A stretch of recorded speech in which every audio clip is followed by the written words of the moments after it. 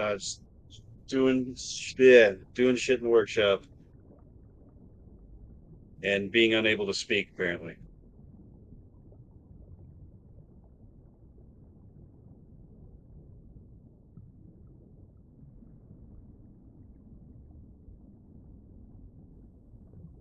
I think we're going.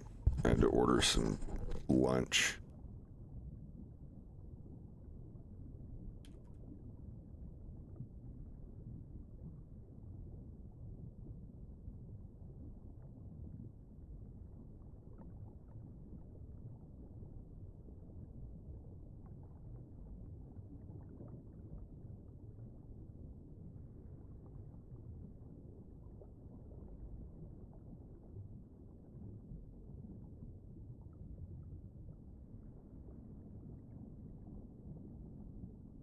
Anyway, I will get started here in a few minutes.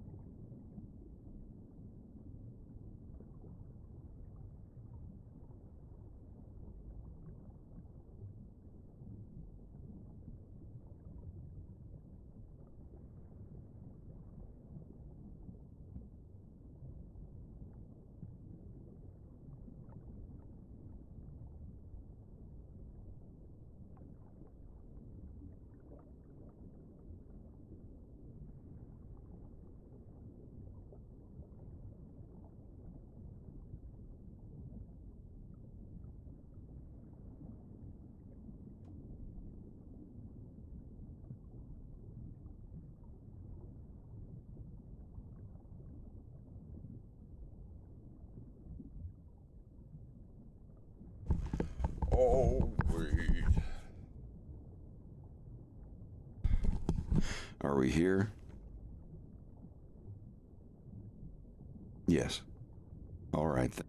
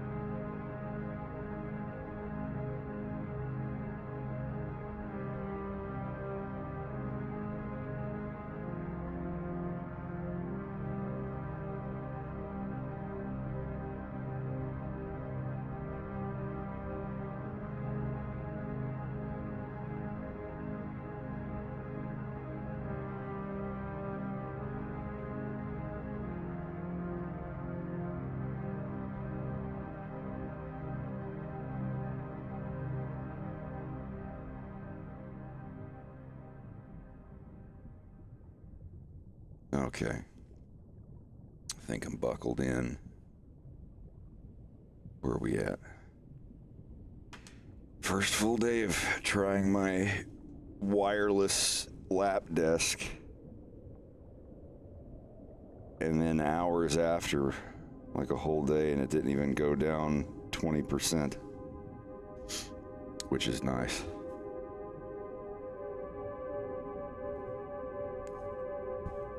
Are we here? We're here.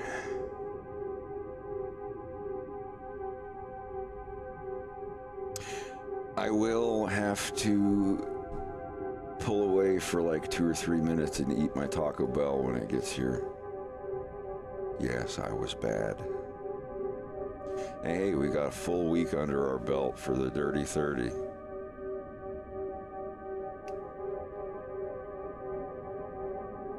Not bad.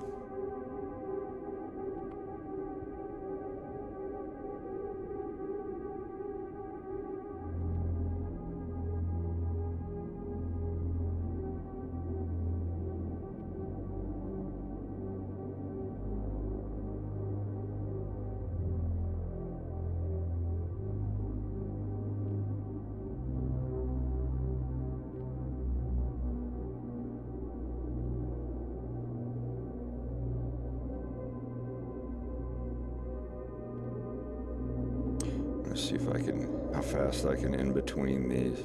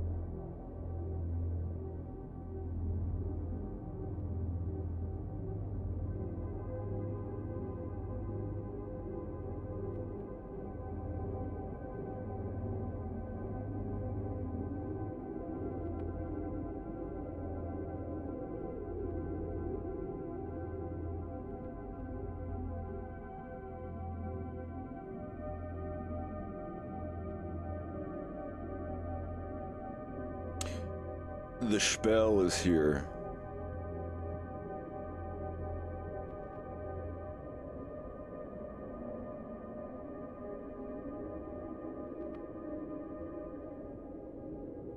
Yeah, definitely get the alphabet down before anything else. You need to write down all 33 letters. Get a little notepad, get a piece of paper or something. I'm dead serious. You need to write all of them down and make the noises of them as you're writing them down. I can send you a video of the lady that I learned the Russian alphabet from.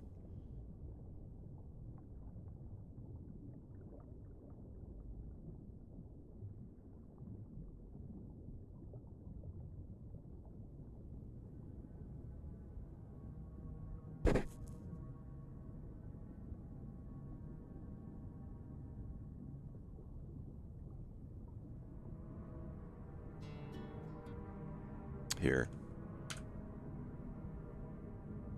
The first video is 45 minutes long. I watched it once or twice, and within like a day or so, I already had all the letters memorized.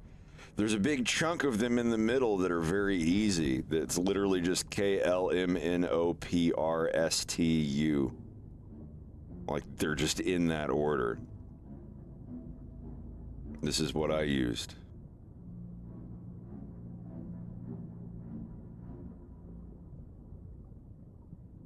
Alphabet.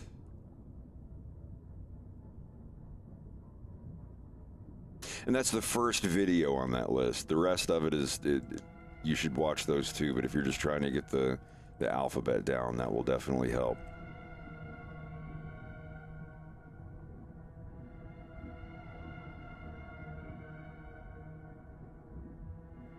Well, I hate to say it, my food is here. I know I just started, but it's Taco Bell. I got 2 little taco things. It'll just take me like 3 minutes to eat them. I'll eat really fast, I promise.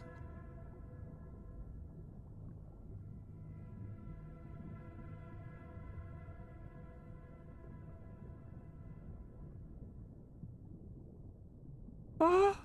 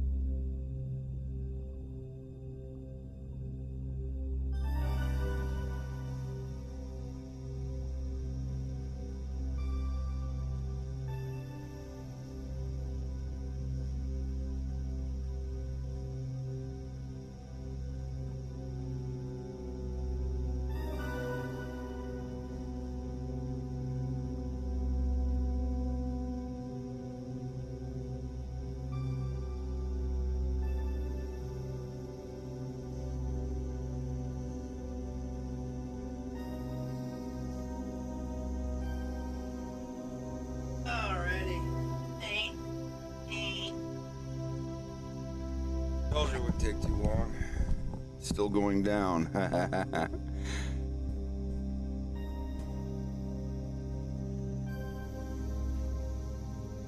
I definitely want to go to Japan, but I do not want to go until I know a little more Japanese.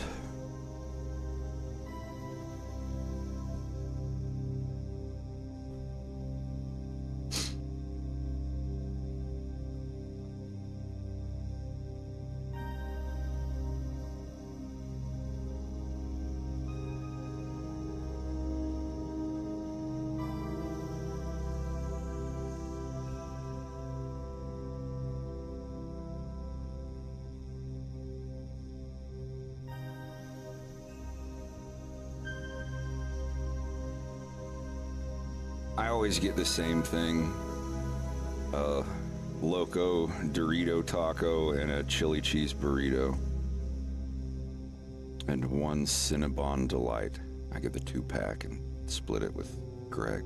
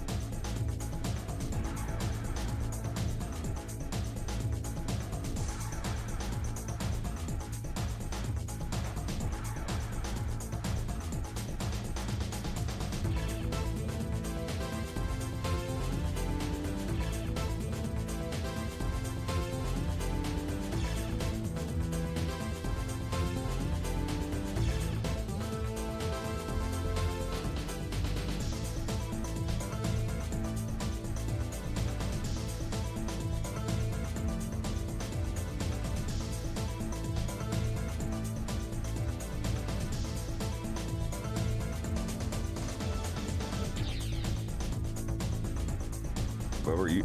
Are you talking? Because you're muted. I am not. Sorry about that.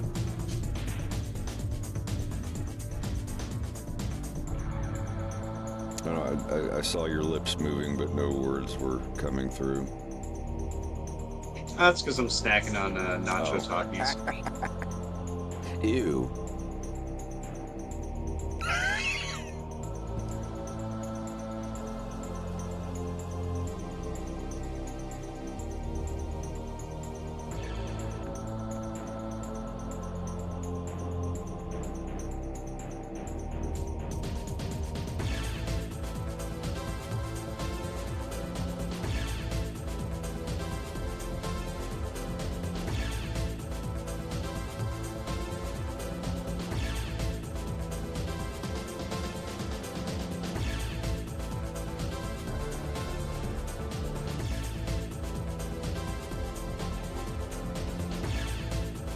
People asking about your masks.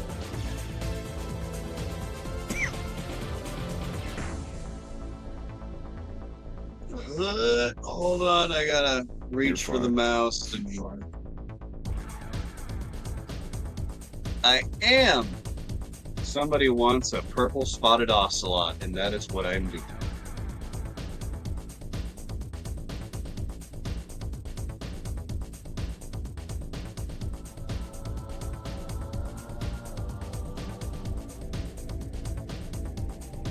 Also, thank you.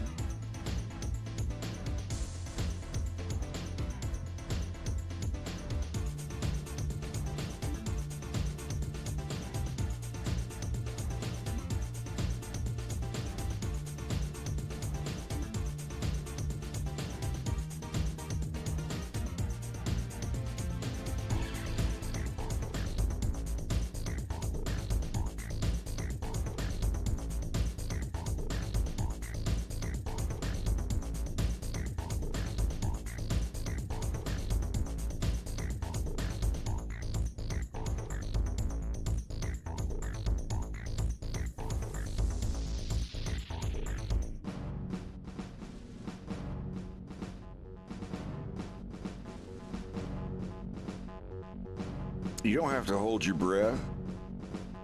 What, being face molded for a mask? Don't they give you like straws for your nose or something? Oh yeah, they just jam them right up in there with a bunch of Vaseline to protect your nostrils from getting any plaster up with them.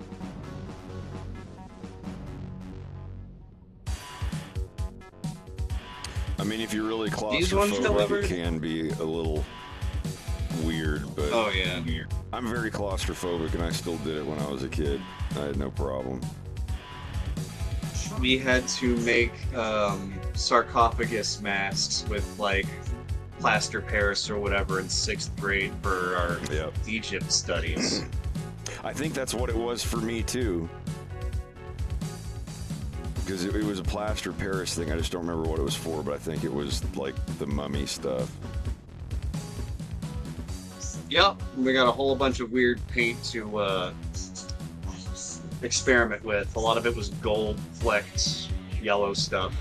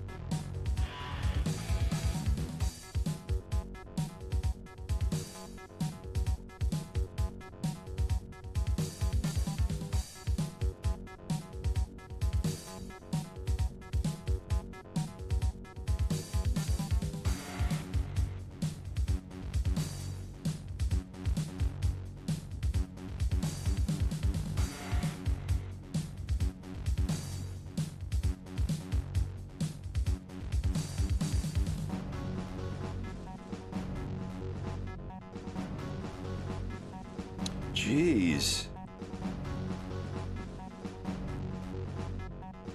That auto line filler thing just doesn't want to work today. I guess you have to zoom out more. Yeah, it is based on zoom. So you do the auto. I'm doing the auto merge where it merges lines together. But see if you draw them right here, they don't merge. But if you zoom out and just draw a little line right here, they merge. So it's good to know about that. I don't agree with it, but you know, I mean, I agree with it, but it should be a little more sensitive, because when you get in here and you put them like right here, see, they're not merging. You have to like put another one in and see it's still not merging when it's there. You have to go like right to the edges of them. Is there a threshold you can mess with? There needs to be, but there is not. Ah. There are no extended options for the auto merge. It's fine though. You just zoom out a little, and it's way more sensitive. But anyway, if I complained about it on their board, they'd probably say the same thing. They're like, "Dude, you're zoomed in too far," and I'd be like, "That's subjective. The best artists in the world are zoomed in the worlds. The best artists in the world are zoomed in too far sometime."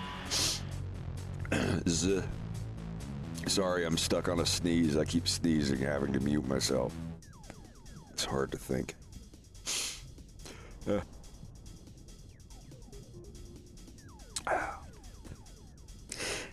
God damn.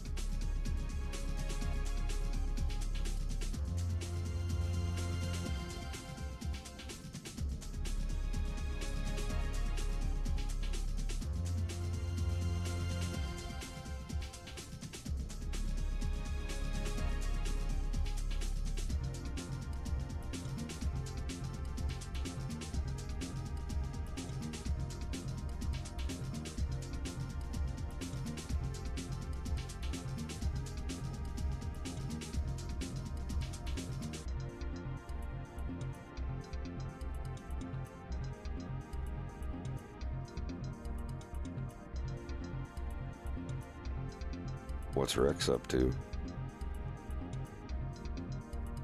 I don't know. He was drawing or something last time I was upstairs.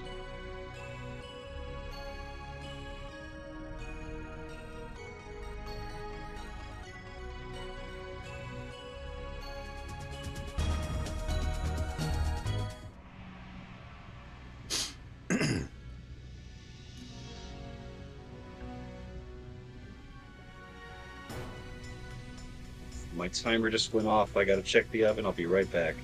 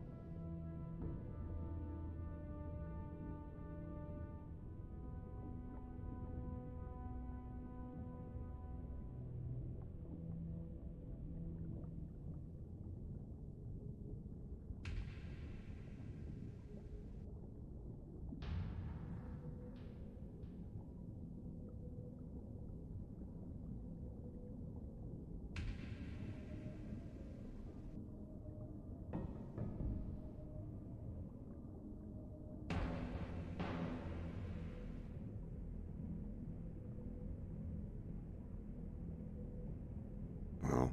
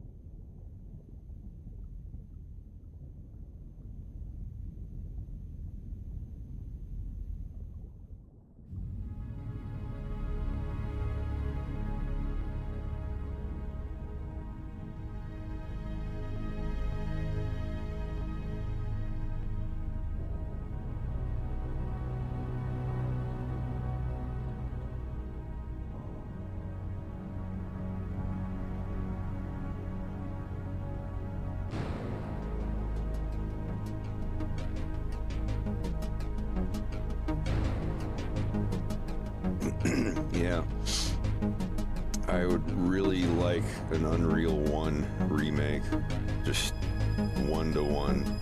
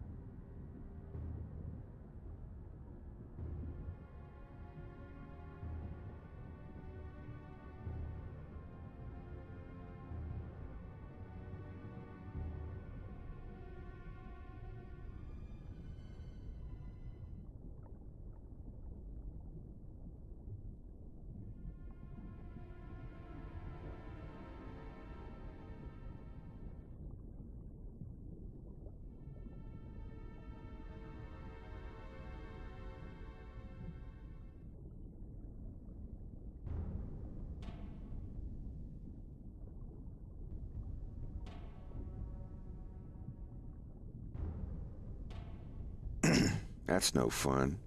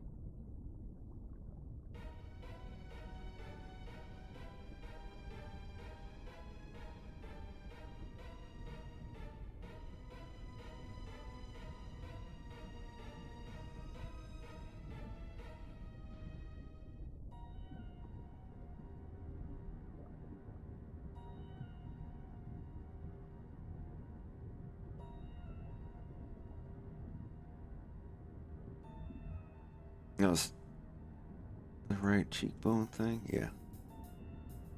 I forgot to put the fuzzy cheekbone things in.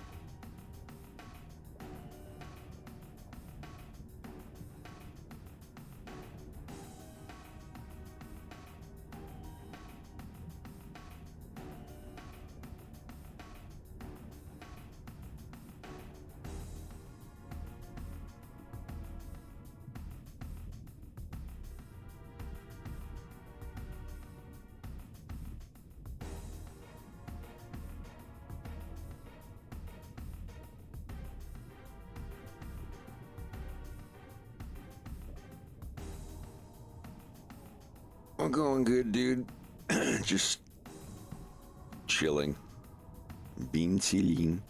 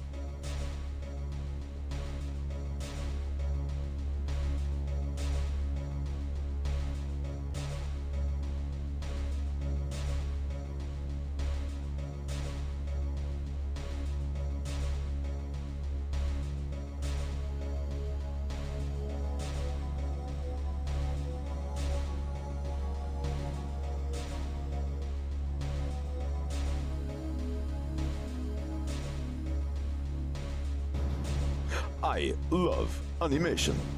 我喜欢动画。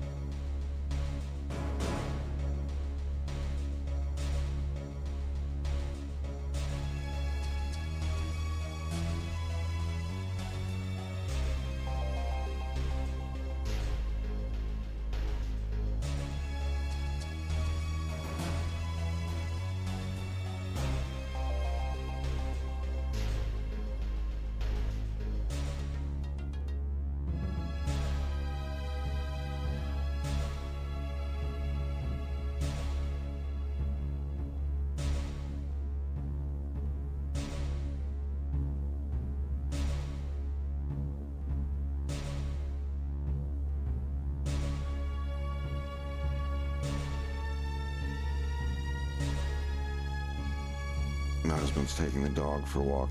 My homosexual wolf husband. 我的丈夫是同性恋吗?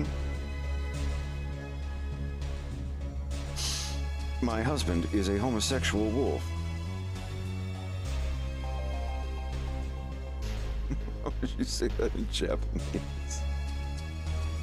私の夫は同性愛者の狼です。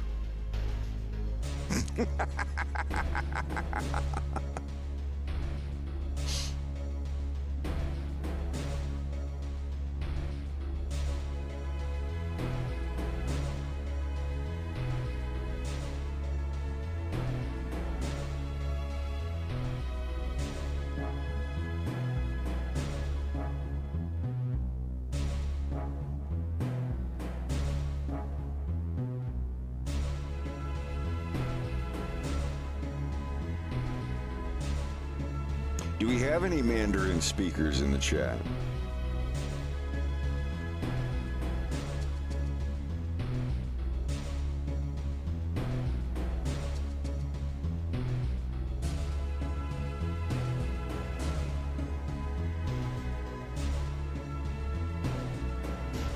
Вы знаете кого-нибудь, кто говорит на мандаринском языке?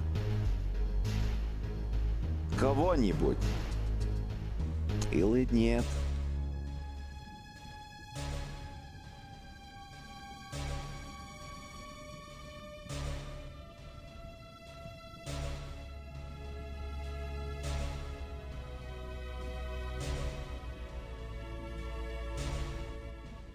Чугокогуを話す人を知っていますか? Oh well.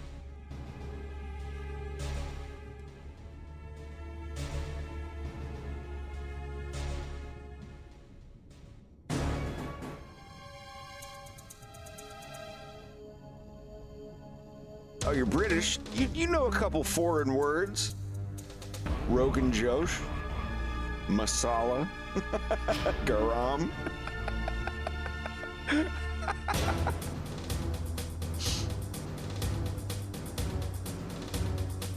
These are moon letters. Moon baby, moon fetus.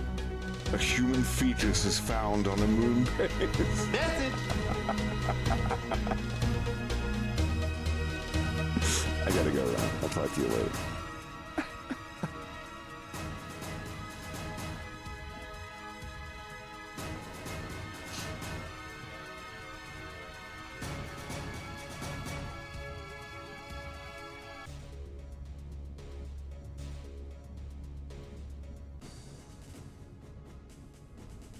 Is that what Looney Tunes, a Russian person hears Looney Tunes and they think that they're cartoons on the moon?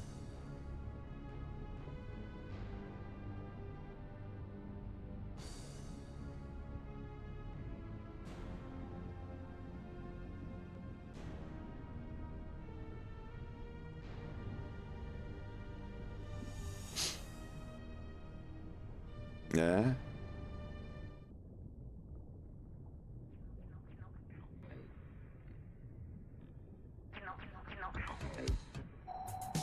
Моя жизнь, но у меня все в порядке сегодня.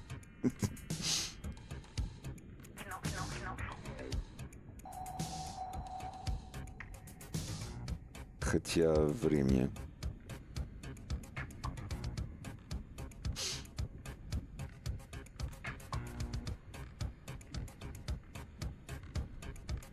Oh, I gotta play the thing if we're gonna do this right.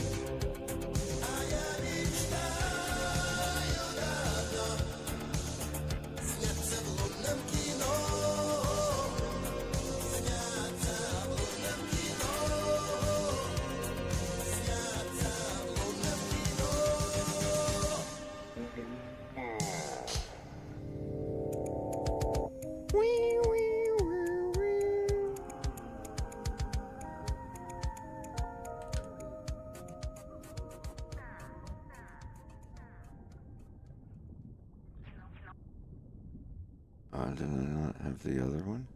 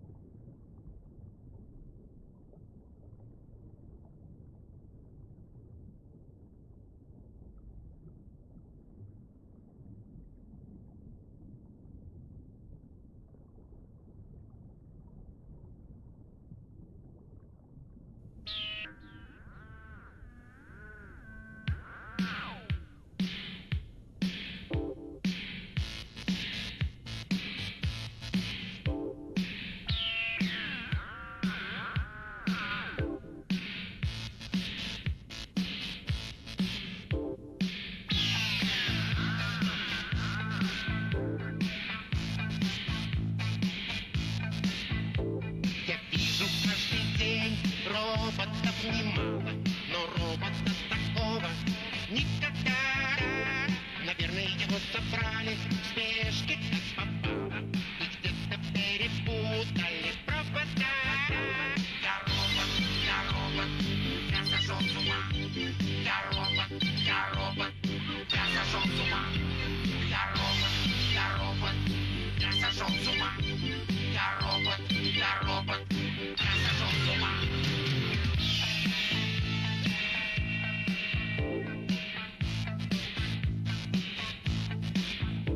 Я, конечно, не поверил некоторым моментам, ведь в нашем деле главное контроль. И хоть 127 ему под документом, но выглядит на все 220 вольт. Я робот, я сошел с ума. Я робот, я сошел с ума. Я робот, я сошел с ума. Я робот, я сошел с ума.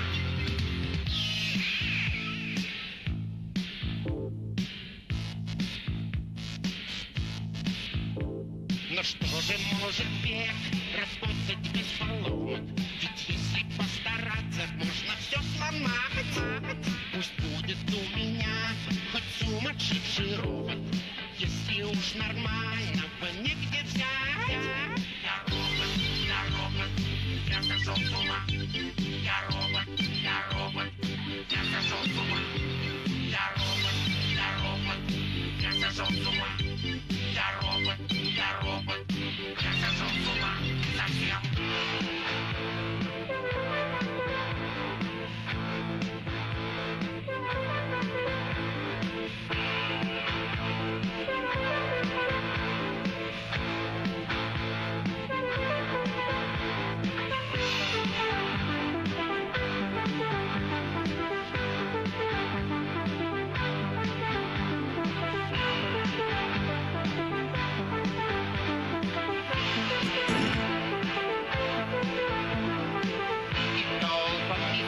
Соседи ходят, восторженно кричат, глядя на него. А я не понимаю, что в нем они находят.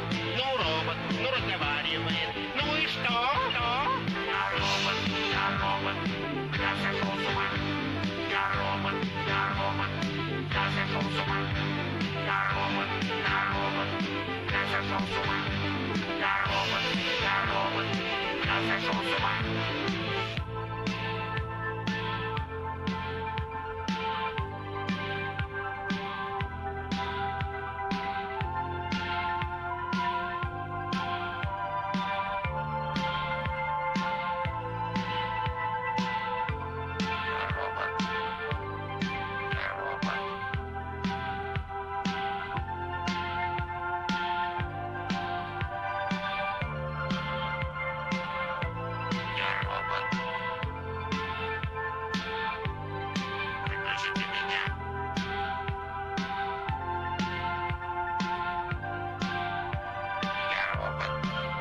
Я робот.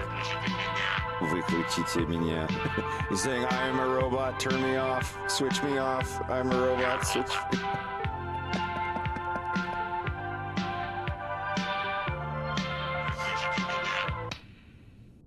Однажды в Троекурово. Сейчас догоним! Ну что, попался?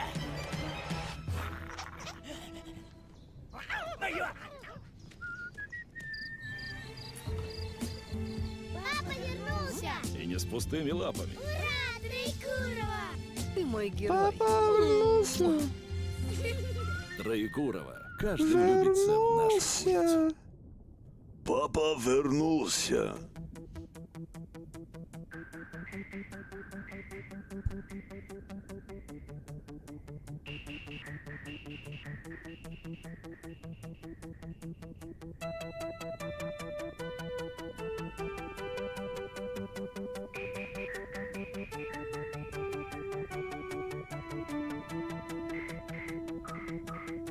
Не виделись мы с вами, друзья, давным-давно.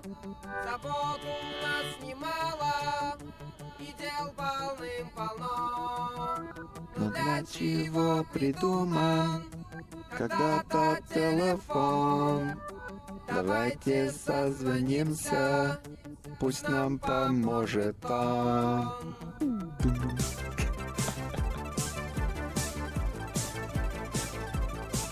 По суете привычной на днями не идут. Должны однажды выбрать мы несколько минут. Давайте созвонимся, хочу я повторить. У нас найдется с вами о чем поговорить.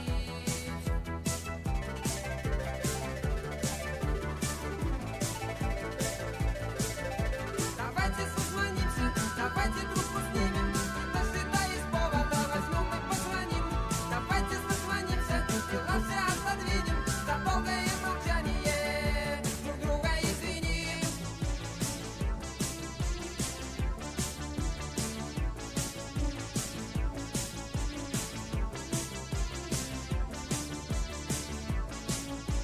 А номер телефона нам незачем искать. По памяти, как прежде, его легко набрать.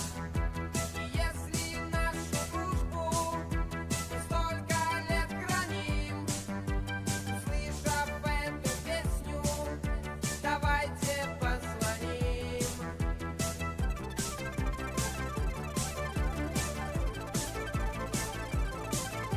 Давайте созвонимся, давайте трубку снимем, не дожидаясь повода, возьмем и позвоним.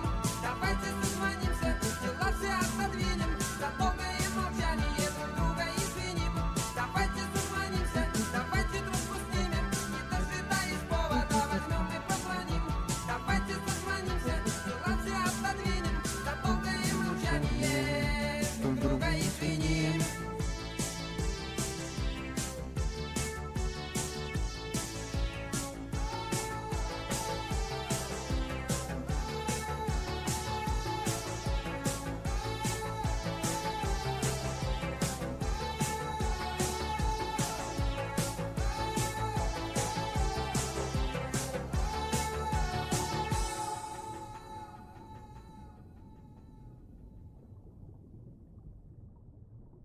Это наш последний шанс. Он не получка, не аванс, он выпадает только раз. Фортуна в дверь стучит, а вас дома нет.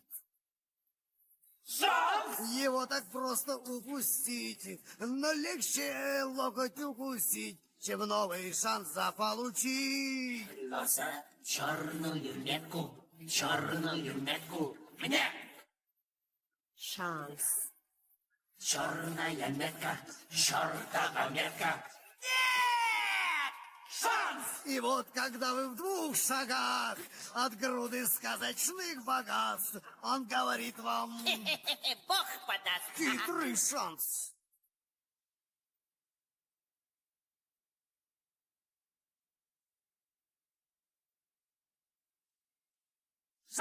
Он подбирал вам экипаж, он с вами шел на абордаж, и от осечки он берег ваш мушкет. Один лишь раз осечку дав, теперь вы кролик, он удав, а у удава мрачный нрав. Приноса черную метку мне. Черная метка, чертова метка.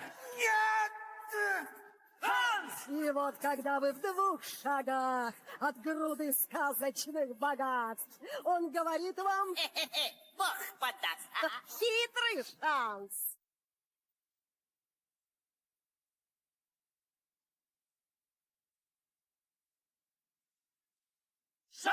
Он нажимал на ваш курок, он набивал ваш кошелек, и от осечки он берег ваш мушкет. И вот когда вы в 2 шагах от груды сказочных богатств, он говорит вам, Бог подаст. И приносят черную метку мне. Шанс. Черная метка, чертова метка. Шанс! И вот когда вы в 2 шагах от груды сказочных богатств, он говорит вам: Бог подаст. хитрый шанс.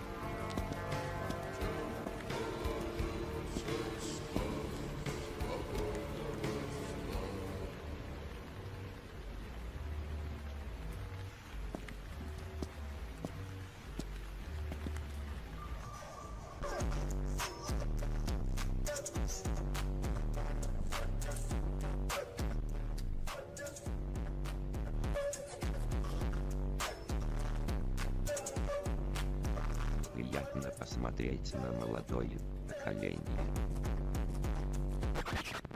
Слышь, нахуй, псина, ты чё там спизданул?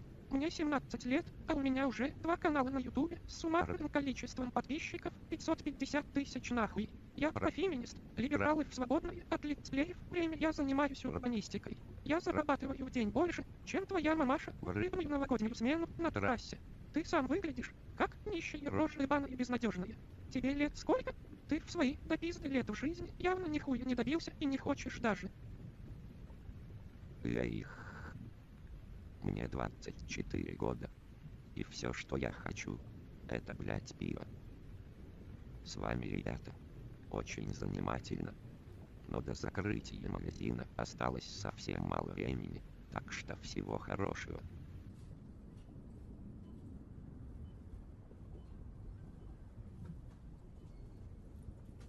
Вы оплачивать будете? Ой, хихихи. Простите. Я просто думал, я не успеваю купить пиво. Хихихихи. Хихихихи. Ничего страшного. Вам повезло, что вы не пришли на 5 минут позже. Хихихихи, так бы я вам не пробила хихихихи. Хихихихихихих. Эй, вы пиво забыли. Ой.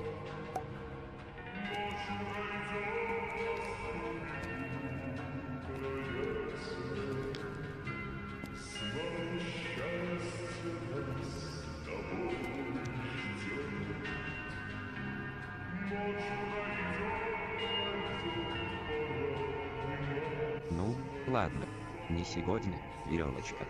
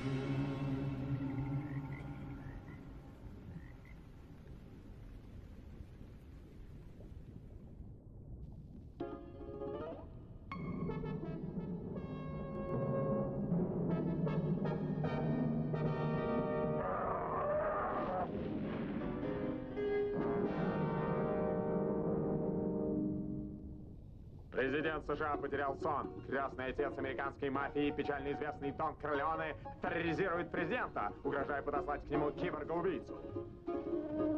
Безобразие! Куда смотрит полиция?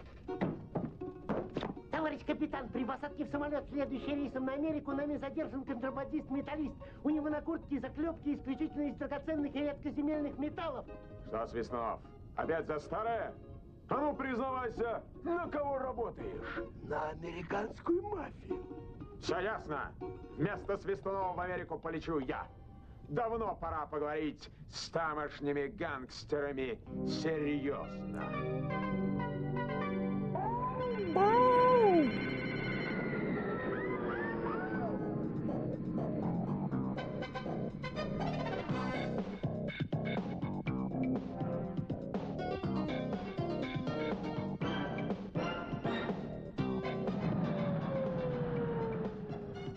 What is your name? My name is Свистунов. Come together, Russia.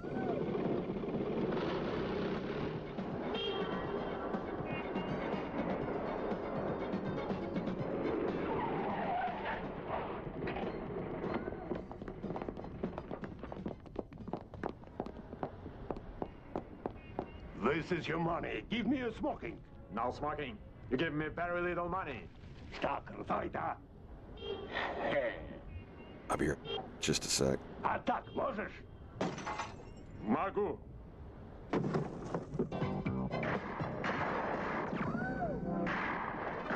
Капитан Гроза преступных кланов, знают все его за океаном. Russian Super! Капитан Пронин, мастер розыска, любитель погони. Капитан Пронин, сыщик, а знают даже дети. Обеспечит высший класс, супер-детектив. Капитан Пронин, суперстар, знают все на свете. День и ночь за нас с тобой. Он идет незримый бой.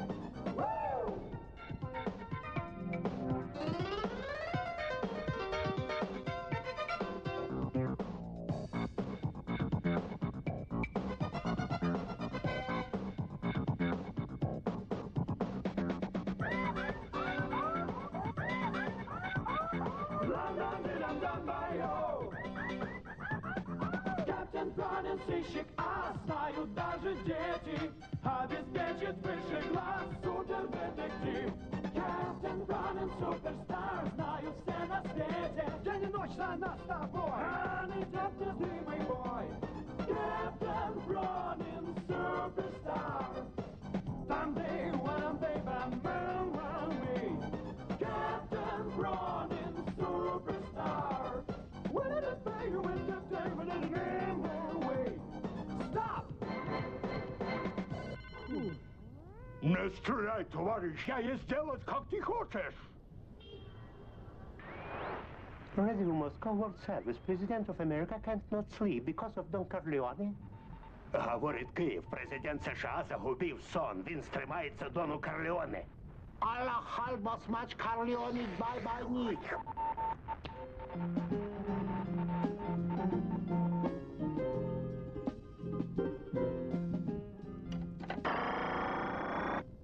Ага.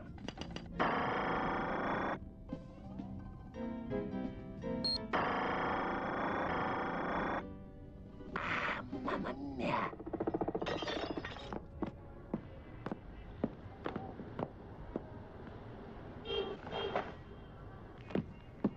Finita, mafiosi. Momento more, signor Pronин.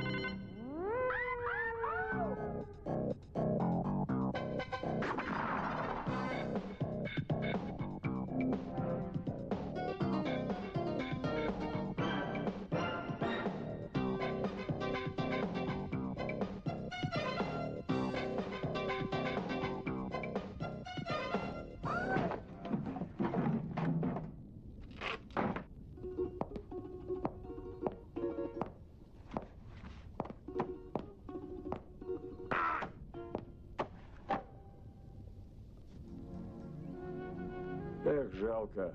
Хороший был робот. А как этот? Спекся. Алле, Белый дом? Ну-ка дайте-ка мне президент США. Ну так разбудите. Алле, мистер президент, говорит капитан Пронин. Преступный клан аннулирован, киборг законсервирован. Можете спать спокойно. Well, thank you so much, Captain Pronin. I will sleep soundly tonight. And get up on the right side of somebody's bed in the morning.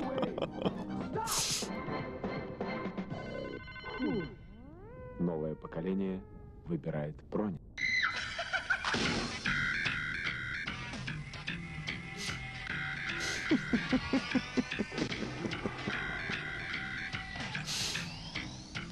Oh, Lord.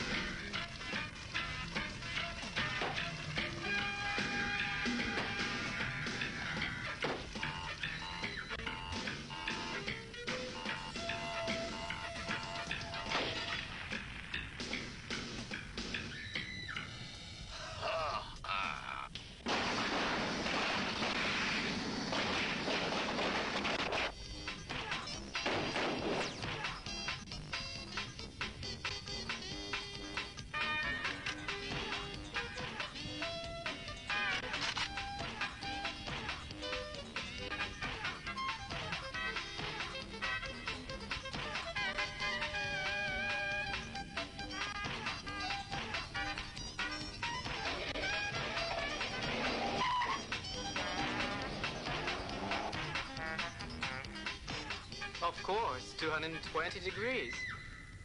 And take him away.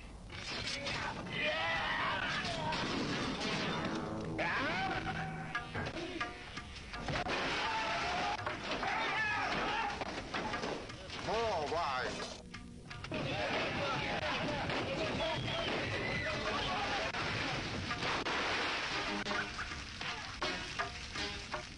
Just a second, sir. Black symbol. I knew it.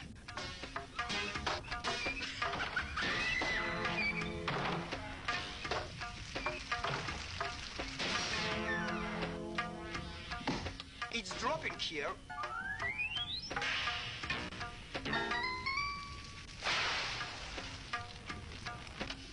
You don't look well, my friend.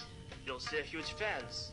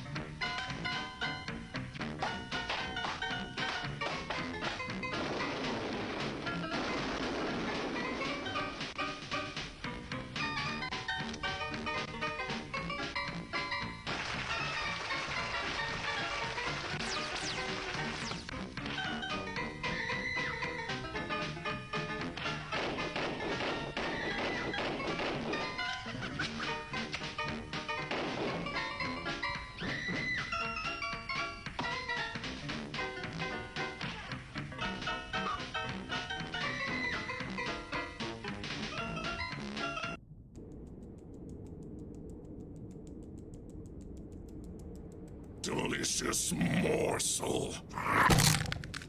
Huh? Where?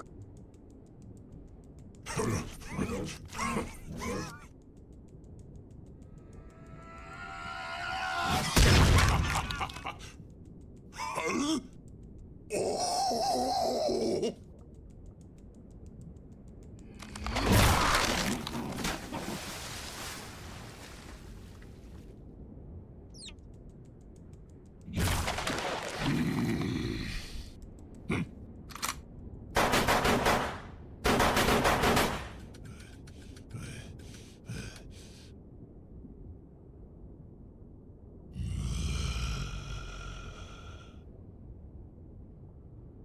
Come on!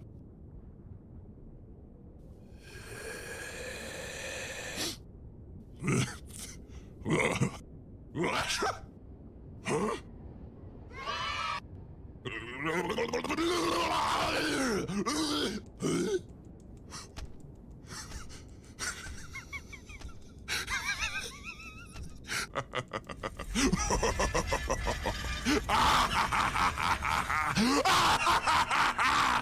It's all mine! Mine! I'm on it!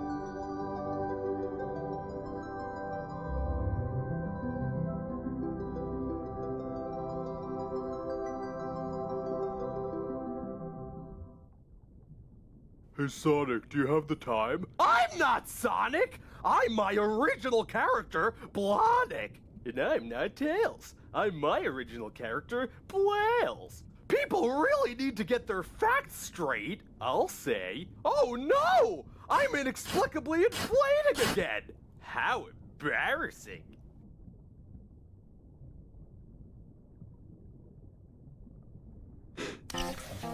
那哥，明袋谁倒？当然用我了吧？别倒，千万别掉地上啊！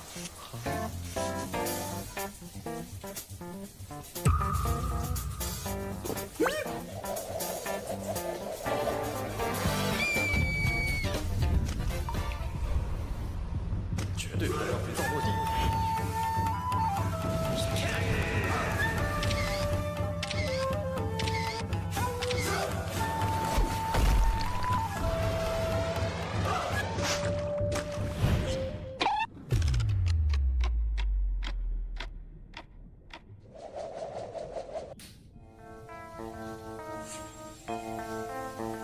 这是你的吧？对。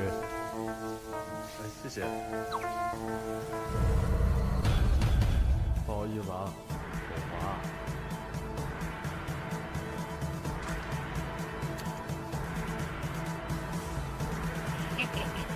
不要啊！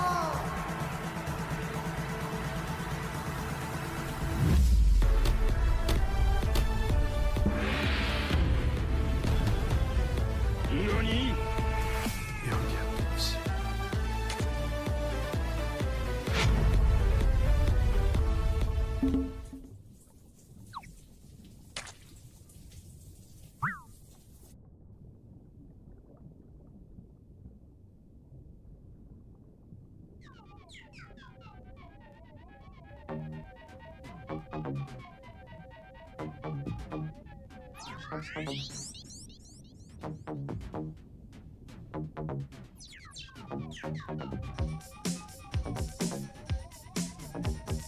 Toto, I don't think we're in Kansas anymore.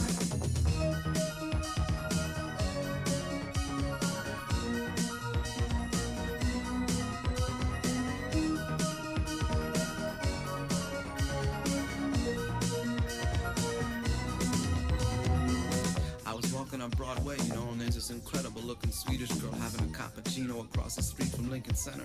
I started talking to her, you know, and she said her name was Lola. Her English wasn't too good, you know, but we wound up spending about 5 hours together just hanging out, you know. So we go back to my place and we get high and we get really into each other, man. I mean, it was love about to happen, I'm serious. And then all of a sudden she gets up and she says, hey, I really gotta leave. Damn.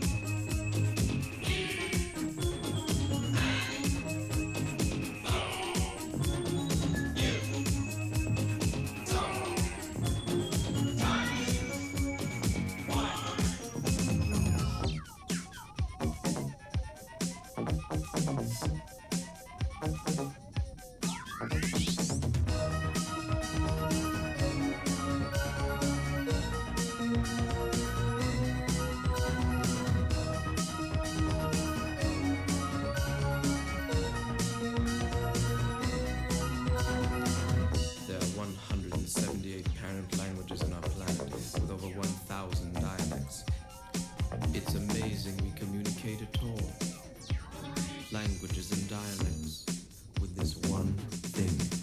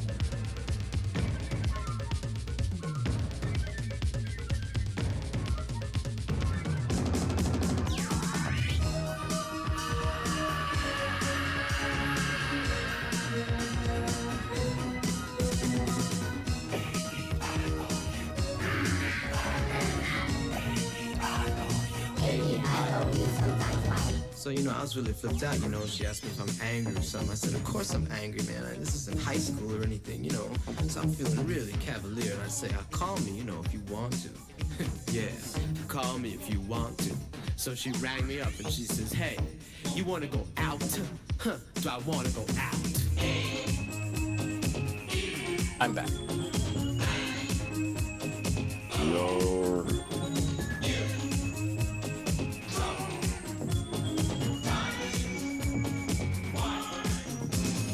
Anyway, so she took me home. Lola, Lola, Lola, Lola. This looks really good, Fred. Thank you. I'm just doing shadows right now. Do you know what he's actually saying during this part, or? He could be doing anything. I think it's actually backwards.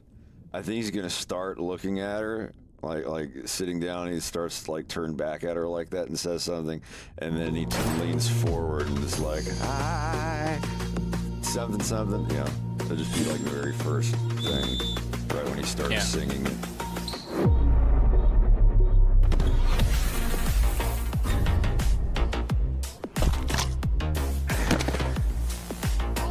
See how fast I can switch these around.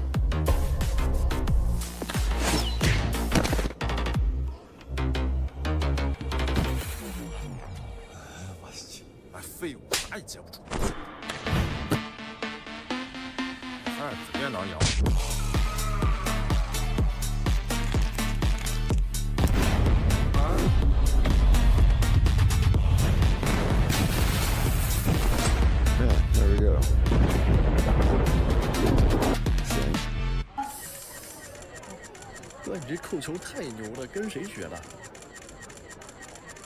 Hear the crowd go.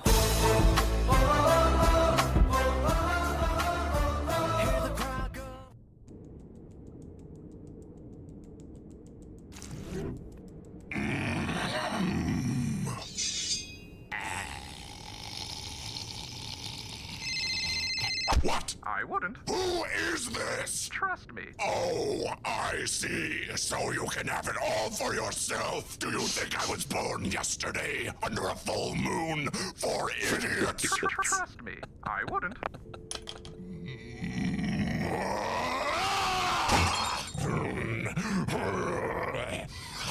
No, Seal, stop. Get a grip on yourself. Remember what happened last time.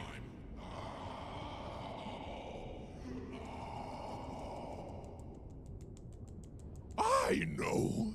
I'll let the little runt escape, and he'll lead me right to his mate, and I'll put them right on my plate.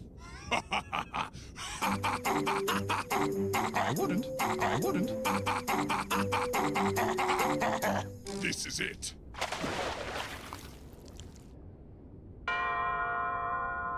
Vegas, you gotta help me.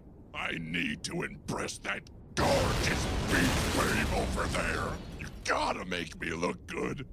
Come on. Hey, get back here. Don't worry, I'll get it. This is actually gonna work.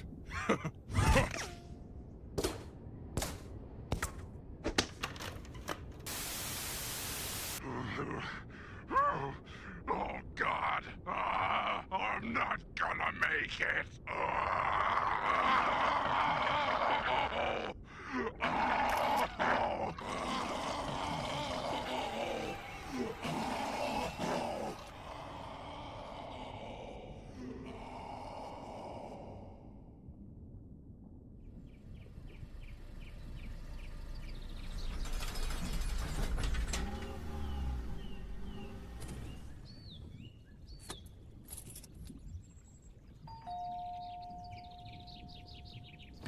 What?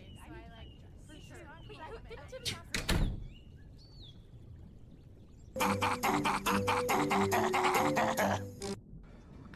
I love you, darling. Oh, it's good to be back. Oh, Julie Hastings, I'm gonna win for you the biggest, fuzziest, pinkest animal doll in that rack. Yes. And then I gotta run.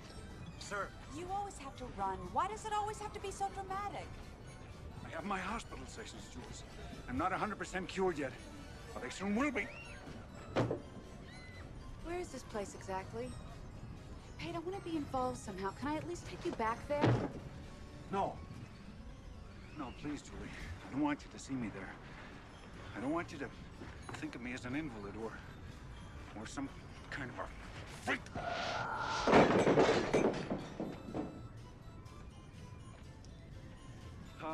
The pink elephant, please.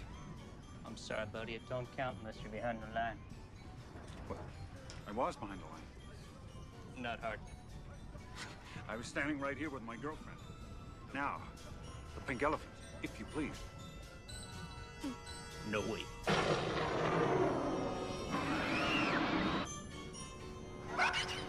It doesn't matter, Pate. It matters. I won a pink elephant for my girlfriend. Why don't you just, get lost, pal?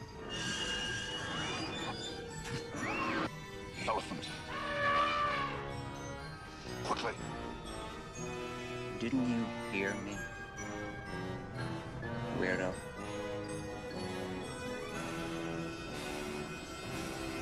Scratch.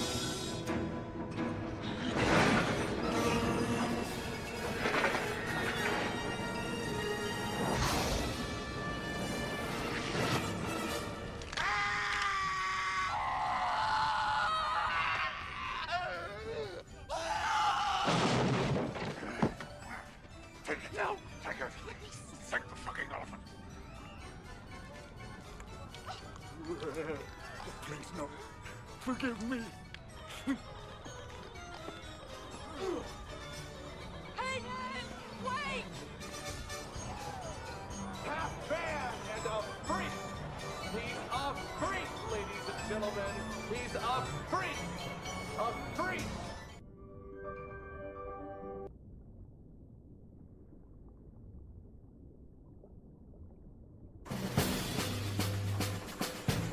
活蛋了吗？嗯。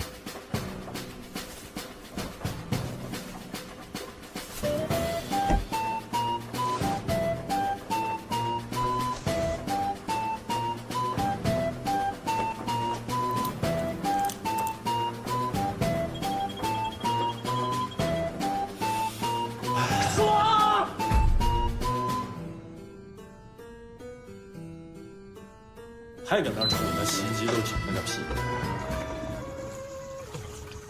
你在哪儿干啥呢？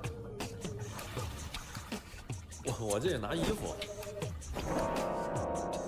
你这嘴上扎的什么东西啊？啊，这是洗衣粉。等等。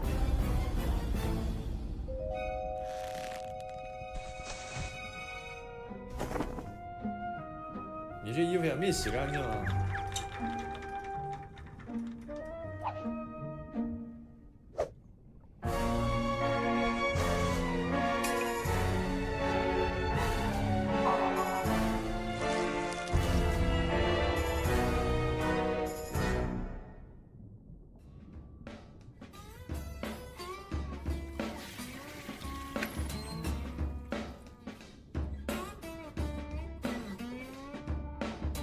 还好我机灵，快把糖拿来吧。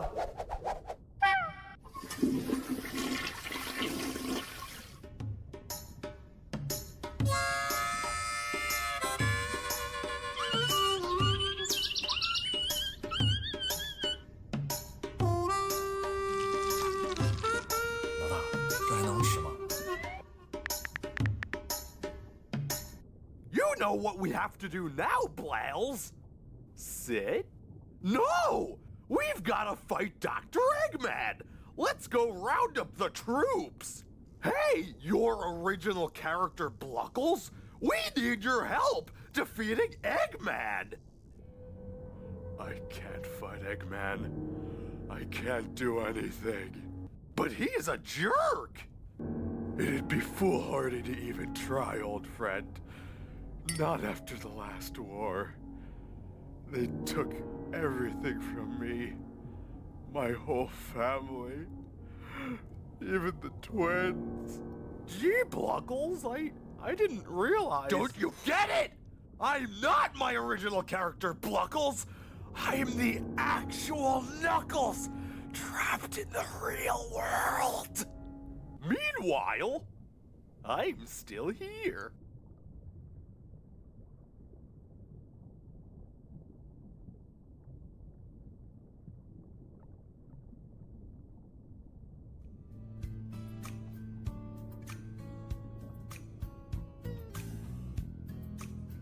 Hello, I'm Barry Thick. And I'm Richard Hartman. And together, we are Thick and Rich. I want to buy something new for you. Maybe I'll go to Clover, possibly Bradley's.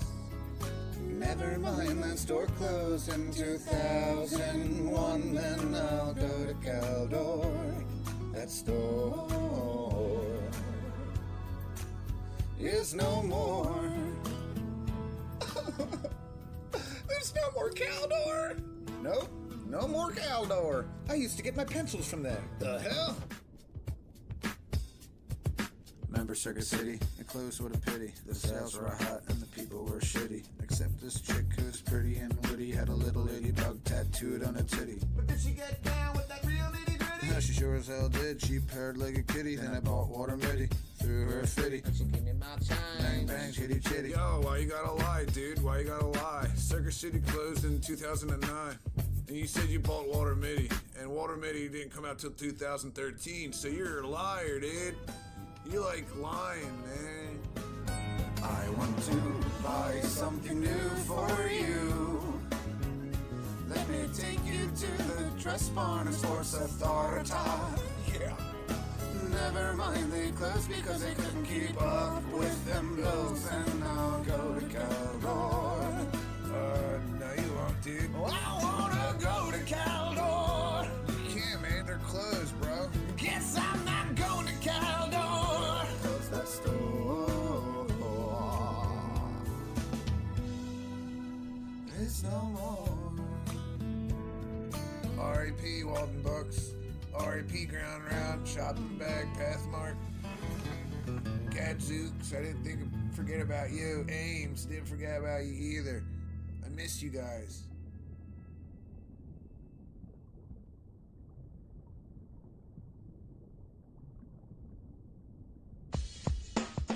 哥，为什么他们总打我呀？因为你欠揍呗。能让他们不欺负我呀？你给我滚一边去！哎哥，看你这么有诚意，今天哥就教你一招。我操，牛逼！胡说啥呀？完了完了！哥，你把银还我！哎，你坐一坐，我看看，胳膊再高点，表情要到位。哎，目标锁定。上吧，狗子。不行，狗子，我害怕。干就完了。Defeat。小黄狗呢？咱哥跪下了。怂狗。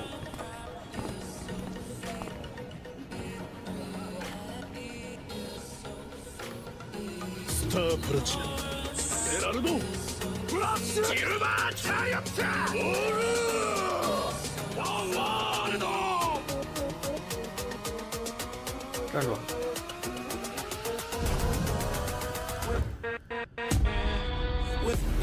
お前はもう死んでいる。救命啊！看不出来呀，也挺好的。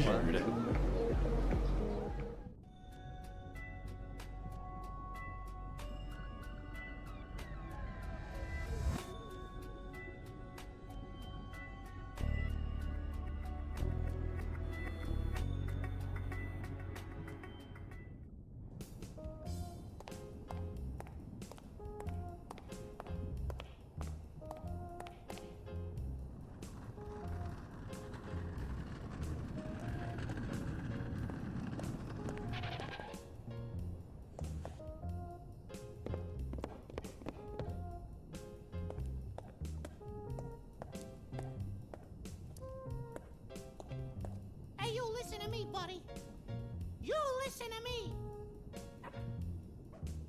you're gonna stop harassing my sister. Okay? You're gonna stop doing it today. Right now. Whatever the last thing you did to her, that's gonna be the last thing you ever do to her.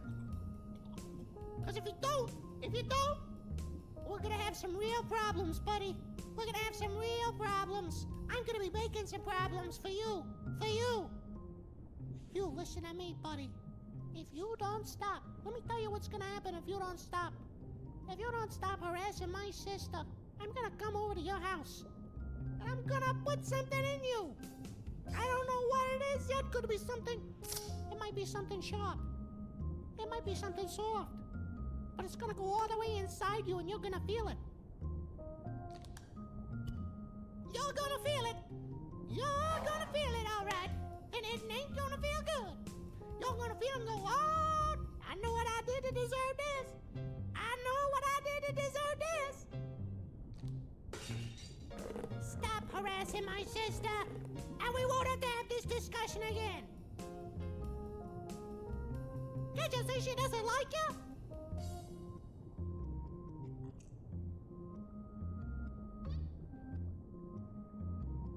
What, you got a crush on her or something? That's gross!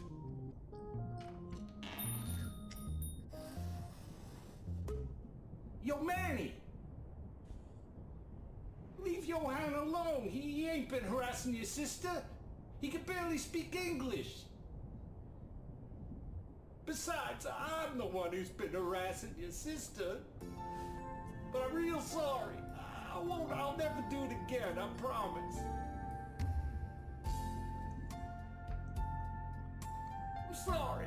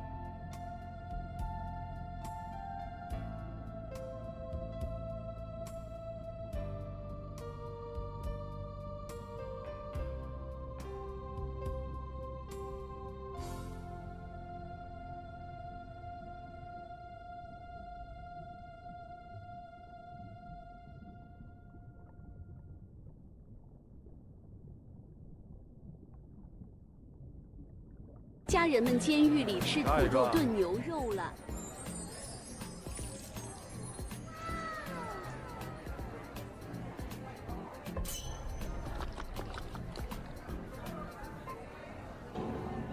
快走快走，下一个。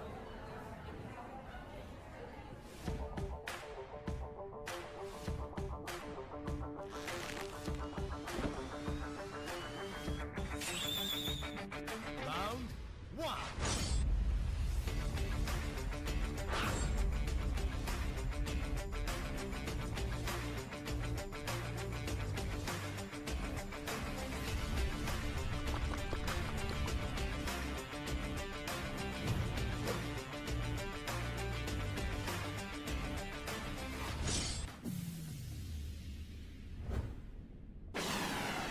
What's up?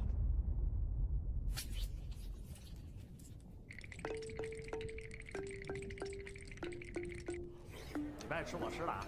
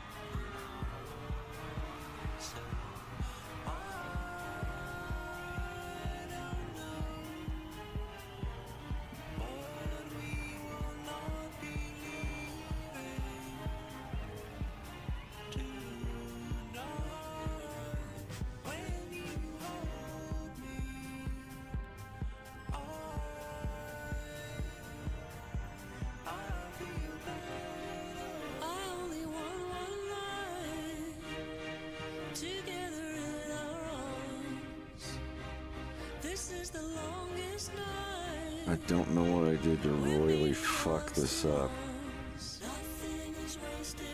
Oh no. You were just trying to reverse the animation, I just right? don't remember when this got like. It's just some busy work I gotta do. But everything. Is it out of sync? Yeah, the frames are. I don't know how they got that way. That's all right. I just gotta go through it and move everything.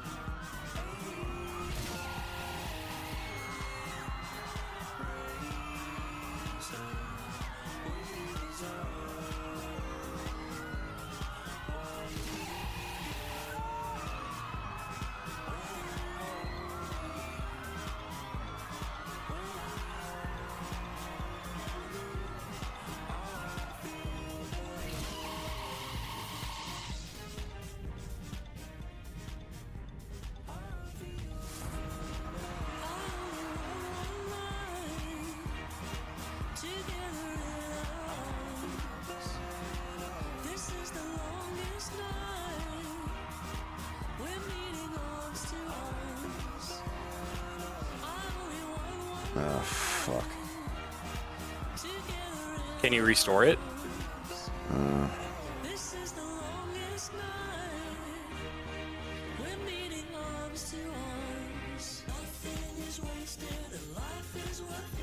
I'm just gonna not go off the model. I'm gonna have to just raw dog it.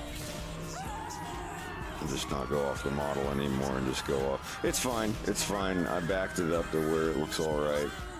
It just, I'm not gonna follow the model. And that sucks for the shadows, but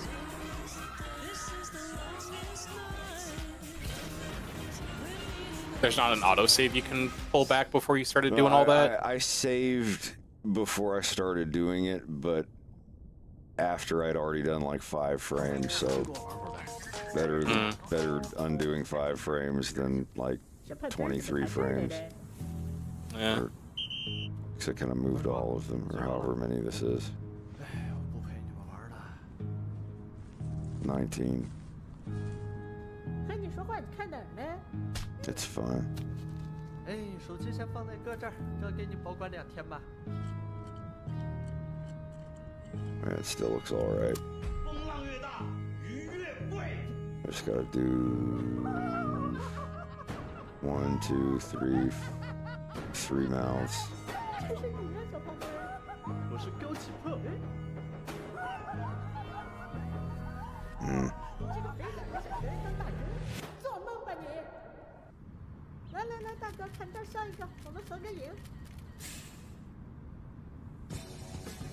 大哥找我有事儿吗？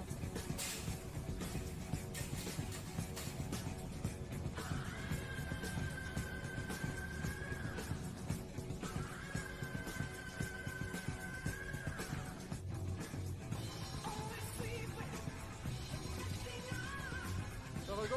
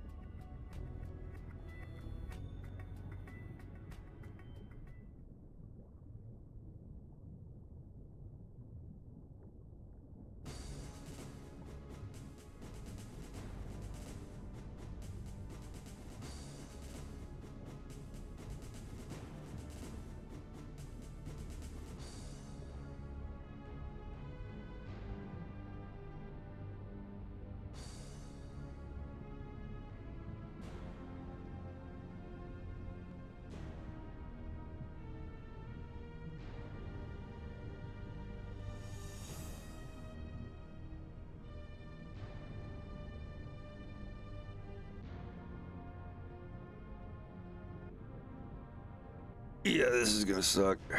I'll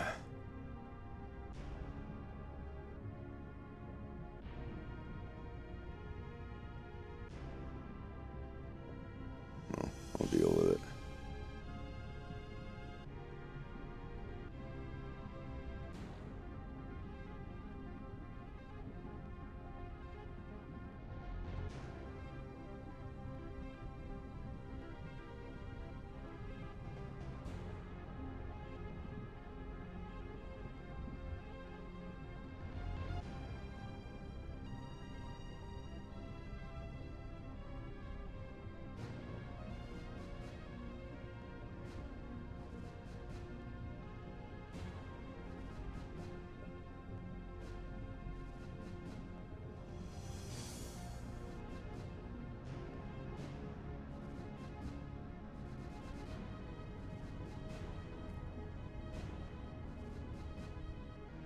That's fine.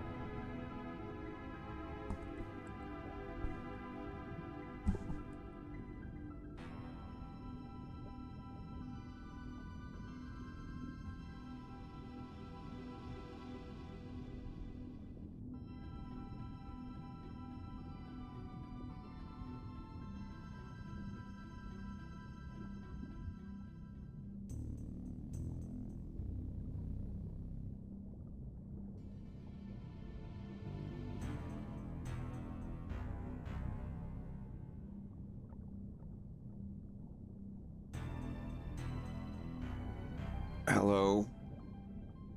Hello? What? What are you doing, Rex? I'm just finishing up those frames you gave me. Oh, nice.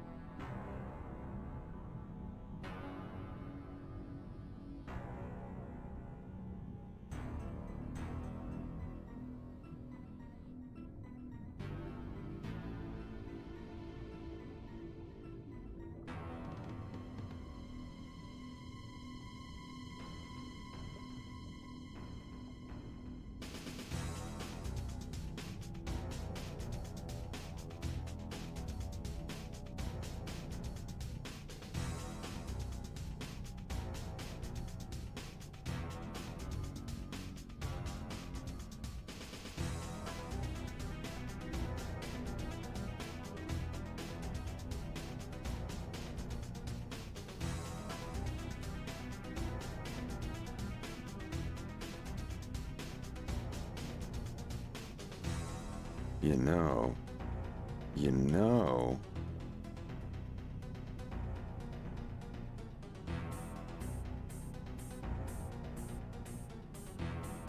I just copied those, pasted them here.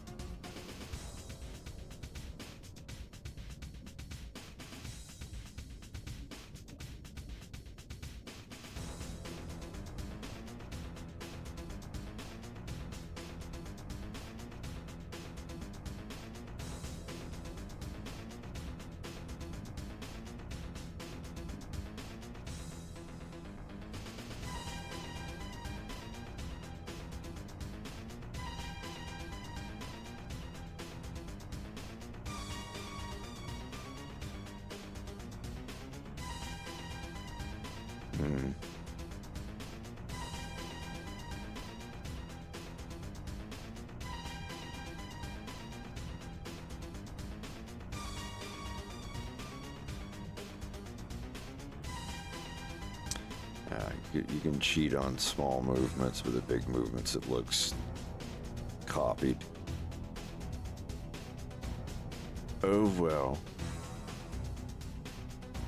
I was trying to copy one frame of shadow layer that I drew and put it on the next one and just like nudge the shadow blobs around to save myself having to draw them, but it looked weird. It didn't look good. Doesn't mean it's impossible, it just means I'm gonna have to figure out a good way to randomize them.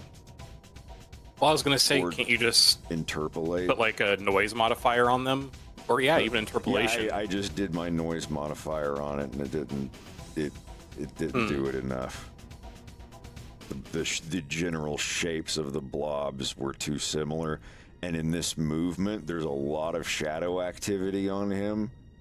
Where like his ears are casting shadows on his arms and everything like that, so there's always stuff changing wildly. So if there's two frames where one is a natural frame and then the next one is a copy of that that's just been kind of nudged around, it's blatantly obvious to the human eye. Like if I could rewind and show you right now, I would. But that's what I was thinking of doing the first shadow frame, like with all the blobs on his arms and face and everything, and then do the last one, if it's not that complex of a movement, copy it, and then just individually move and reshape each shadow blob to where it will eventually be, and then interpolate them like that, and it would look good. But I started just doing them frame by frame straight ahead, so there's already too many frames I've drawn to delete them all and do that again. Like I might as well just do all of these frame by frame because I've done over half of them.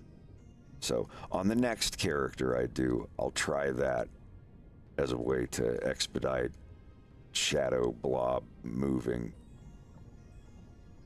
if that makes any sense. And this is, well, it's also your first time animating like this too, so there's gonna I'd say it doesn't look too bad so far. Yeah, there's always gonna be experimenting stuff. What? This frame's literally just inverse. What happened here?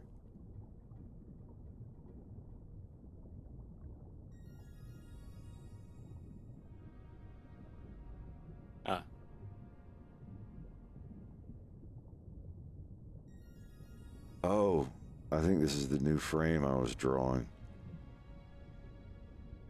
That's fine. So those need to be holdout. And I need to copy the shadow. This is how I'm going to do shadows from now on. Once the actual character animation is done, I'm not going to do shadows until the characters are fully animated. Because that's fucky. Don't start on shadow and touch up layers until the characters are all fully drawn. Like this last frame, or this first frame of him here, you can see the muscles in his neck and his Adam's apple.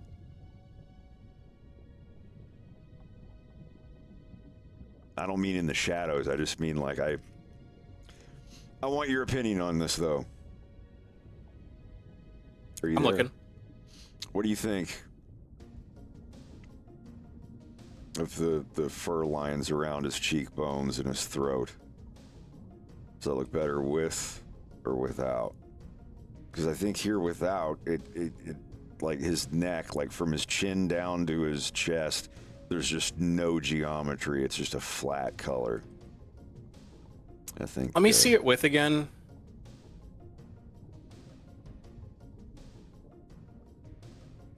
Or maybe Let me just... also see it at the distance where like it'll normally be from the view, and just do a with and without, because I do like it with. I see good and bad with the with and without. And also, this character is almost 50, so I was gonna say it does age him properly. I wouldn't do it with Farah.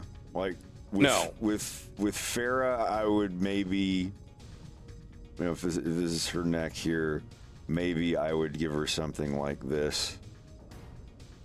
Just a little thing like that. If I did, or I'd make it more like fuzzy looking, just to give kind of a little something or other. It would be very subtle, and I think that because originally him, like, it was even lighter. So let me try that real quick, because I went in here and darkened it. So I don't think it should be too dark, but I would like it to be there. But I don't want it to be too subtle, or there's no real point in even doing it. I don't know. I was toying with this all night last night, or maybe just that side. I think it would also, because less is more. I very much lean in towards that camp of less being more. If there's like a moment where the camera is closer up on him, then yeah, I would say do that. But if it's a bit more zoomed out, aren't even gonna really notice it. Exactly. Like you're gonna put in a lot of work into something. Cheekbones, though. Like yeah. These parts here. Like definitely. I like that. All of my characters who have this kind of build, when they start to get into their 40s, I would start drawing them with cheekbones a little bit, and, you know, forehead wrinkles or whatever. I was thinking of, I would say in his case, he's about 47, 48 years old, so I was thinking about giving him that really, really drives home, because he still looks a little too young to me. I think that giving him just like two little lines up there like that really gives him the dad look. Yeah. I would say keep the cheekbone and the forehead lines there. And I wouldn't just do not so much throat and the clavicle. chest stuff. Yeah, it's too much. People think I draw porn. Like, that's a very detailed, bulgy throat. I wonder what else he illustrates in his spare time. He really puts a lot of the detail inside the mouth. Yeah, I was just literally getting ready to say, like, you see all this cute, completely G-rated furry artwork, but every character, like, you see the individual taste buds and, like, saliva dripping off of their uvula if you look in the mouth, and it's like, your veil is thin. Yeah. There's this really awesome, sorcery is this? Oh god, what were you saying? Rad artist that I found on Twitter, and they do like awesome, like high fantasy, somewhat realistic, like warrior characters, furry of course, but there's always an emphasis on the feet, and they're wonderfully drawn. Like, they're not doing the super wrinkle things, but they're putting a lot of effort into it, and that's fine. But I'm... And then you find their After Dark account. Well, it just makes me feel weird to favorite it. That's just my own insecurity. My alternate account, Tommy Tickles, the Laugh Wolf. Or the feather wolf. Tommy Tickles, the feather wolf. Today I'll be drawing some more bean cuisine.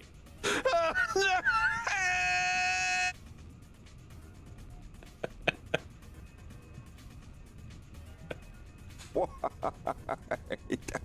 I don't want to come back to that. Oh, God.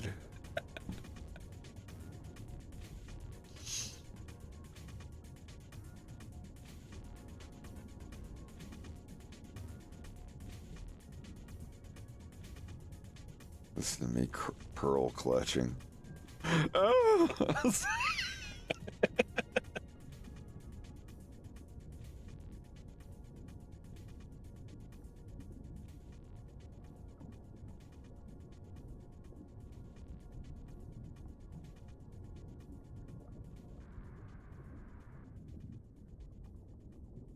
Let me finish drawing these mouths. I've 1, 2, 3 left.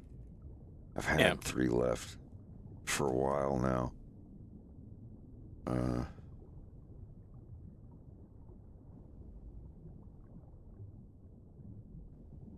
I think 1 and 3 are the same, so I can just copy 1. Yeah.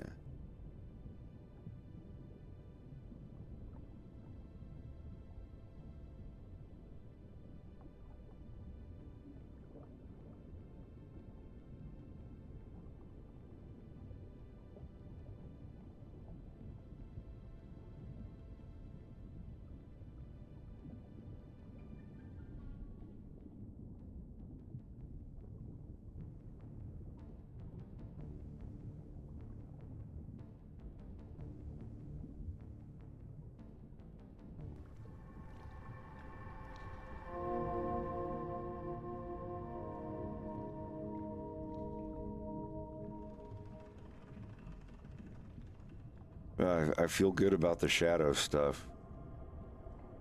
They're not going to be this obvious. Like I have them turned up just a tiny bit so I can see them better while I draw them. They'll probably be more just kind of like that. Unless they're under a hard light. Hard rain's gonna fall.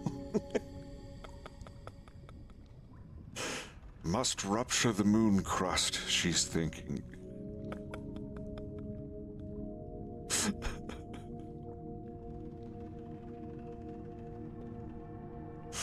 One of the mammo cannons malfunctioned. It maimed a dolly grip. It was terrible.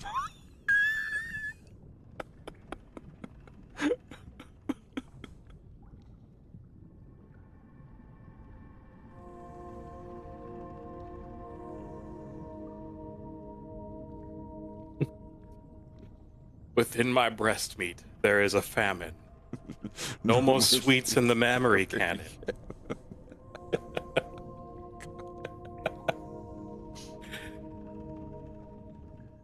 You are Gorgana, my eagle, my queen. Your ovaries will destroy me. So take me in your wings.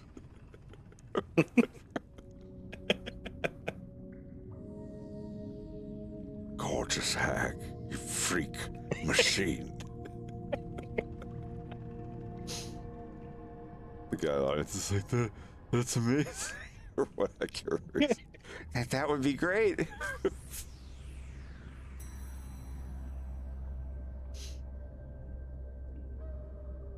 This isn't a mole, this is the Chancellor of the Galaxy. Now let us in. But I still like Teacup better. It's not a question of liking it better. It's just as an author, I'm picturing myself as a troll mother. I've just given birth to a litter of troll cubs. They're covered in placentia, pawing at my teats for vital, life-giving colostrum.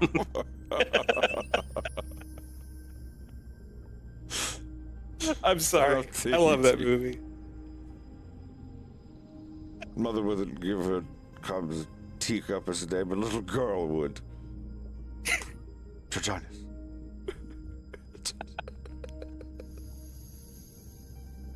anus or anus. He says anus like really quick to get past it. Broncanus.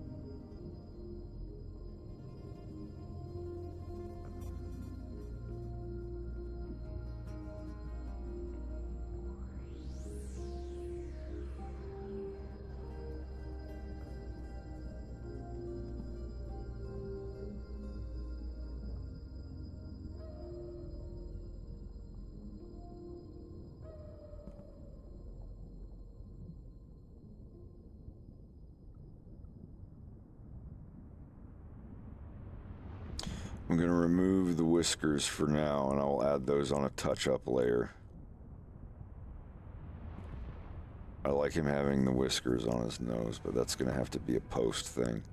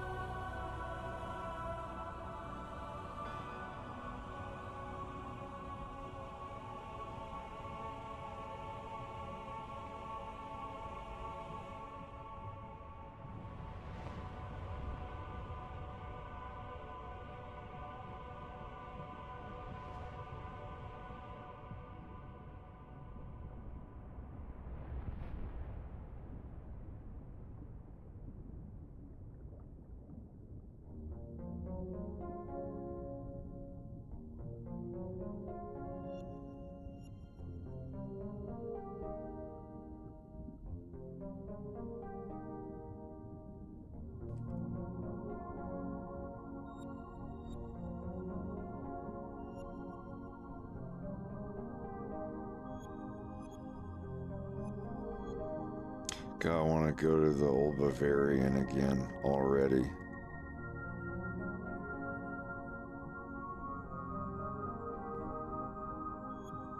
Get another Wiener Schnitzel.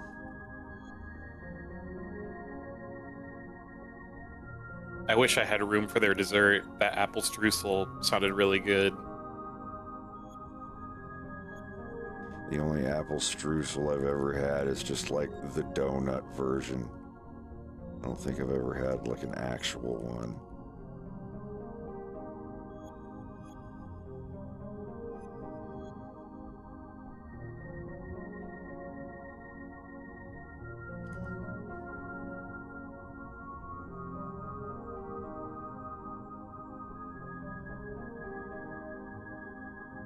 My only complaint about that restaurant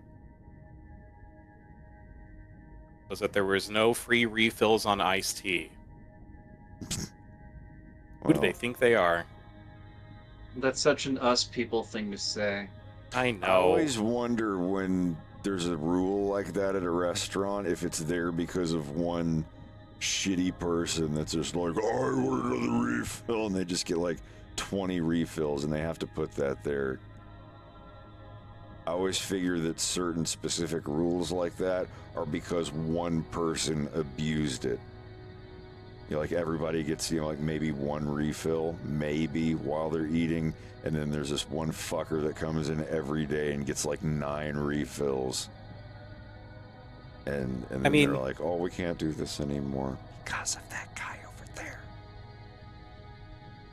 If you're paying close to $30 a plate, yeah, you know, you can spare free iced tea.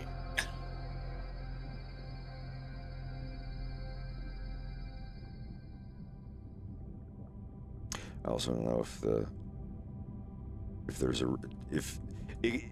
you have to ask if there's like a fee or if you just literally pay for another drink. Because some places they'll be like, oh, we have to charge for refills, but it's only 45 cents or something like that. No, I'm sure they would have charged another $3 for an iced tea. Lame. Yeah, probably. And then I don't know. But that was my only complaint. Beyond that, one of the greatest meals I've ever had.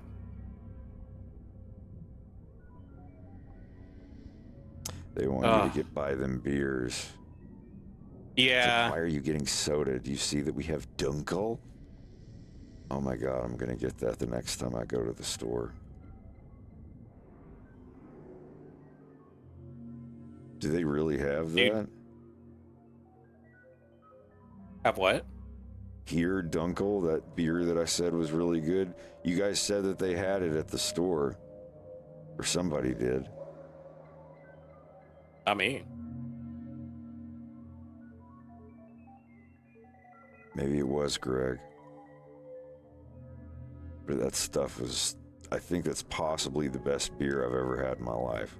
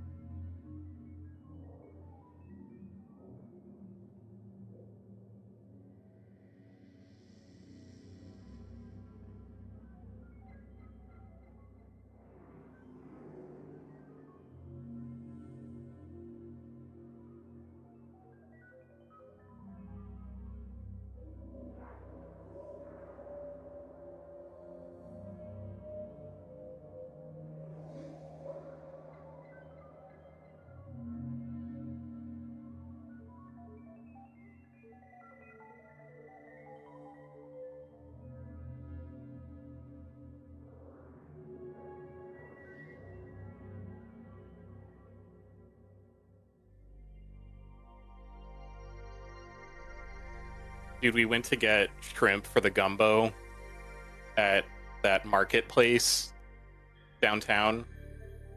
And the indoor farmers market. Yeah, dude, the guy that we got the shrimp from gave us free samples of their smoked salmon. Nice. And it wasn't like the dried kind. It was like the full fillets that were sitting on ice that were smoked. And one was smoked just like salt and pepper, like regular smoking situation. It was really good. You got to try it. But then they had like maple smoked salmon, and it was sweet from like actual maple syrup. It was so good, man. I'm jealous. Ugh. Damn. Kind of want that now. Oh, it's right there.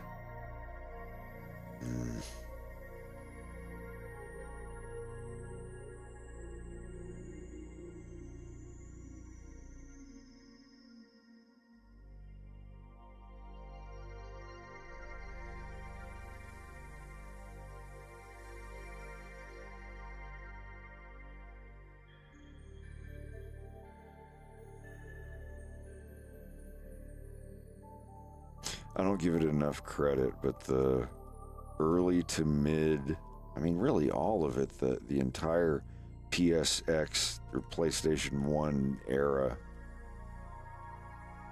like the I don't know, the games that have the vibe that this music brings, it was just a really, really good era for video games.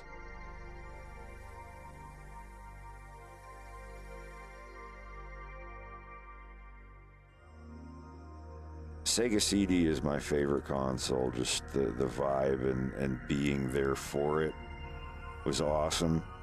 And then, you know, like 3 years later, finally getting a PlayStation 1. I didn't get a PS1 until like 1998. 97, 98, I think. It was like right after Final Fantasy VII came out.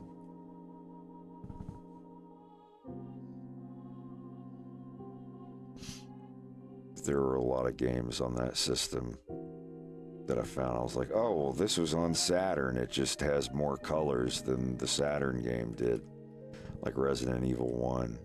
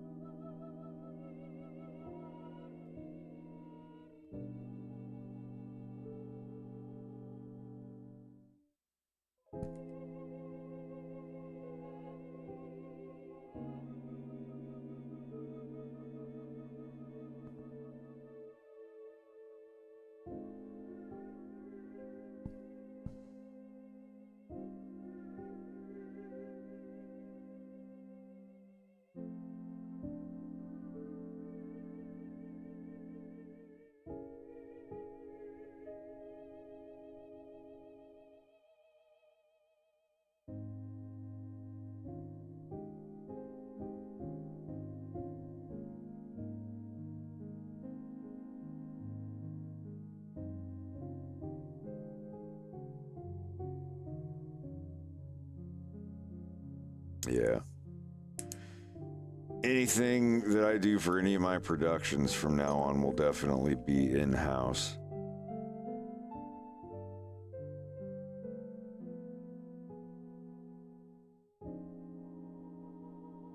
I mean, especially like music-wise, stuff like that. I have everything on my computer that I will ever need to make music.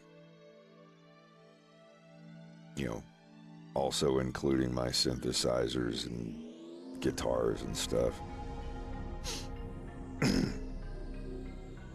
I really do have a tiny production studio in the basement.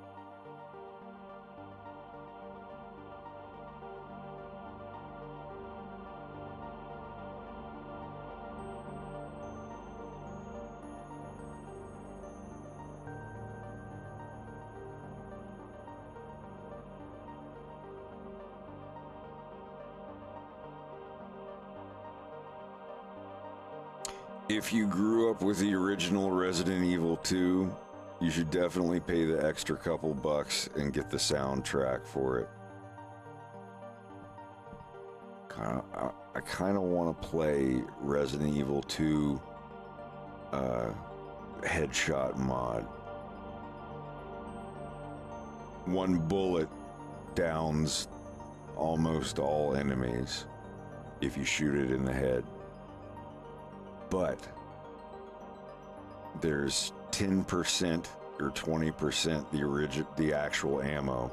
They remove 80% of the ammo from the game, and there are only 2 healing items in the entire game. You find a first aid spray near the beginning, but you better not use that until the very end of the game. So if you're injured and you're down to limping, you have to limp around for like 2/3 of the game. But one headshot kills any regular enemy. That mode and playing the game on extreme makes the game feel like a movie. Because in a movie, characters don't have regenerating health or magic herbs or whatever. You get one heal that you get to do in the game, and then if you get injured bad again, I think there's something at like the very, very, very, very end of the game. I've only ever found the one. What the fuck's happening here? What is this? Damn it.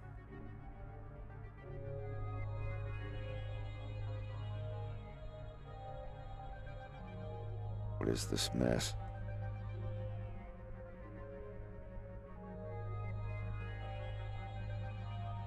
Looks like a hole. What the hell? Or no, it's not. Or this is why I'm going to teach people to stick to edit lines for their fills. Are we going back to edit lines? Every time that I put it on strokes or all, where they're all included, this shit starts happening. Yeah, we did it to strokes. Are we going back to edit lines now? Yeah. I'm fine with that. I kind of preferred it. You can do either or. I don't care, like whatever's better for you, but just know that if you set it to strokes, you're going to have little situations like this that you aren't going to notice until later. You can use either or. As long as the final product looks the same, I don't care. Some people, they'll be like 2 different fucking schools. I'm from the school of all, which includes strokes. It's like, no, I'm from the school of edit lines. You know, learn how to trim your lines properly and look for gaps. You're like, oh, well, I'll draw like 5 or 6 little strokes, just like to fill in a gap. It's like, all right, as long as the end user of the end viewer of the cartoon doesn't notice it, I don't care. But if you use the strokes as a fill boundary when you're using the fill tool and not the geometry, the actual geometry of your stroke, you're going to get little artifacts like that and little places that aren't going to fill in. And I think that's what Joe was dealing with last night, or the other night when he was animating James and Peppy. And I hate to say this, I hate to say it, no one wants to hear it, but the edit lines thing, it will guarantee you have the cleanest stuff. Like your pictures will look good. You won't waste on fill vertices. Your fill sizes will be a lot smaller. Just to explain to everybody what I'm talking about, okay, here's a stroke. And we're gonna leave it unfilled there. Now you see this looks filled, but when I go to fill it in with a color, it won't. And it's like, holy fuck, Fred, we made the fill of it. Look, it's big as fuck. It should fill in. It's because I have my fill tool set to edit lines. Edit lines is the actual geometry that you see here of this stroke. This is the geometry of it. This line could be super thin, it could be super thick. It doesn't matter. The geometry of the line stays the same, the vertices here. This is basically a 3D model just on 2 planes. Now, if I had my fill tool boundary set to all or strokes, all just means both of them are considered. So all the differences here is like strokes versus edit lines. Edit lines, I have my bucket fill tool set to. I pick a color, I go to fill it in, it will not fill in. Now, if I set this to strokes, it goes to the edge of your line, and then it comes out at a boundary of, see, this is the thickness from the line itself to the edge of the stroke thickness is this far. This is the full thickness of the line, but it goes out all the way and then in 50%. So it's looking for a border like right here, basically. And it does it based on the thickness of your stroke. So now when I go to the fill tool and go to fill this in with strokes as my boundaries instead of edit lines, I click it and there you go. And it gives you that little bit of extra in there too, see? It goes to exactly halfway of the thickness. It doesn't do it right at the edge because then you'd see like little artifacts in between. It gives it that extra bleed, I guess you would call it, to guarantee that the fill, like, it's not doing like this, like where some of it's sticking out or whatever. And this is the easiest thing to do, because if you got a gap here and you're just like, oh, I can just blob and see it's not even actually connected, but it'll still fill in, see? Because it's going by the thickness of the line, not the actual geometry. See, if you did this and you had your boundaries of your fill tool set to edit lines, this will not fill in, see? If you sit here on the square, that means it's lagging, you clicked a bad place, it's going to sit there thinking and why it can't fill it in. And you're gonna have to go in and find in your geometry the spot where this gap is and this gap is. And you can either delete it and draw a new line or just do this. They have to cross. They have to cross each other. Now drawing, I could just draw a piece, start on this side and draw all the way through it. See, that's how you know that you've cut through. So I would just start a piece here, draw it, and make sure it goes past the middle of this line. See, and there you go. That's all you got to learn. That's all you got to learn. You find a gap, you can just go, and as long as your lines are over, and you're thinking to yourself, you know, like, oh, this looks a little sloppy. I can see these bumps sticking out. It's like, well, when you're zoomed out this far, no one's gonna see that. Like on your line art, if you got like a little, you know, like that, like, oh, this little bump sticking out, like zooming out this far, no one's gonna see that. No one in the world is gonna see that. So just always remember, if you're nitpicking little things like this, like, oh, I gotta rotate this little thing and make it go in right here in the stop and ask yourself, how far zoomed in am I?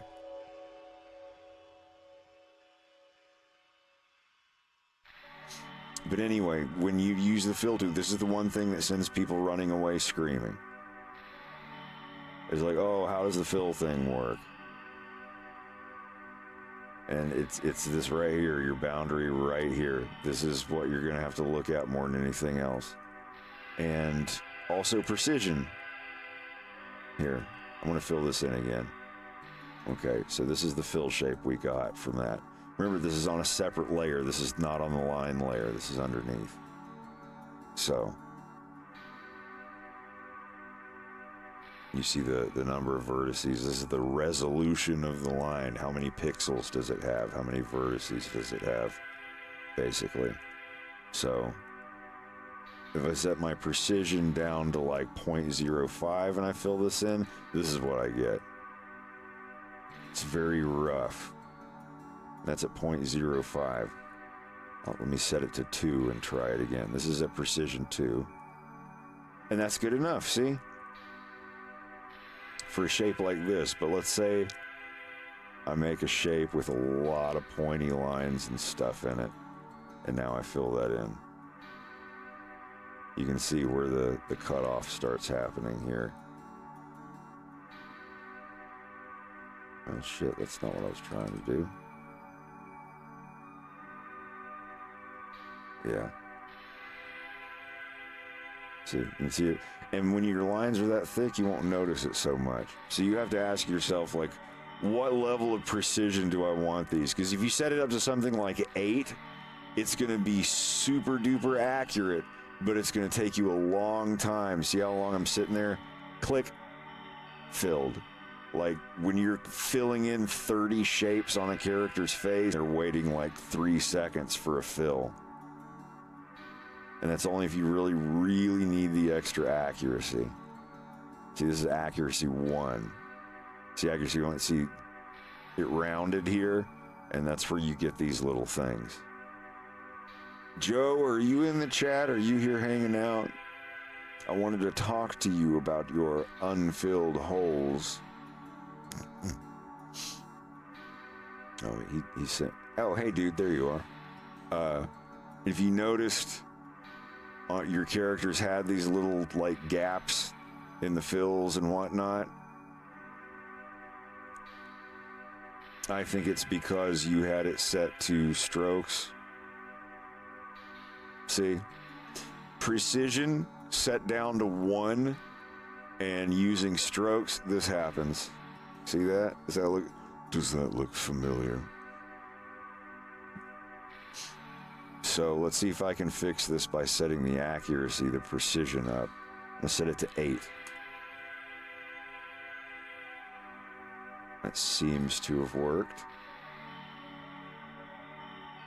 So you gotta find basically where accuracy is good enough, but it doesn't lock your computer up for 2 seconds. I think my average is 4. Yeah, so 4 will get you that good. And it's also based on screen space. Watch this.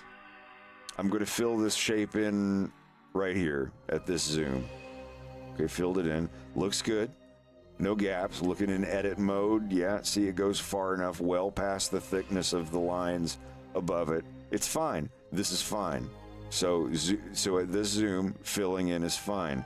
Now watch when I zoom out this far. And I zoom. Now I'm going to zoom back in. Let's take a look. See, it's getting real close. Like it's rounding the edges really close to where we would start seeing a gap on either side. Like right in here. Like if this rounded more, we'd start seeing them. So let's zoom out even farther, and we're at precision 4. I'm gonna zoom all the way out here and fill it in. Okay, it filled in. Now watch when I zoom in. See? You see all this in here? This part. And this part. And see, we start getting... So accuracy is very much based on screen space. But that's pretty damn far that I had to zoom out at precision level 4. So what every grease pencil artist should do when they start seeing those gaps and stuff, go into your fill tool and immediately start fucking with that. Just the precision.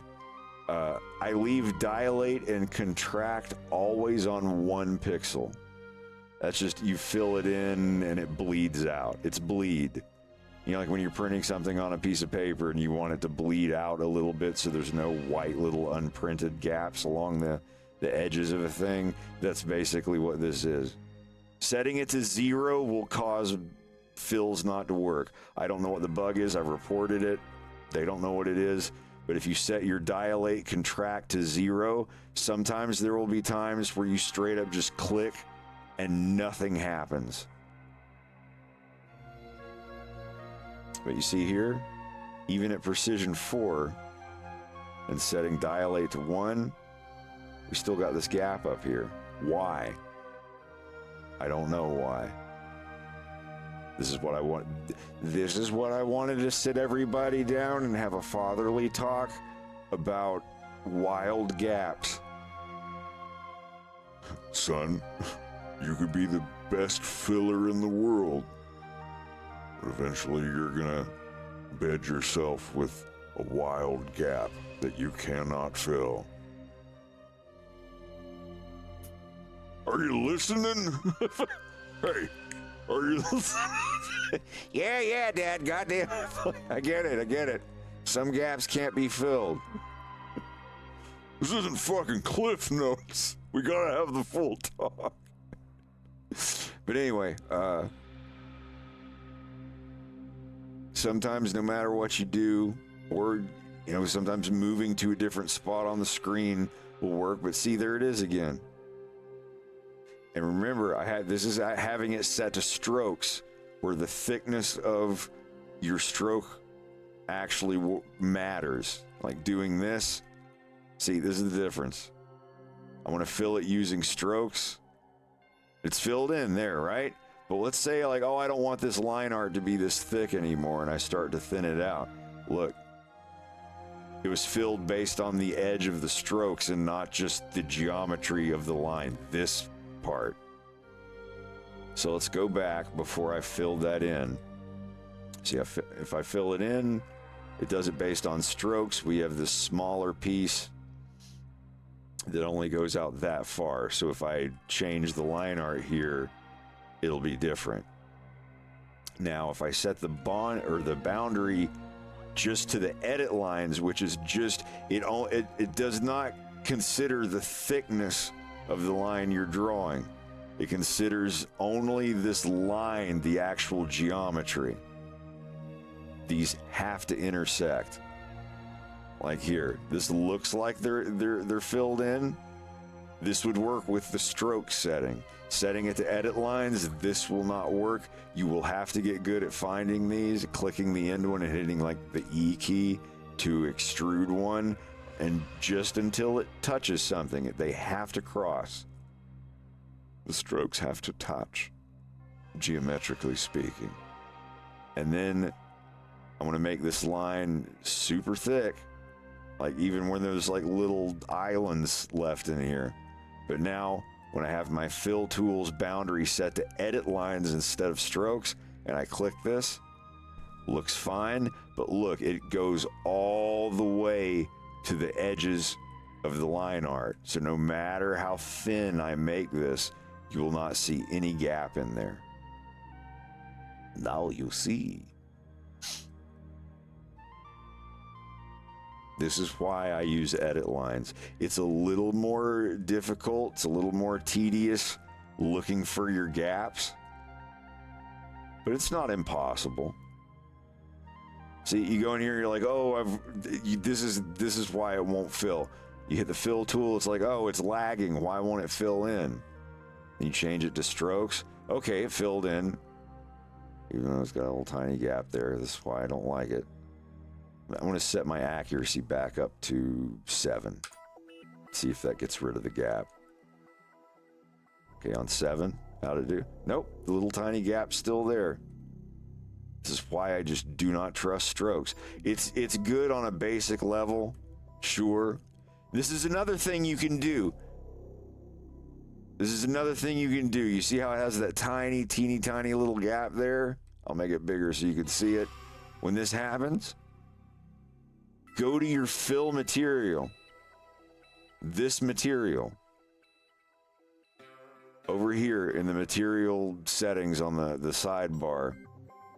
Go to that material and give it a stroke.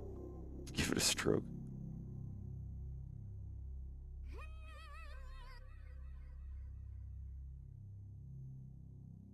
See? and you can give them a default thickness that they are, like when they're filled or whatever. Here, watch when I fill it. See, it's got an actual line around it now. But go to your fill tool and you go to thickness, just set the thickness up, you know, like 5 or 6 or whatever. So when you fill a thing in, see, it has a black line around it already. So it might make your actual strokes look a little bit thicker, but look at, see, it fills in that gap that would actually be there anyway. So that's one way of cheating.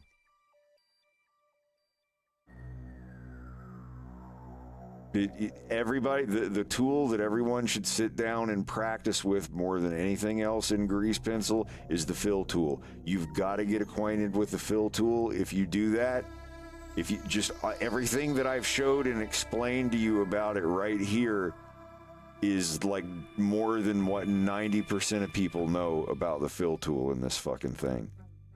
You will find little places where there will be gaps, and you'll be looking all over the internet trying to find out why it's leaving little gaps and stuff. I can answer those questions for you. I just did. TikTok explosion sound effect. But yeah, that's the fill tool in a nutshell. And if you can get used to that, you will be invincible. No one will be able to fuck with you.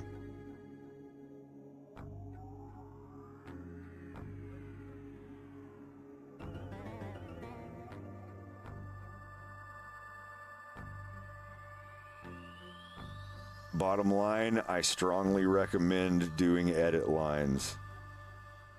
Unless your line art is really, really fucking thick for some reason. But I don't recommend it. If you can discipline yourself on keeping your gaps closed in your line art, like 99.99% of my strokes and stuff are gap free. I have no issues with them whatsoever.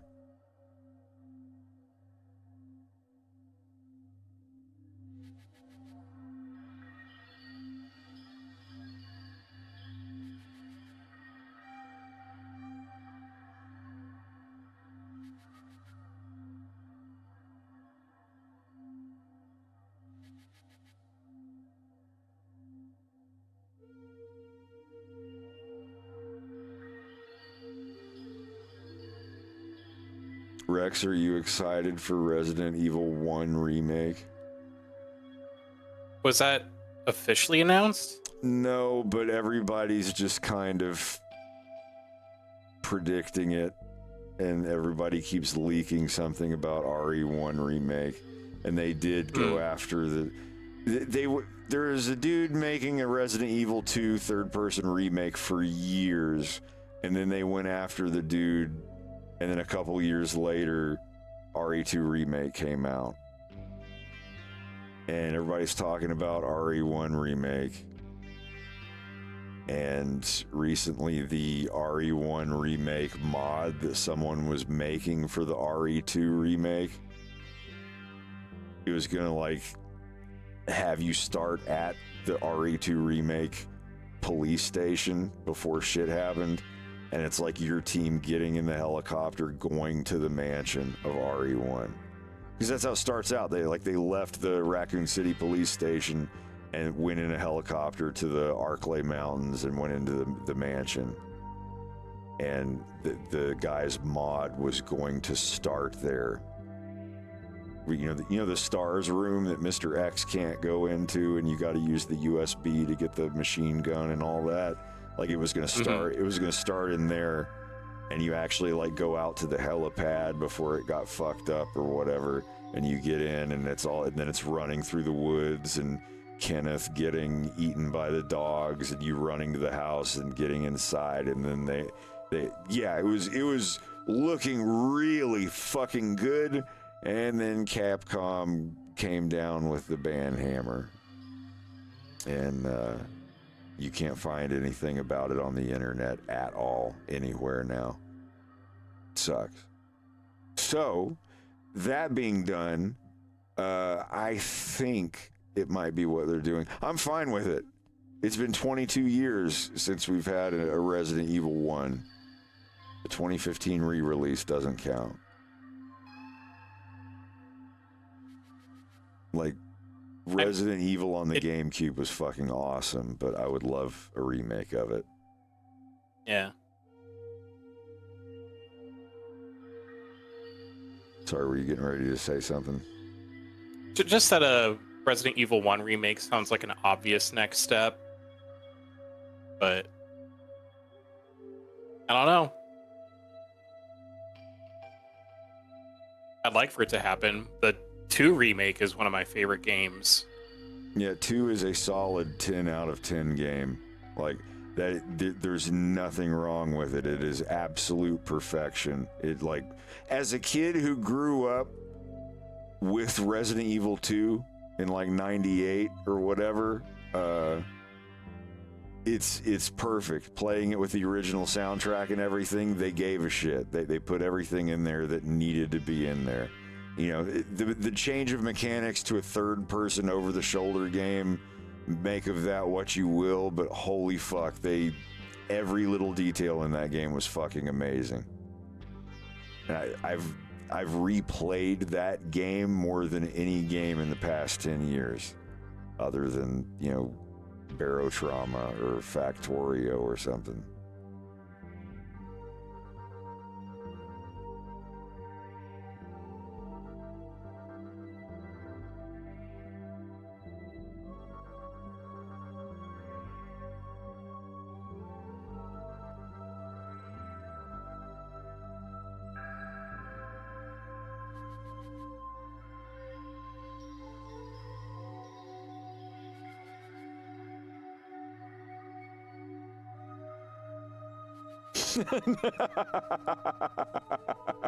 Somebody went to a big official Street Fighter competition and used the nude Chun-Li mod.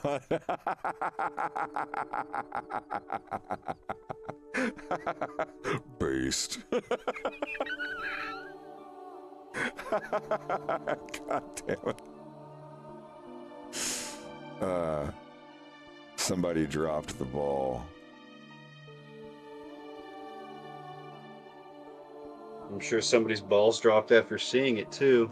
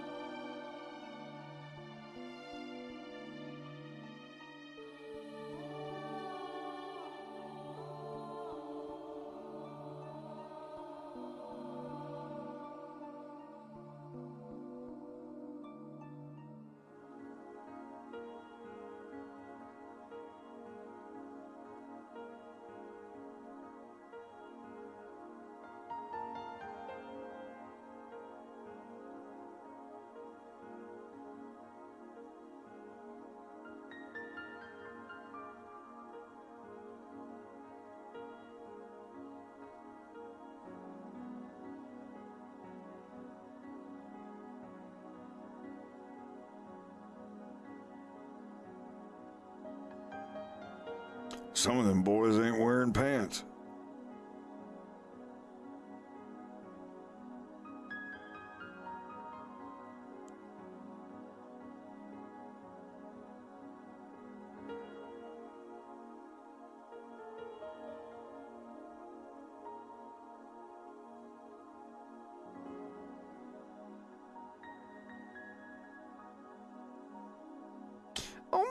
on, get us out of here.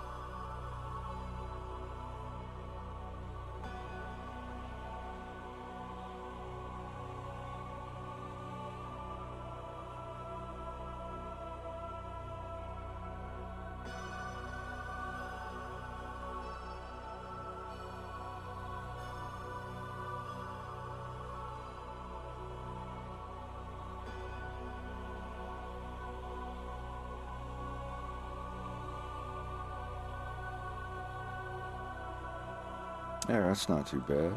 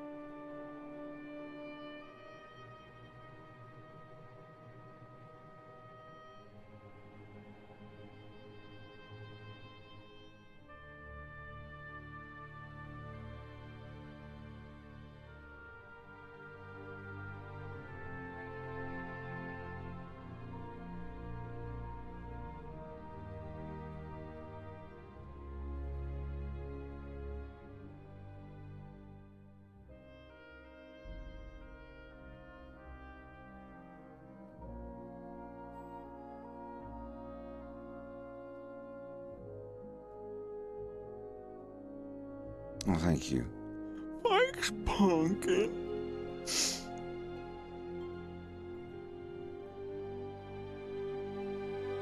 Joe, if you're there, let me know if you're doing any grease pencil stuff today.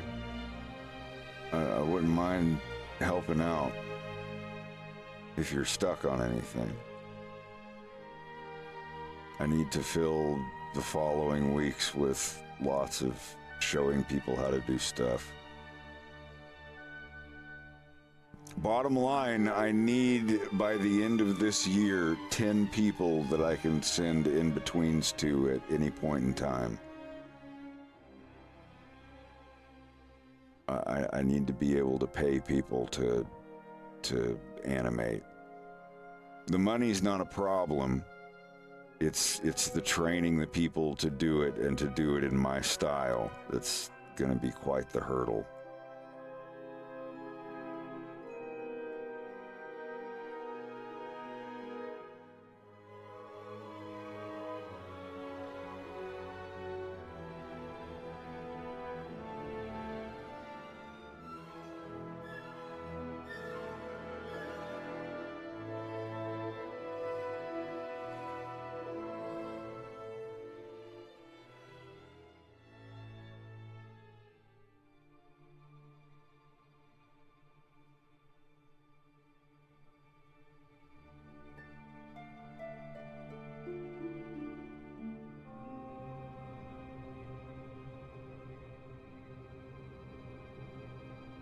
Wow, new expansion for drop game.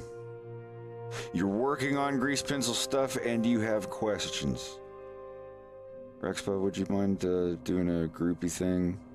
Just us? On Discord for a little bit. Maybe you could help too. Yeah, that's fine. If you don't mind, if you're busy doing Sure. something, No, not at all. Well, let me go Waz. I don't have my soundboard. I won't have my soundboard hooked up until tomorrow. Yeah, I'll be right back. Joe, if you want, we can all hop in. It's just you, me, Rex, and Bubba. And I will gladly help you with that. Just give me a minute.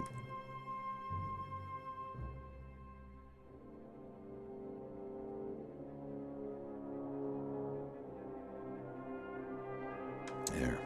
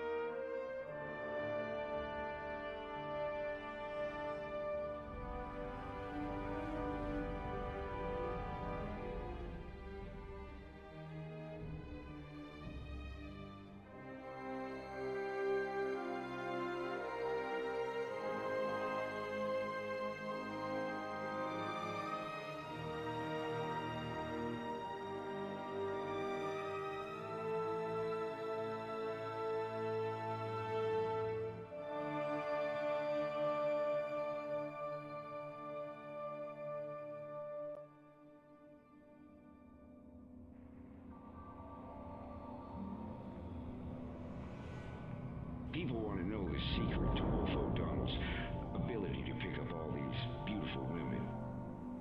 Is it good looks? Is it that big bulge in your pants? Could be that fancy car you drive. Bet I wheeze and change every other year, but y'all don't need to know that.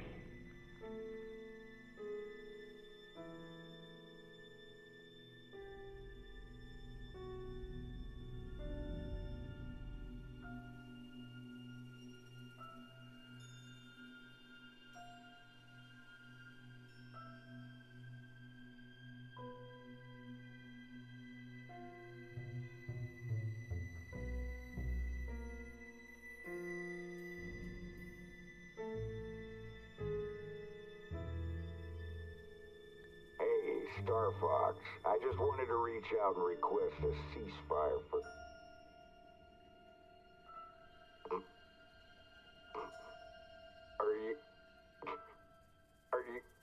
Are you guys going trick-or-treating? Suck my fucking ass, you goddamn stuttering fucking parrot! Are you... Fuck off! Are you guys going trick-or-treating? Are you guys going trick-or-treating? Are you going sucking? Are you good? Are you going sucking?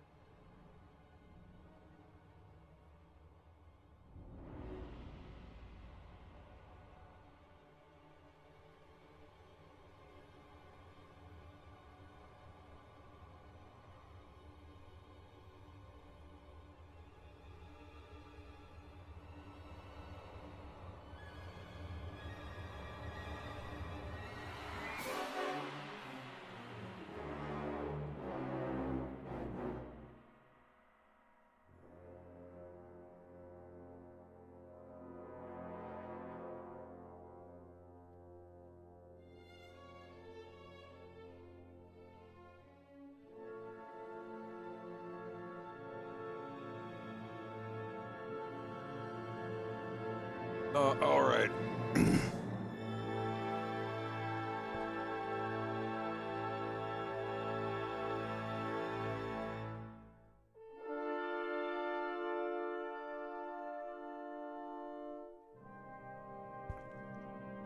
I'm going to move the call if you're there. Yeah, I'm ready. Yeah.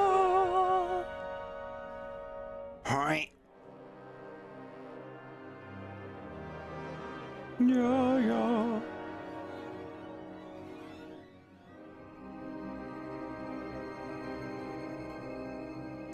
I will dock up my screen.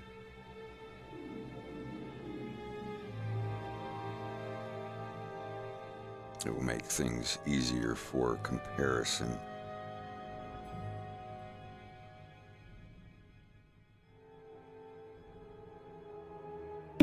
Okay, that was muted. Hello? Hello. Hey. Hello. Good morning. Or, actually, it's 2 p.m. Forget I said anything. Shit, how'd this happen? Never mind. You're on the animator schedule. I was on the schedule. Oh, damn. I guess I pushed myself too hard this week. I took a nap and it's just been completely different schedule since then. Oh shit. Damn. Yeah, it's okay. Well, good afternoon. Hello. Well, show me what you're working with. Show me what you're working with. Shake your ass. Watch yourself. Alright, so, I won't be showing what you're doing on stream, don't worry. I just want to be able to see it so I can see what the problem is. okay. Well, I mean, yeah, like as you've seen previously, there were a lot of those little gaps. So yep. Instead of fixing them the right way, I've just been like filling it, just drawing little bubbles here and there to add to it. Yeah, just that like is dragging. okay. That's okay to do if it's a situation where there's no other choice. But the fill tool That should adds be up. working fine. Yeah. Oh man, it's like you zoom out enough and you can see that one little pixel. But yeah, I don't know if you were listening during my fill tool thing. Yeah, I was paying attention. You should delete your fills where they were doing the gaps and fill them in to, confirm that they're still doing the gap problem, and then change them to what I did and see if that fixes it. My man. Okay, so this frame still has all the gaps. I mean, unless you want me to show what you're working on. Like, I don't... Oh, yeah, I don't mind. You can show it. Okay. Does the audio come through too? Yeah. Well, not of your program, just of you. People can hear you. Hi. Yeah, we are definitely streaming right now. I mean, obviously. But, yeah, I mean, this is just like... Who's meeting us here anyways? Taking his damn I know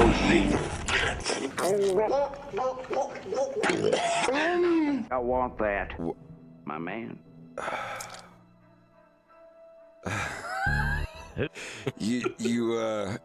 someone did some very well-timed sound effects in the stream. Hold on, I'm trying to figure out why you aren't popping up.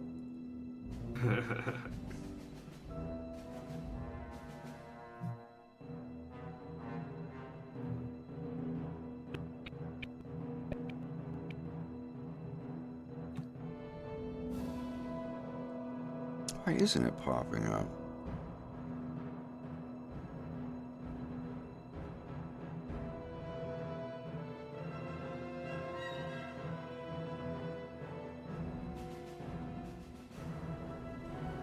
There we go.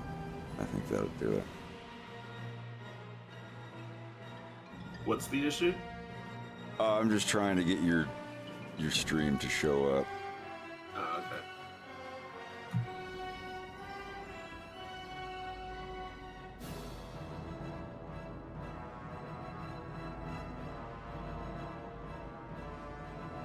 Is it doing it? Yeah, okay.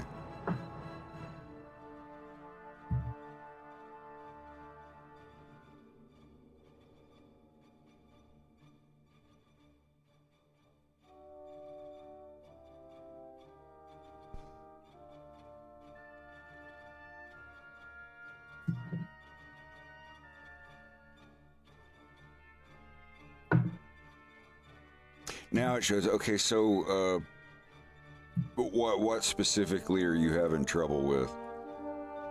Well, I'm sure it's gonna like come back to me as I work, but like one of the things was like I wanted to just like select and rotate. Hang on.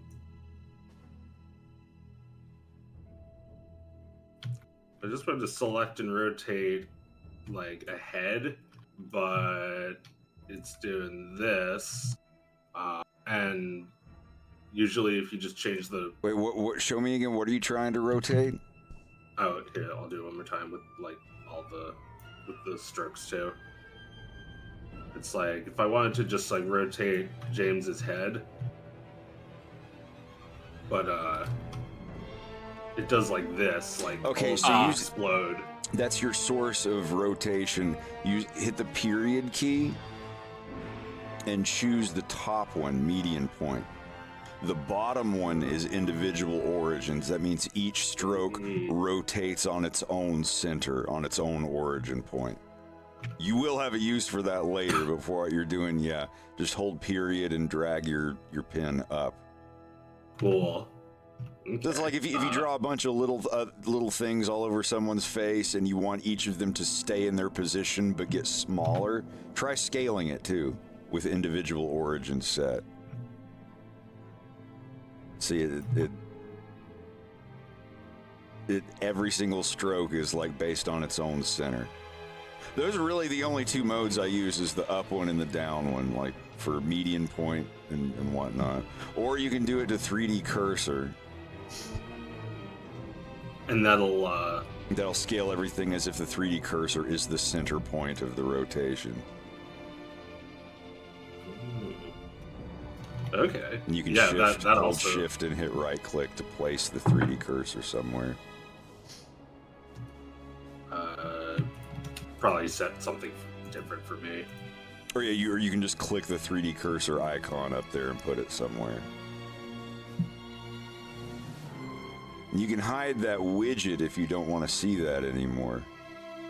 The 3D cursor? When you hit rotate, the big green circle thing that pops up and all that.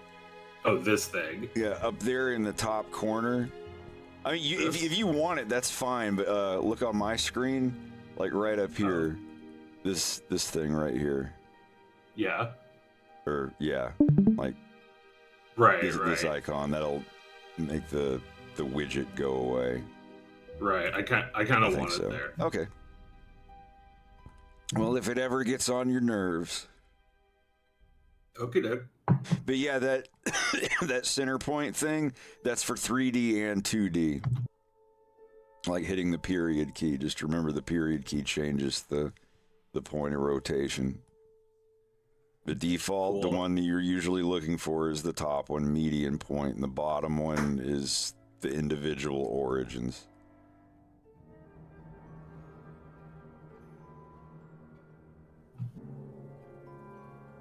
So, this file, I didn't use your grease pencil object to make it. Is there any way I could like copy the line work and paste it? Yeah. Yep. I would have 2 copies of Blender open, I think. Hold on. Actually, no. Best way you can do this, I'm going to show you how to do append. Okay. Do you know what these grease pencil objects are called? Like their names? And now, not the object container. The object container is just like that, the XYZ position, the container that has an object in it. To get the name of the data inside of an object, it's green icon down at the bottom right on the little vertical strip. You know, if you have a grease pencil selected, it has that little green grease pencil icon down there for all the layers and everything. Not in your outliner, the properties underneath. So it's like, it's not Peppy, it's like G pencil. Yeah, G pencil 001. But go down to the bottom half of your screen, the properties. Yeah, go to that. Scroll all the way to the top of the bottom part, And yeah, that name G-Pencil there, that's the name of the data object, like the animation there. Because you can have a cube, like a 3D cube, and you go to its green thing there, and you can change it to a grease pencil object. And so like the orange square object thing, that's not necessarily a mesh or a grease pencil or anything. It's a container for data. I know it sounds weird, but like like the icon next to the word G-Pencil there, you can click on that and you can change Peppy, the Peppy object, you can change it to any other mesh data of a cube or any other thing that you've made there. You can change it to James's G-Pencil and it'll change it right now. So the object, like when I'm going to show you how to import data from another blend file into the blend file you have open. So go ahead and just call it GP Peppy or Peppy Data Peppy or just something other than the actual object there. All right. Now do the same to James.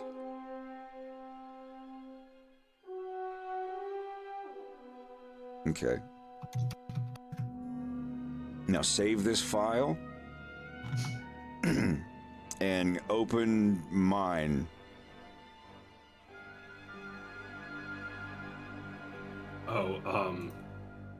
I may have doodled some goofies on it. That's fine. Okay. Now go out to okay. You're in object mode. You're not in draw mode on anything.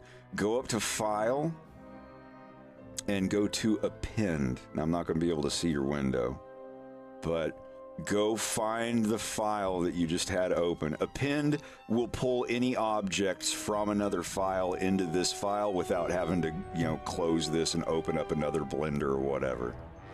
So open that file and, oh, did you get him? Well, shit, there you go. And to copy them, yeah, you just go into the file, then you go to G-Pencil, and then you find the ones you want to append and bring them in. Click on one of them and go to the line layer.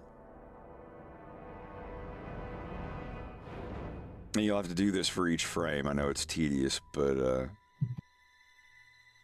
actually, you don't have to. Let me think. Because there's two ways to do this. You can go in here and select the frames and hit copy paste, or you can join those two grease pencil objects and it'll add your Peppy ink, Peppy lights, Peppy shadow layers to the bottom of the list of layers in my grease pencil object, and you'll have to move them manually anyway to the layers that matter. So just for now, let me show you how to copy. So go into edit mode. Just for the first layer for now. And we're going to do it the other way, but I want to show you how to copy from one to another. So select all of the line work, just the one layer. No, just on the screen in edit mode. Just hit A. Remember, you can just tap A to select all. It's something different for me. It's Control A. Oh, okay. Now hit Control C to copy. It's pretty simple. Now go back out to object mode and click on the wolf model. Now remember, these might be at a different rotation, so you might have to rotate the frames or whatever. But yeah, go into edit mode and just unlock all the layers and just delete everything. We're gonna get rid of wolf entirely. I have a button set for that, but I don't think you have it turned on. All right, so select all and delete, and now paste. Just Control V. Oh wait, okay, you have to insert a keyframe first, I think. No data in the internal clipboard to paste. Hit I and insert a keyframe.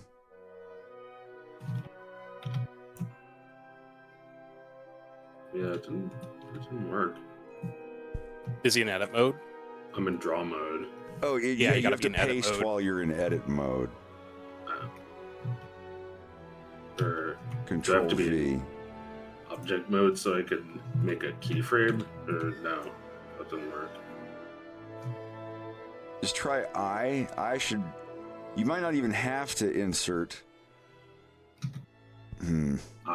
Oh, it's mapped to something different for the like industry compatibles.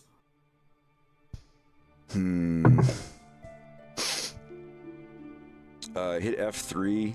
Oh well, here no. Just draw something real quick. Go to my layer selector. Okay, run the script at the bottom. That you've got the old one going. Okay, yeah. Click on body lines 01.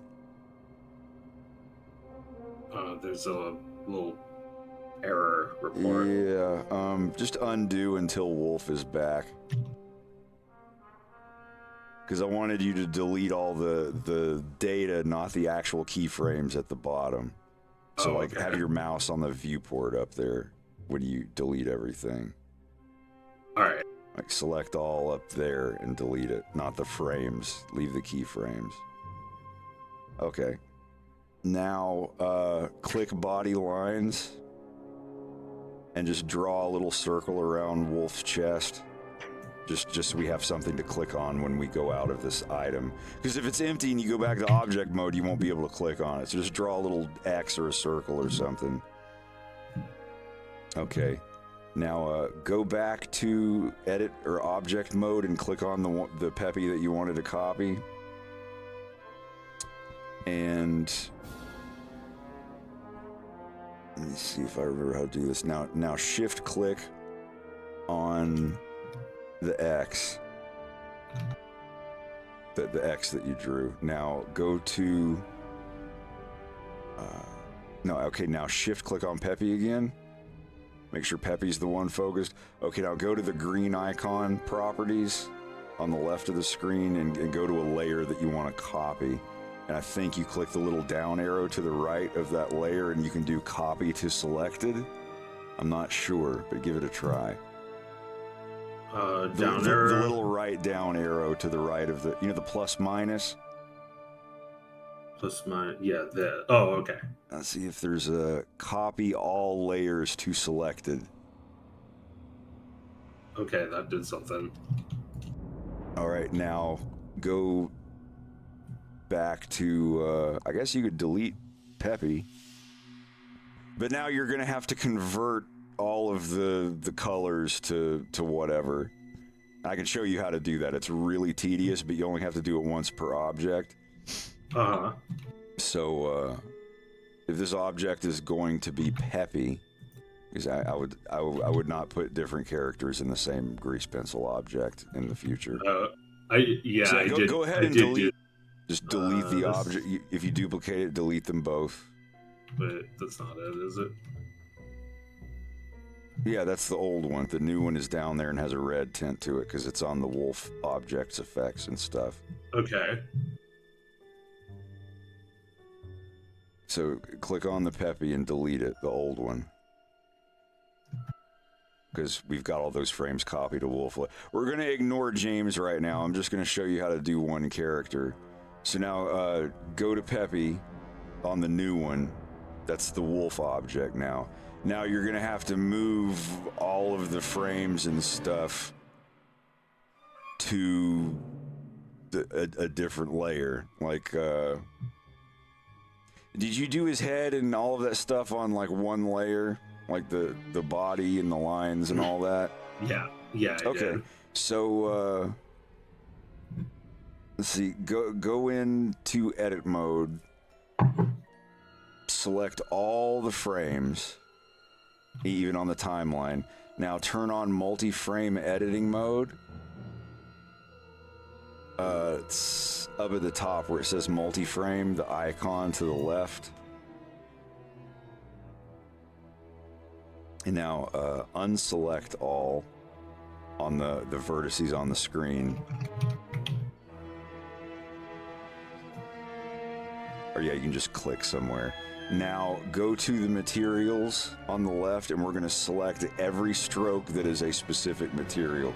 Choose the material that is your line art material, like whichever one you used. Or if you're not sure, you can click on the line and do that too. Oh, yeah, just click on a line that you've drawn that is that material. I would turn off onion skinning. We're not using that right now, and it's scroll. Yeah, you can go up there and, or it's under the green icon. You'd have to click the green properties icon for grease pencil. Yeah. And yeah, onion skinning there. Just you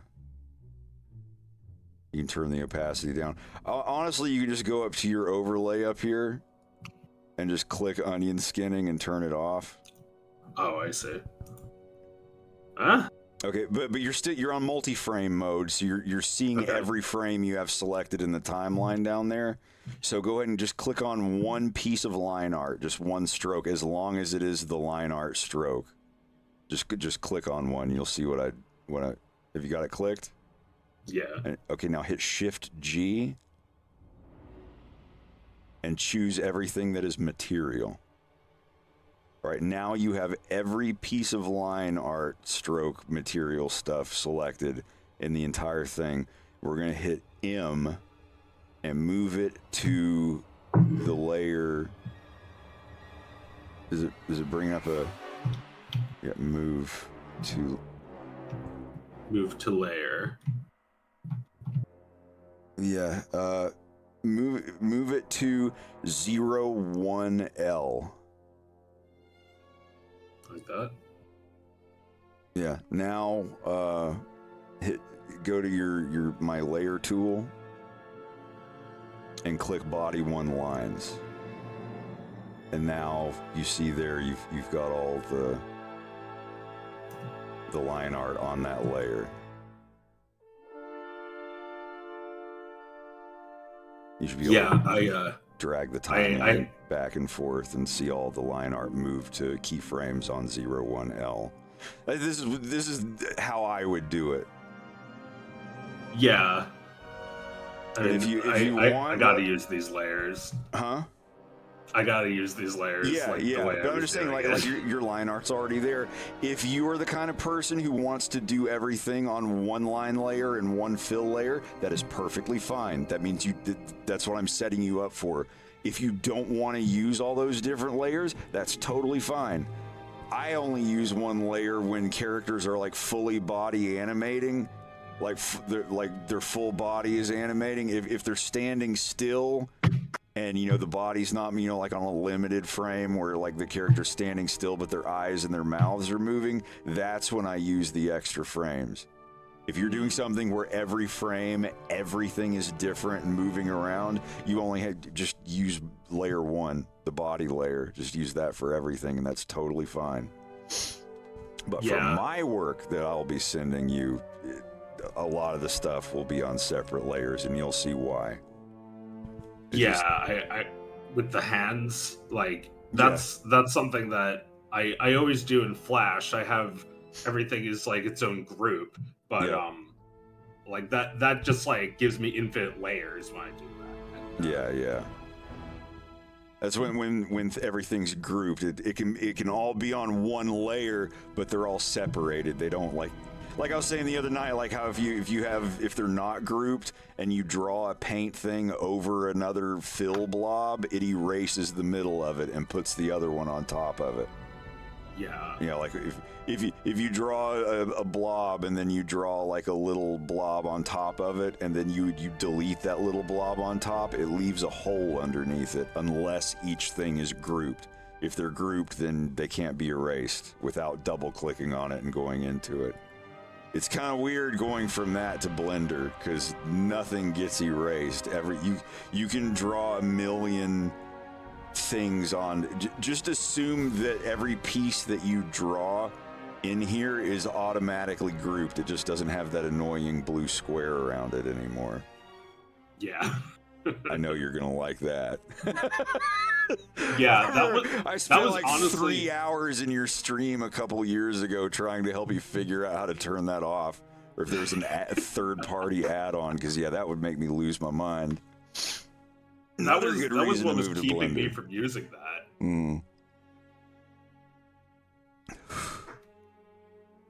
But yeah, okay, all of your line art has been moved over. If you want to go to Peppy's fill layer, you can select all of the fill layer in multi-frame mode and move all of those to 01F.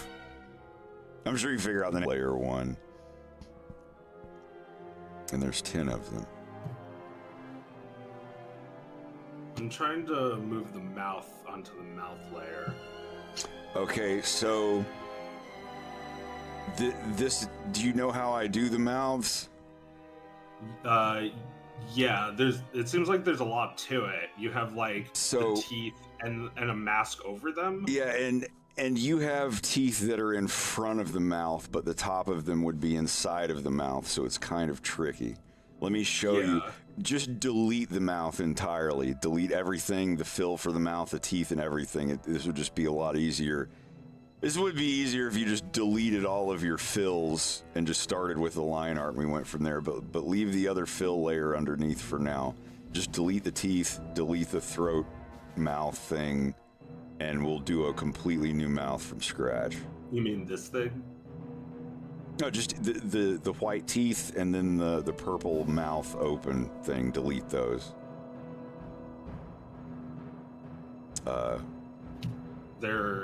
They're on their own layers that I made though. So should I just like get rid of those layers? Yeah, go back to see your frames disappeared at the bottom. This is a bug I wish they'd fix. Go back to object mode and click on Peppy again to get it to show up in the timeline. There, yeah, see, because they disappear sometimes. Set your thing down there to the timeline. Set it to a dope sheet. There you go. This is just more grease pencil themed, and I have a button. You don't have W bound anything, do you? W. Yeah. Probably move. Yeah, move is W's move. I'm trying to. Click the green grease pencil properties icon on the left, and go back up to the layers. There's no. Is there no button there to? Why do you not have any? Is this an old one? This blender I'm using? Yeah, you're using 367. You need to get 411. But no, there's, you see on mine, there's this here. There's the lock all button and hide all button. For some reason, I thought I had to be on 3.6 for this to work. No, but these buttons are here on 361. I'm wondering why you don't see them.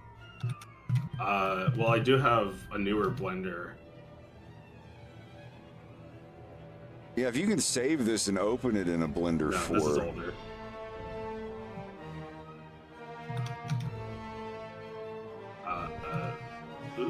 Okay, I guess I have to update it. Well, it's alright. You don't have to worry about it. I just, Alright. Let me find what my bind key is, or what it's set to, and then I can tell you what it is. Isolate layer, G pencil layer dot layer underscore isolate in window. Yeah, let me see if I can isolate layer. Yeah, there you go. Okay. Yeah. Hit F3 and type in isolate layer, or just type that in until it shows up. You have to be in draw mode. There's the buttons. Now they show you. They only show up in draw modes. You see them over there now? The hide all and lock all buttons. Okay. Yeah, this the lock all other layers button, this locks every layer that you're not on. I would bind this to a key that you're not using. Okay. You know, right-click assign shortcut, and then something that'll do it.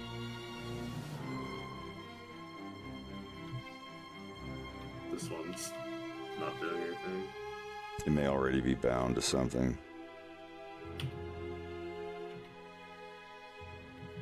Did you get it to work? Yeah. All right.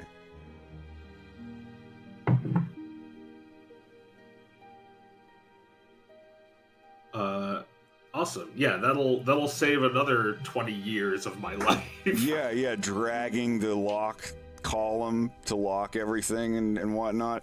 I'll get you, I promise, I will get you set up on the keyboard shortcuts that I use. I won't be like, assign it to this key. I'm just going to tell you, assign it to a key that you as a lefty should assign it to. If you were right-handed, I'd have everything out for you, but I'm really interested in finding out what your setup ends up being, because my husband is left-handed and we're still trying to find a good layout for him. I've got a couple other people who are left-handed who want to do this too, and I don't want them to be discouraged. No child left behind. Left behind? You see, I didn't even mean for that. I didn't even do that, and it just did it. Anyway, so this is how the mouths work. I'm just gonna use the body layer, just like you. And you can, like, the mouth is its own 4 layers. And if you see them on there, scroll through down here and make sure that it's ML, MM, MT, NB. So from top to bottom, it should be ML, MM, MT, MB. So the first layer is the mouth lines. That is, okay, let me just fill Peppy in here real quick.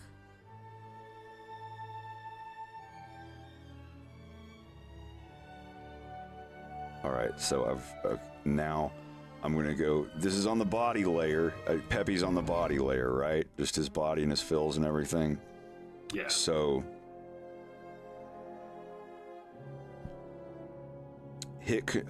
go on the layer thing, go to, on my tool, do mouth, on the mouth row, do lines, and just draw a closed shape of where you want to see the throat and the teeth and everything inside of it.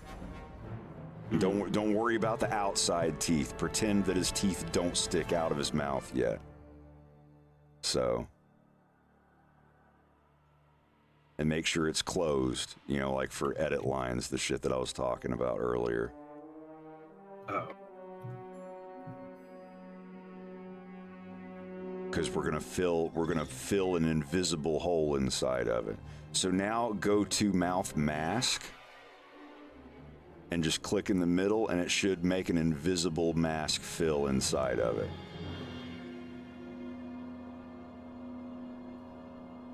To make sure, did it make one? Oh wait. Yes. Mouth mask. Yeah. Now, just to make sure, go to edit mode and just drag and make sure if it did it, you'll have an invisible little mouth shape in there. Good. All right, now go to teeth upper or jaws upper, and this is where you would draw the teeth. Now, the teeth won't show up except for where the mask is, so when you start drawing, just go ahead and draw 2 buck teeth. You're only going to see them where that mouth mask is.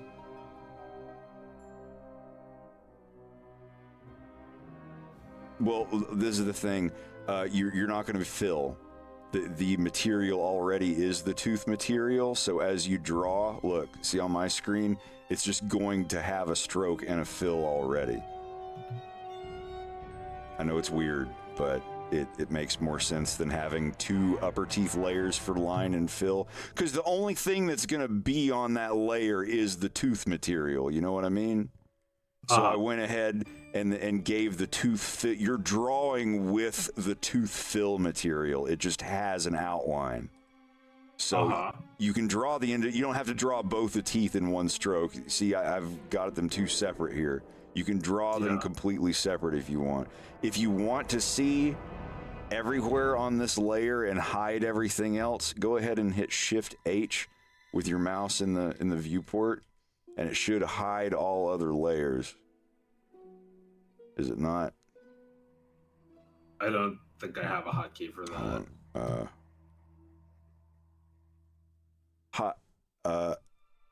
Type in hide inactive layers. Okay, yeah, there's no... Can I You can right click on that, do Shift H. And now we got to do the unhide. Type in, show all layers.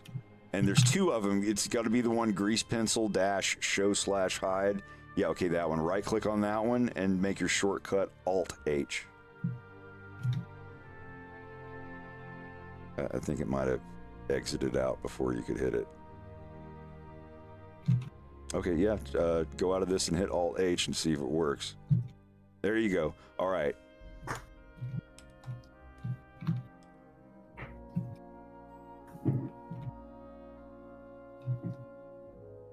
All right, so if you want to see the teeth without the mask hiding parts of it, you would just hit be on this layer, click Jaws upper, and hit Shift H, and that will hide everything else. So you know, you want to draw the gums and the top of the teeth, like I'm doing here, without it, because you can't see it with the mask turned on, and just doing that is quicker than going into the options on the side and disabling the mask.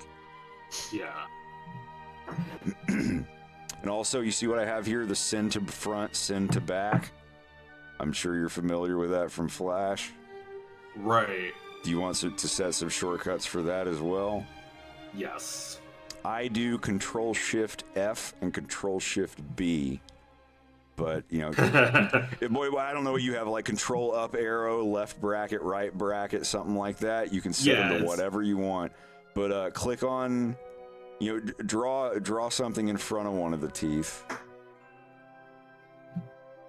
and you know, just where it's in front of the teeth, so you can see that it's in front, just a little over it, just a little, yeah, that. And now go to edit mode and click on it.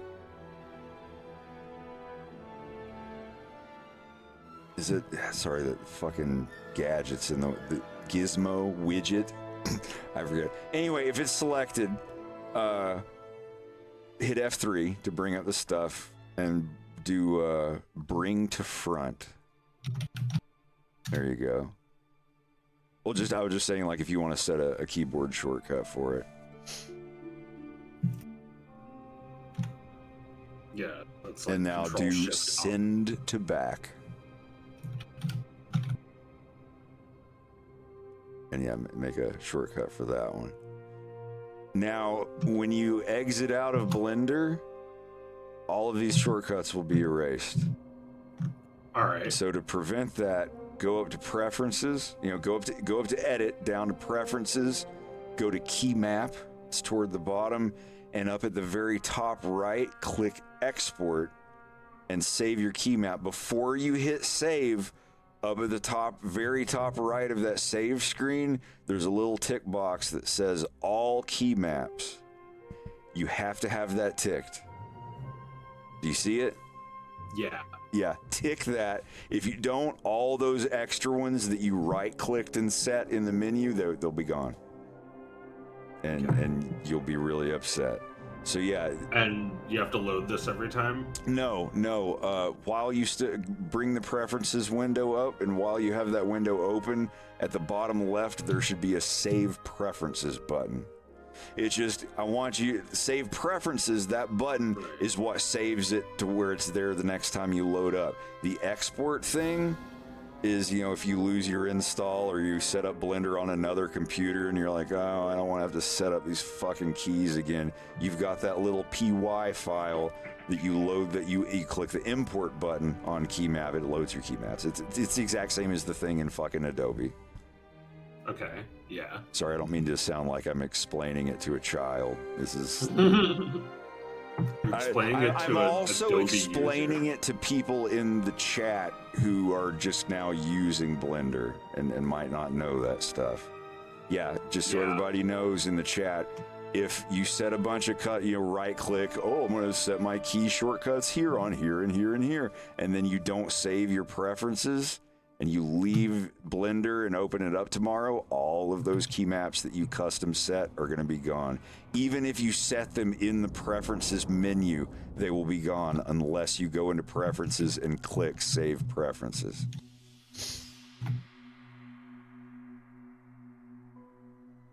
Okay, let me try it again.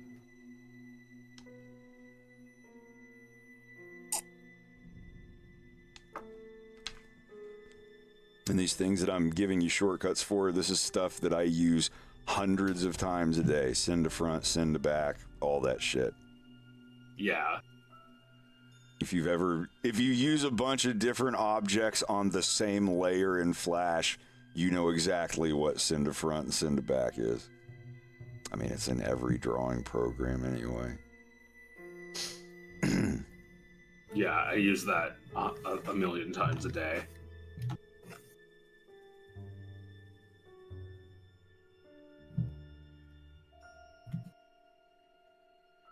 All right, so you got the teeth, right?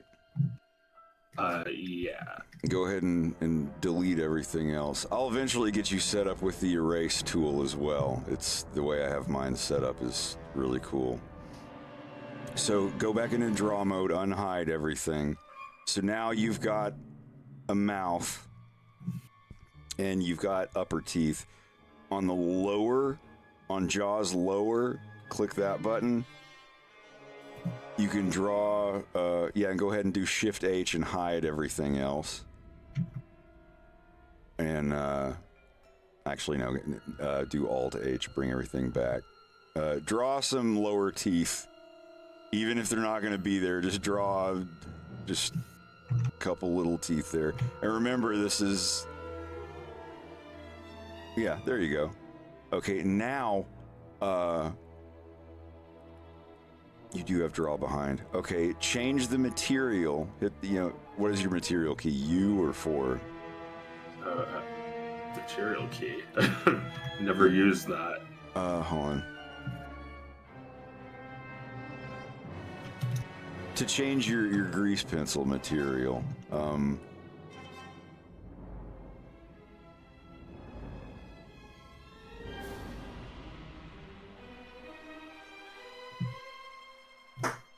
is there not a... Because you have this weird setup. What did you copy over the Maya settings? Yeah. Hold on a second.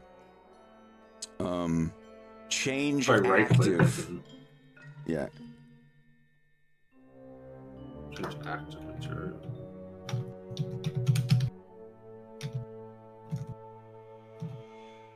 And this will, that just shows all of the materials there. There's a, let me see. I can't believe Y and U don't, what does Y and U do? That changes your fucking brush thickness? It's like, I guess this is changing the opacity. All right, well, we're gonna set you up a custom key map. Let me find mine.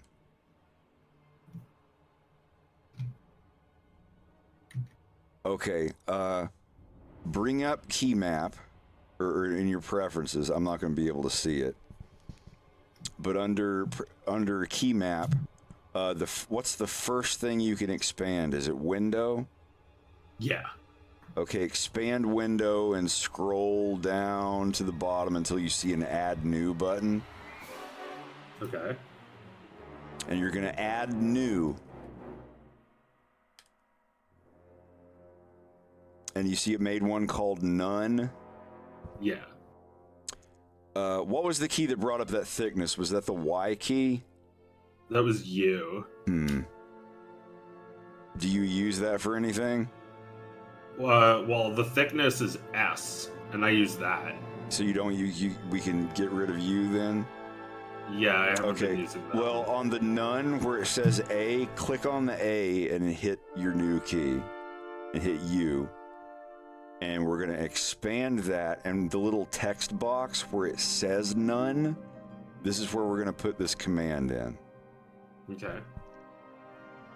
And it's, okay, type this in. wm.call_menu and hit enter, and it should have a little name box that pops up underneath it. Yeah. All right, I'm going to type this into you because it's long. Copy that and paste it in there. And then click Save Preferences.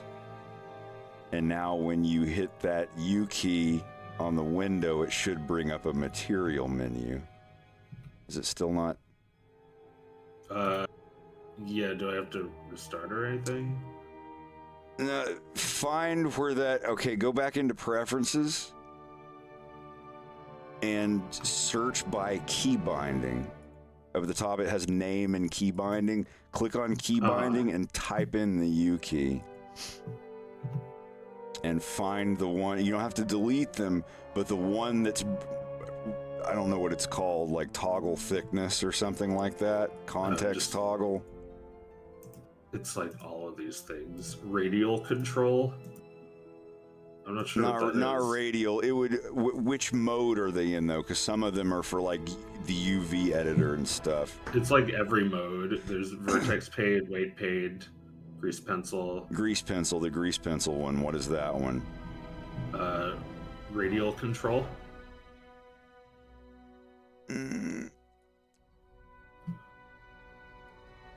Here, close that preferences menu. Do you know how to drag the corner of a window and multiply it to a new window? Drag the corner of a window. Yeah, where your mouse becomes a plus sign, and then you drag it to the side to pull out a new window inside of there. It's at the corner. At the corner of any window, just go to the very corner until it becomes a plus sign, and then drag and pull it out. Like, yeah. Okay. Now change that window to preferences, because your preferences window pops up as a separate window, and you're not and I don't want you to stream your desktop. You'll end up doxing yourself. All right, Control mouse 3 that down to make it smaller if you need to see it. Control mouse 3. Well, no, I'm saying you hold Control and use mouse 3 if the font's too big. Yeah, it is. Yeah, just move your mouse over the preferences window and hold Control down, and then press mouse 3 and move your mouse up and down to change. It's like zooming in the viewport. Yeah, but I feel like it's probably something else for me. Well, dang. Okay. Mouse 3. Also, keypad plus and keypad minus will make it bigger and smaller. Should. By mouse 3, do you mean middle click? Yeah, middle click. Okay, it was just right click for me. Okay, well, go up to the top and search by key binding and type in U. All right, so that first one is the one that we made. And yeah, I would just, what, did you go through and untick all of them? Yeah. Yeah, go ahead and do that, untick all of them. And what I do is, like, if it's something that I never use, I untick it until I go like, oh, is there a shortcut? Well, yeah, it's supposed to be U. Because you can have the U key do something in a different window. Because if a U key does a grease pencil only shortcut, if you're not in a grease pencil, you should be able to use the U key for something else. You know what I mean? Yeah. That's why it has all these different things that have the same U keyboard shortcut. It's when you're in a different mode of a different window. U key in edit mode can do something different than the U key in draw or sculpt mode. So yeah, I could like take some of these back. Untick all of them. What I would do is untick all of them and then tick them until you've ticked one that makes it the thing that you're trying to do not work. Then you can be like, oh, I found the one single one that's making this not work. When you hit, yeah, there you go. When you hit U, it should bring up all your materials now. So now you can bring up your materials. So we're gonna go to, and don't forget in preferences to save your preferences, because you've changed keyboard shortcuts. On this window, the Save Preferences button is in a different location. You have to actually go up to the Preferences menu and click Save Preferences. Okay. When it opens up in its own window, it's got its own button. I don't know why that's different. But there, your stuff is saved. And now go to Jaw Lower. I think you're already on Jaw Lower. And we're gonna just draw a big circle where the throat color would be. Since it's a mask, you can draw it bigger than the mouth. Okay. Because it's only gonna show up where the mask is, but we want to draw it. Draw behind mode is paint behind, where you draw a stroke and it shows up behind. Change it to G throat, the throat color. Now, before you draw it, don't draw yet. If you started drawing, undo it. Go up where it says draw mode, there's the double square icon. Click that. That should be draw behind. You can hover your mouse over it and make sure that's what it is. Yeah, draw on back. Okay, now draw a big circle of the throat color. Just draw it around the whole mouth. You'll see what I mean when you draw it. Yeah, something didn't work. Am I doing something wrong? Yeah, that. Just draw a big circle around the outside.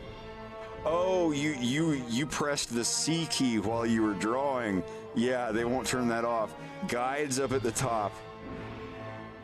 You see the guides at the top? It's got a little blue icon with a grid that says guides. Turn that off.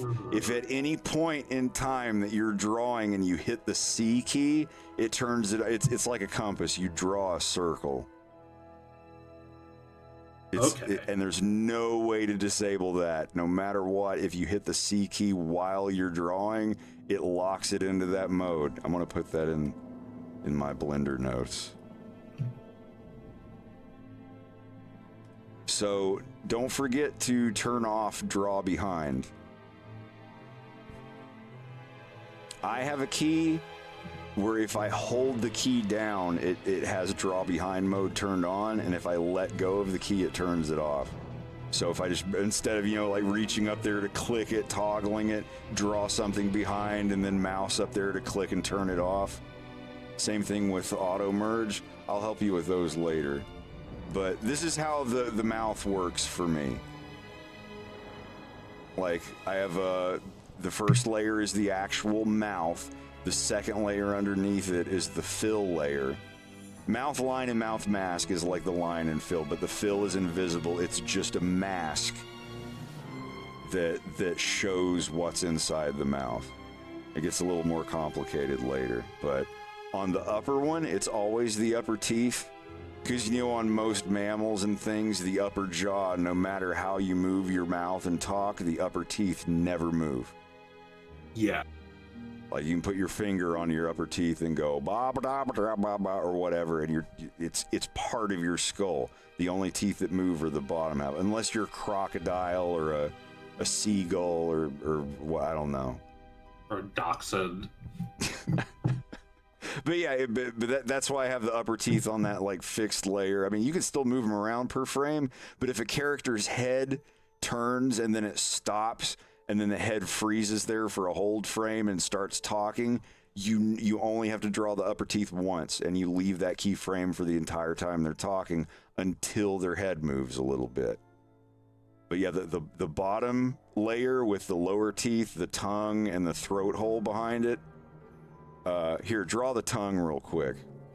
Without putting on draw behind, hit hit your material, and go to tongue. It's the one above throat. And just draw a little tongue in there. Just a little blob, a little bubble.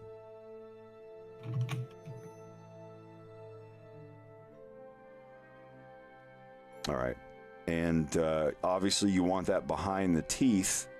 So the quickest way to do it here, yeah, pick the teeth and do send to front. Also, you notice that you're drawing Peppy and the line thickness is way too thick than what you're used to. Zoom out and compare his size to Wolf O'Donnell. So what I would do, because I've noticed everything you're drawing, you're having to lower the thickness. Unlock all layers, whatever the isolate layer button you chose. Hit that until they're all unlocked.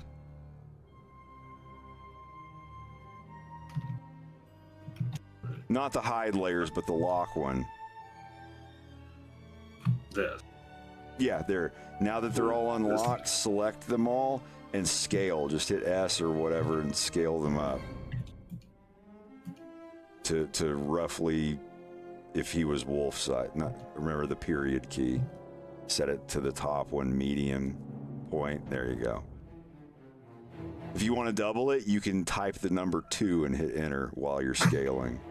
Or 0.5 or 3 or whatever if you want to do it at a specific amount. But once you've typed in a number, remember you can right click or hit escape to cancel.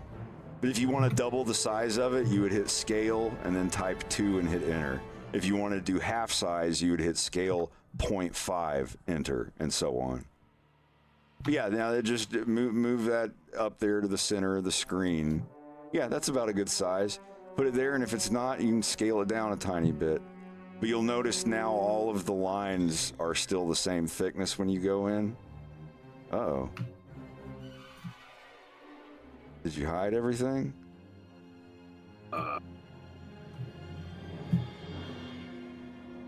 Did you click hide all fills, maybe?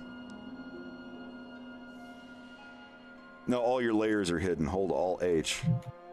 Oh, you have to be looking at this. Your mouse has to be over this field. Yeah, but where are the... Did you delete all the fills? Yes. Oh, okay. No problem.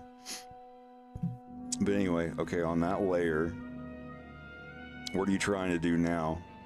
Make the lines thicker?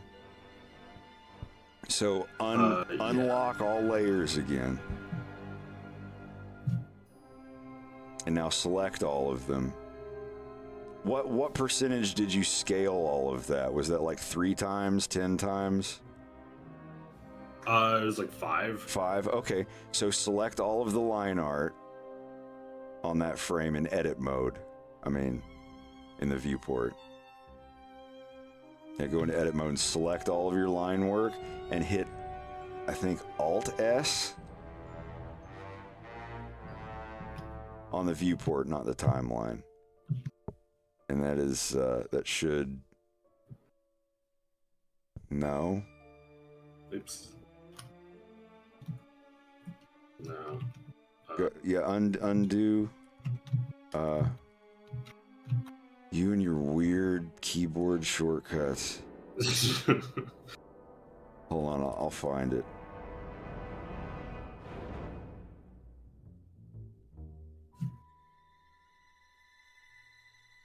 Okay, the command is shrink fatten. So you have the line art select. Yeah, you don't have a thing for that. So it's usually Alt-S. Yeah, there you go. Now type 5 and hit enter. And that should... Okay. You get it? Because that's scaling the thickness, basically. So if you scaled at 5x, doing the thickness thing, 5x will put the thickness of the lines exactly at what they were at the smaller size. Yeah. You feel like you're kind of getting the hang of it? Yeah. Well, I only did that one frame, so I should probably have selected with multi-frame on.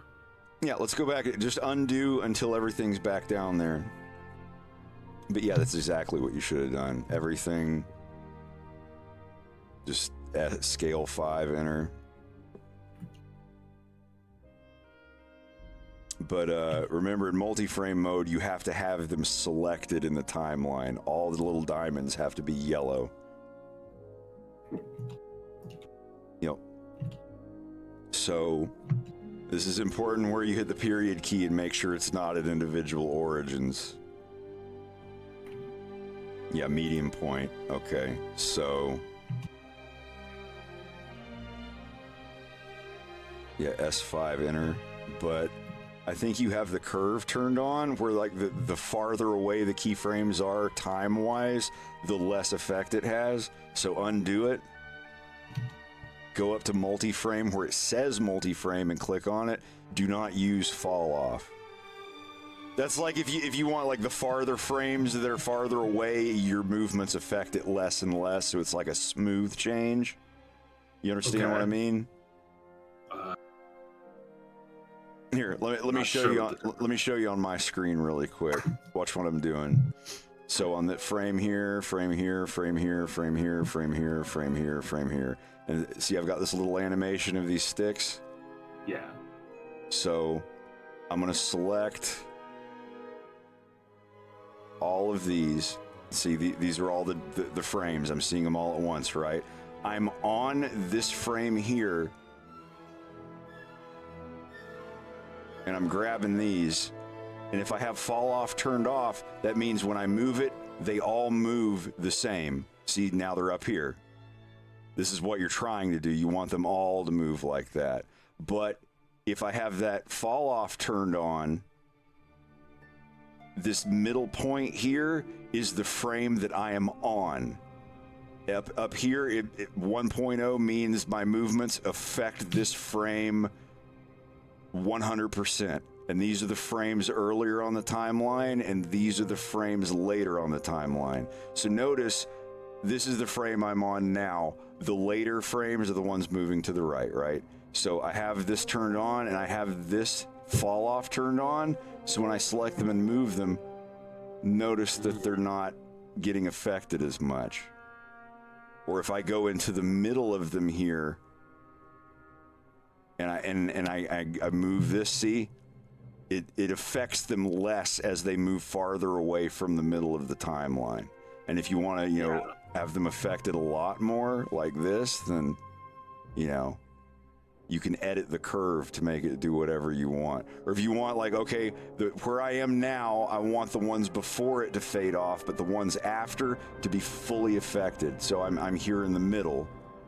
And see, now all the ones to the right afterward are fully affected by my changes, but the ones to the left, it's trailed off because this is my curve. But what you're wanting to do, if you want every single frame after to be fully affected by your movement, you would just turn the fall off, just disable fall off. So that just means everything is affected the same. I hope that makes sense. Yeah, I understand. Like here, see his body here? Watch, this is a good example. Let's say I wanted to, like on his body layer, I wanted to make his shoulders shrug up really high right here in the middle and then back down to normal. See, I have them all selected, right, in multi-frame. So I can go in here, if I have that curve turned on like this, I go in here and I'll nudge his shoulders up like this. And now when I go back, watch, see, all the way at the end, they're not affected. They come up and then down, see? Yeah. So that kind of shit will save you hours of reanimating stuff. Or like, let's say I just wanted his back to his back to just swing back a little. Nothing too exaggerated. I just did that. Now watch, see? His back goes back. And it's kind of linear there. So what you would do to get rid of that linear amount is you go in here and just add kind of an acceleration, deceleration curve. So you come in here in the middle and move him back a little, and now his body just has like a little bit of smooth, eased sway to it. That's what the curve is for. Do you get how the curve works now? Yeah. Because this middle line here in the middle is wherever your timeline is. Like if I'm doing this and I'm all the way over here and I have all these selected, the right side of this curve means nothing to me because there are no frames selected on the right side of the timeline. All of these frames from here to here will be affected by this middle point to the left. So you can just, you know, do this stuff and without you having to go on each individual frame and nudge one and then nudge the next one a little more and nudge the next one a little more than the last one, and and all that shit. Yeah, I mean, Flash has the same multi-frame editing stuff too, but this shit will save you so much time. But anyway, for what you're doing, yeah, scale them up 5 without the fall off thing enabled, and then just move it up to the center of the screen. And then turn multi-frame editing off, and you should be good to go. As long as that was every frame and you didn't have any materials locked. Because you can lock materials too. If you have a oh yeah. I saw that. Now remember, select edit, open up multi-frame editing again with fall off turned off, of course. And select every frame. And now do the shrink fatten and hit 5 and hit enter. Because you're going to make your lines thick now. And that should be the line thickness you had them at. If you scaled at 5x and you shrink fattened at 5x, it should look exactly as it did when it was a smaller object. I made it Alt D. Wait, you hit Alt D? Oh, I made it Alt D instead of Alt S. Okay. Fix it. Yeah, Alt D is like make a linked duplicate. Oh, maybe it's not working. These keys are so faded I can't even tell what I'm pressing. Wait, I guess Alt S is already something then. I think it's like save as. Bring it. Yeah, this is what you're gonna. If you can learn how to do this yourself, you will never need somebody to get you a fish ever again. Yeah, save. Yeah. Like all of the ones that are Alt S. I've never used. Well, leave the one in the text editor. Alt S on the text editor is to save your scripts. But that one only works if your mouse cursor is over the text editor anyway.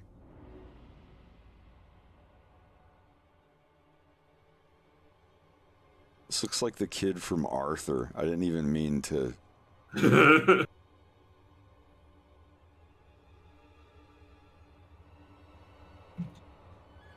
Do you really think someone would do that? Just go on the internet and tell lies?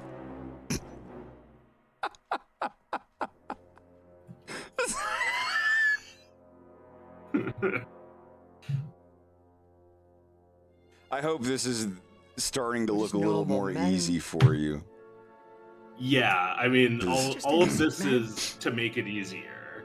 Yeah, and the thing is with the mouth mask and all that stuff, if you don't want to do it with my mask way and you just want to fill the teeth and the throat and the tongue colors in on their own layer, just use layer 4. Okay. But if you're wanting to, you know, that's why, like here, watch on my screen. I'm just going to delete the mouth entirely. And instead of using the mouth layer, layer 4 used to be the mouth layer. There was just 1, 2, 3 mouth layers and then 5, 6, 7. But I changed that. Mouth is its own separate thing. If you don't want to use them, look, I can just go to layer 4. Uh-oh.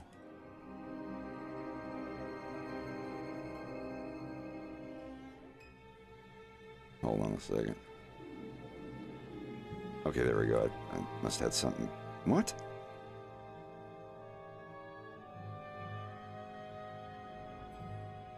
Is layer 4 fucked up?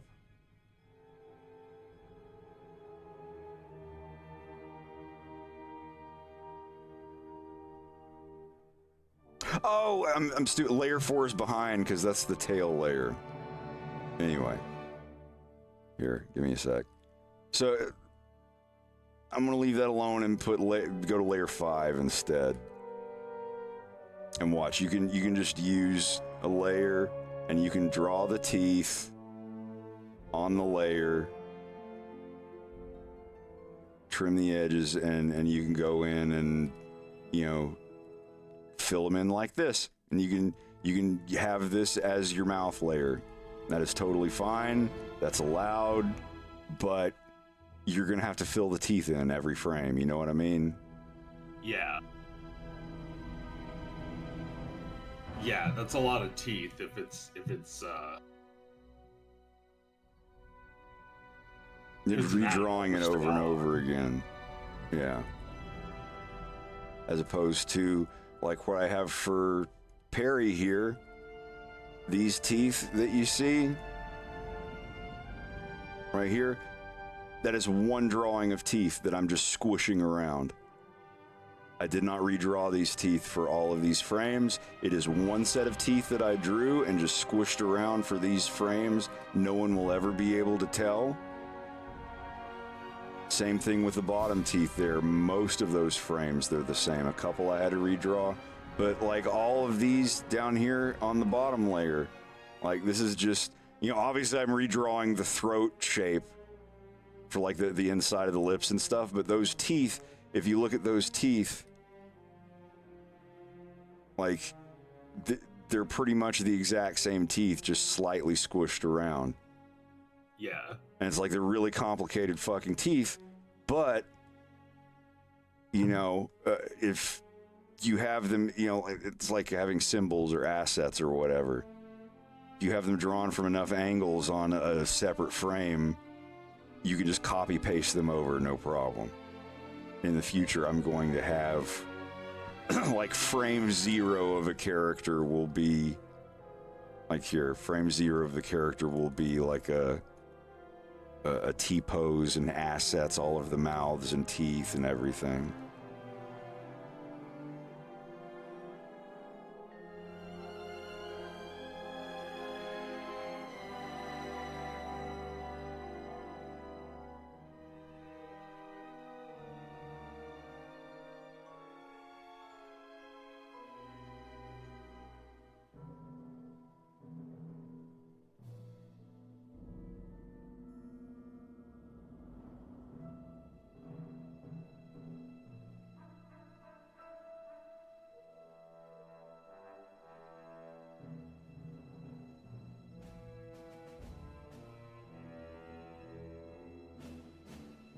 I hope you have everything else figured out. Is there anything else that you're kind of confused about, or anything that we've done that you don't really understand?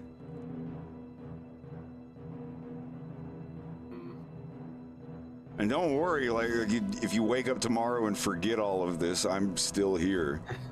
I'm still here. Sorry, I teed myself up for that.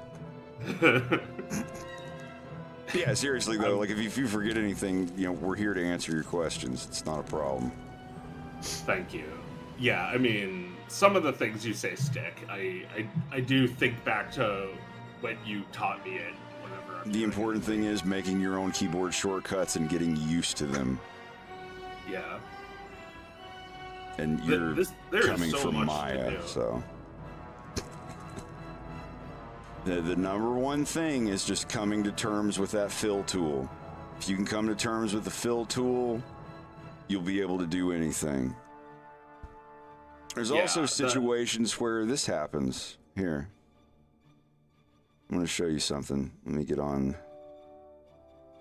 Let's say you get on this frame and you've drawn a character, and then at some point you've gotten out of your camera and this has happened. Yeah. This stuff where it looks fine here and you got it here and it's like, oh, this is fine, and you start filling stuff in like oh,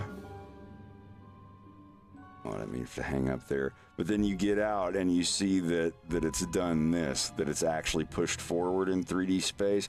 Same thing with his glasses here. I have a problem with his glasses because they're forward. They shouldn't be like that. If you try to fill them in, they're going to look fucked up. See, here's a perfect example. See, like his glasses are fucked up forward. So what you would do to fix this problem is you select the stuff for this. Like whatever vertices, the safe thing to do is to unlock everything and select everything. You know, select all multi-frame on, select everything, literally every line you have drawn, and then you hit F3 and type in reproject strokes, and then you choose from view. And you obviously make sure you do this while you're in the camera, and it flattens them to the camera view. See? So now it's not like pushed forward anymore. This will happen from time to time. Hey, Andrew, and I'm just helping Joe with some stuff right now, but the scene I'm working on is... This is when Farah comes home and her dad's just like, "Hi, sugar, you having boy trouble?" And, you know, he already knows everything, and he's pissed as hell, and, you know, he's more pissed that she's dating an O'Donnell than he is that she helped someone steal a ship the night before he gets fucking elected to become president of Corneria. So that's this whole scene. And then he starts playing a song on piano to embarrass his daughter. Just on the spot starts freestyling a song about how his daughter is thick-headed and messes things up. And he tries to teach her, but she just won't learn. Yeah, this is her general take on it. She's like, "Ah, geez, Dad's doing the piano song thing again." He's just like, "Well..." This is gonna be fun to get with Froggy Fresh and see what kind of song he can write about Farah. Is he gonna play piano while singing? Oh, yes. Cool. I don't know if you've heard his more recent stuff. It's pretty fucking great. But, yeah, Froggy Fresh is going to be voicing Perry Phoenix, the premier of Corneria, and Farah's father. Farah's father, Froggy Fresh. "Cause your boyfriend's a bitch. He ain't shit. He can suck on my dick." An actual song by him. That would be great. Froggy Fresh, he's the one that did Evil Demon Baby and Bubblegum Bees. Yeah, those are awesome. Yeah, I've already talked to him. He's up for it. I haven't talked to him in several months, but I told him, I was like, it's going to be several months before it's ready, but it's 100% being made. And he's like, "Hell yeah, dude, I'm 100% down for it. Let me know if you want to collab on anything else. He likes my animations."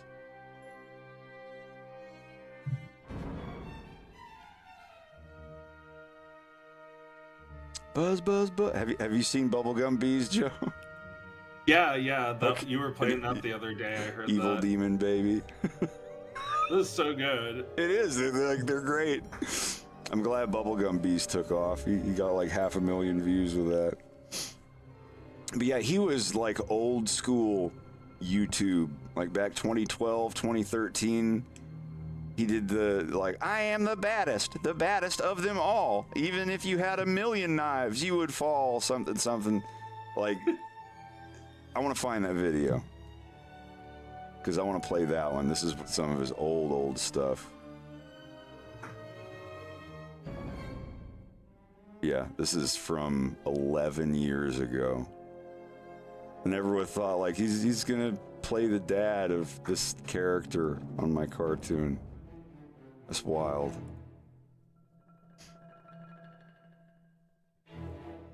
Yeah, I definitely have to play this. He's got like a runny nose the whole time. Or yeah, why is James crying? 'Cause he just got dunked on. Are you leaving? Nah. Bye, I guess. Drive safe and have fun. Oh, shit.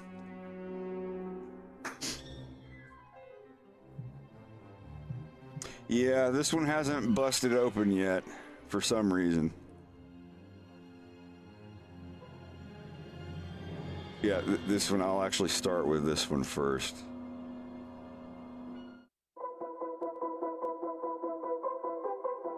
This is from like 2013, I think. 2012.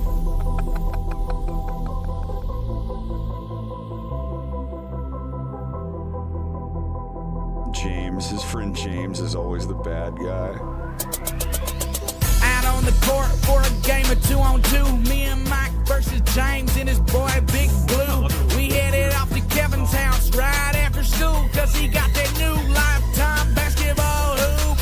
We came ready to play. We came ready to win and bring the trophy home that day. Big Blue said, you ain't bringing home that W. How you gonna score when I'm standing here in front of you? I grabbed the ball and I passed it into Mike.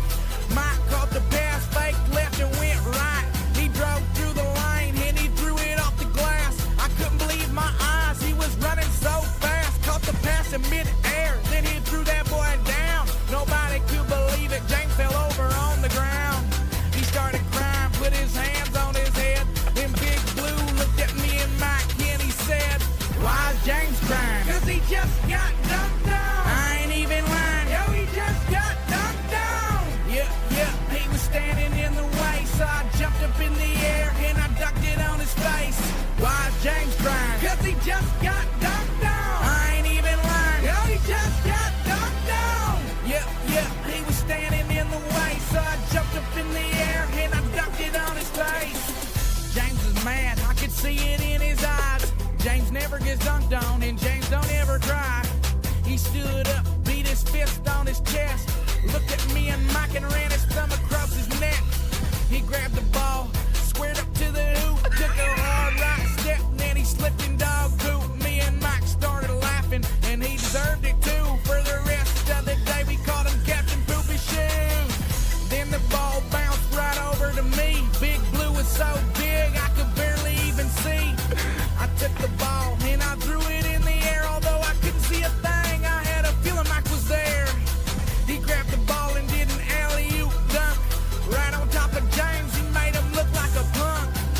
Then James' girlfriend walked by. She stopped right there and looked me square in the eye. She said, why is James crying? Cause he just got dunked on. I ain't even lying, yo, he just got dunked on. Yep, he was standing in the way, so I jumped up in the air and I dunked it on his face. Why is James crying? Cause he just got dunked on. I ain't even lying, yo, he just got dunked on. Yep, he was standing in the way, so I jumped up in the air and I dunked it on his face. For the rest of the game, the lead went back and forth. It was all tied up when I checked the scoreboard.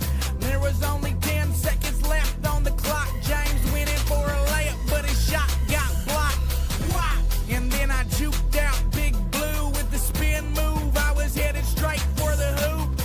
I looked at Mike, put my hand up in the air. James was standing in the way, but you know I didn't care. Mike threw a perfect pass and I jumped so high. I was way up in the sky, dog, it felt like I could fly. I grabbed the ball and I threw it down hard, right on top of James. I felt like a superstar. That's how me and Mike won the basketball game. We beat Big Blue and Big Bad James, cause me and Mike are the #1 team. And we heard James cry, yeah, we heard his mom scream. She said, why is James crying? Cause he just got dunked on. I ain't even lying, yo, he just got dunked on. Yep, he was standing in the way, so I jumped up in the air and I dunked it on his face. Why is James crying? Cause he just got dunked on. I ain't even lying, yo, he just got dunked on. Yep, he was standing in the way, so I jumped up in the air and I dunked it on his face. Oh! Yeah! You come up in here, you're gonna get dunked on. Peyton and Kim, Penny and Shaq, Pippen and Jordan, boy, me and Mike are back.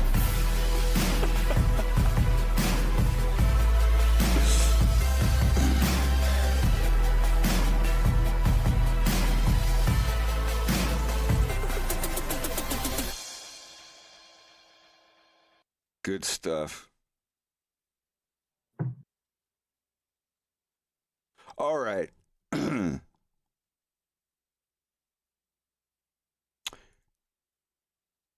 Thinking about hopping into the grease pencil room at some point when anybody feels like screen sharing their work with the file I uploaded. Might be today, might not. I don't know. It depends on if anybody wants to.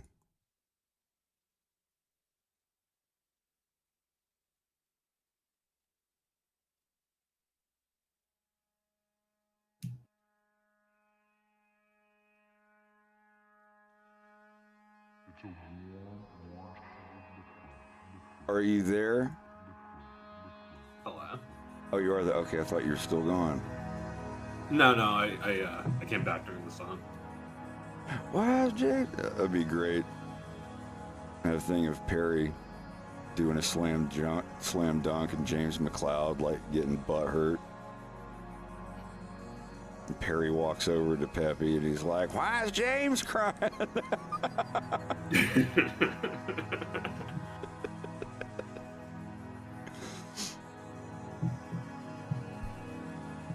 As much as I want more than anything to do a Froggy Fresh reference in my cartoon, I don't think I will. I want Tyler's voice performance to go solely on his voice and musical performance and not require any like, oh, remember the meme? Remember, oh, he did this thing. It'd be like me having your character, I'm still here. Yeah, something, or like have him be a dachshund or something. Be like, oh, that's me, or you know. I mean, I'll be honest. Like that in a does sound cartoon, kind of it'd be all sick. right, but like for my cartoon, for like the universe, it would pull you out of the immersion. I feel. Yeah. Like if it was a different cartoon, absolutely, but you know, even having the Cumtown guys and Shane Gillis and Matt McCusker in my cartoon, it was a very, very tiny, teeny tiny, hard to find reference to a handful of stand-up comedians. It to me. Yeah. Gringo, you know, are you familiar with Cumtown? Only from what you've told me and what my sisters told me. Oh, is your sister like? Yeah. Yeah, that's. You should tell her that Nick Mullen, in essence, is in my cartoon. I'm not sure if she's seen episode 2 yet, but we've had many discussions about A Fox in Space.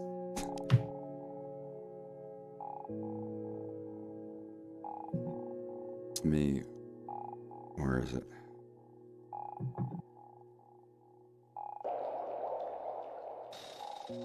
But like, if I don't catch that reference, it's still a good drawing. It's still something to think about, like some commuter's life on Venom. Yeah.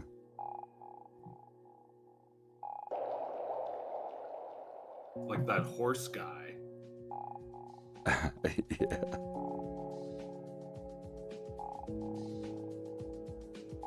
Was the horse guy? Is there a backstory to him? No. The impatient horse Smoke guy? real Imrani, rapscallion ghost nuggets. Yeah, Y'all can't just fuck normal me. words. Yeah, this is the. I have to hide the fucking this thing because I don't have the frames anymore. Yeah, here we go. This is where if you look back here. This is just my friend Paul Ego from the New York trip Discord group chat. Okay. I think you all had a heated argument about crypto when I had the crypto channel for like 2 days. Yep. Does that not exist anymore? No, I made it because I was like, well, hey, maybe we can help each other out, and then crypto just took a shit on itself, and I was like, nah. And a couple other people in there were just like starting to troll and scripting, and I'm like, no, this is gonna turn bad. It wasn't you or him or me or anything like that, but like there were a couple. It started getting like fishy bot behavior kind of shit. Yeah. Thank you, like, Moss, for the sub. appreciate can't really it. use something that volatile. Yeah, this is right when, you know, Elon Musk was doing the Saturday Night Live thing, and everyone's like, oh, Doge is gonna go to the moon. It's gonna go to the moon. I was one of those people. I was like, look, I'll throw $800 at it. And my $800 is still in there. And right now it's like, I mean, it's not, it got down to like $30, but now it's like, you know, $500 again, almost back to 800. Like, so, you know, I haven't lost the money until I pulled it out, but, you know, I put it in there, just I'm going to let it ride. Maybe in, 20 years, someone will message and be like, dude, have you seen Doge? Oh my God, it's still climbing. I'll be like, done, out, buy, sell, done. You know, just sell the shit, get tethered US or whatever the fuck, and be like, there, my $800 after 20 years finally brought me back in $900. I made a $100 profit. I can buy a 12-pack of Coca-Cola now in 2034. Oh, Christ.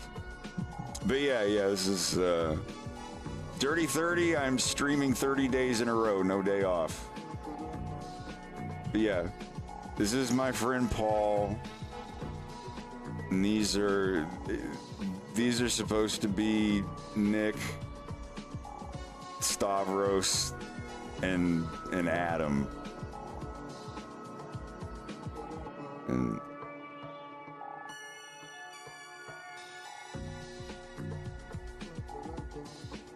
does not have There's another. Oh, sorry. No, you're fine. There's another what? There's another gag you did that I also didn't get, but I still thought it was funny because it was like a caricature of somebody on Pepe's like nicotine thing. Yeah, that was Matt McCusker and Shane Gillis from Matt and Shane's Secret Podcast. He's the guy that SNL hired and then instantly fired because he made an edgy joke. And then they asked him back after he exploded and became like super famous. And then they asked him back and he hosted. And even Shane Gillis couldn't save that show. God, Saturday Night Live is just... Every once in a while, they'll do that one trick.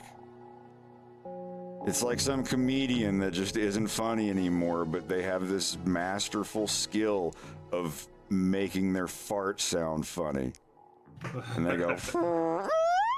And you're like, all right, that's one in a row for you, SNL. Good job, I guess. I don't know. That's what Saturday Night Live feels like to me now. But I'm glad that he survived that. I don't want to get in any like anti-SJW woke political blah, blah, blah, blah, blah, or anything like that. But like he didn't deserve to. I mean, literally, they did the exact same thing to Norm Macdonald, and then they wanted him back. Because it was like, oh, he's actually good and doesn't need us, and now we suck. Yeah, I had Shane getting fired from SNL was like the best thing that ever happened to him.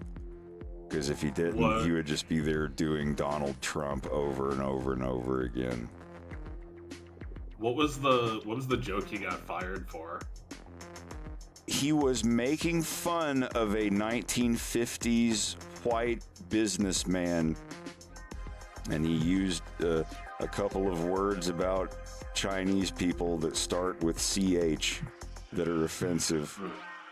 He himself was not saying the stuff.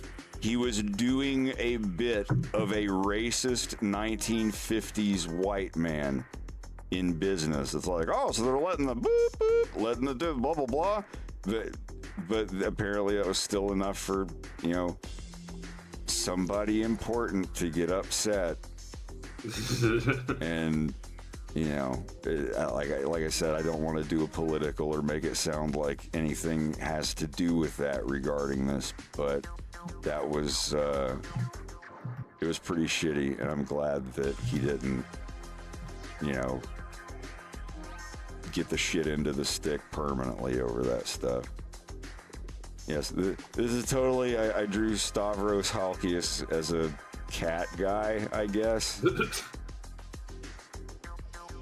of course, Adam Friedland as a Jewish llama with a yarmulke, or alpaca, not a llama.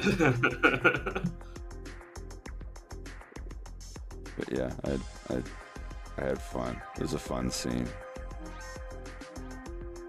But the hold on a second, let me find the other one. R-Wings. Was it Departure? I don't have the scenes enumerated. They're just, like R-Wings landing on Venom, so it's not like, Act 3, Scene 4 or whatever. I'll fix that eventually.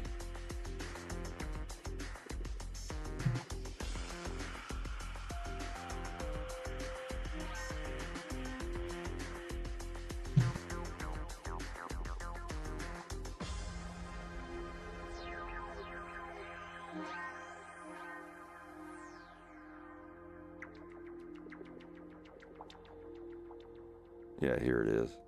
I think there's a hole in here. Yeah, there it is. That's the thing that he's got in his hand there, like the full front graphic of it.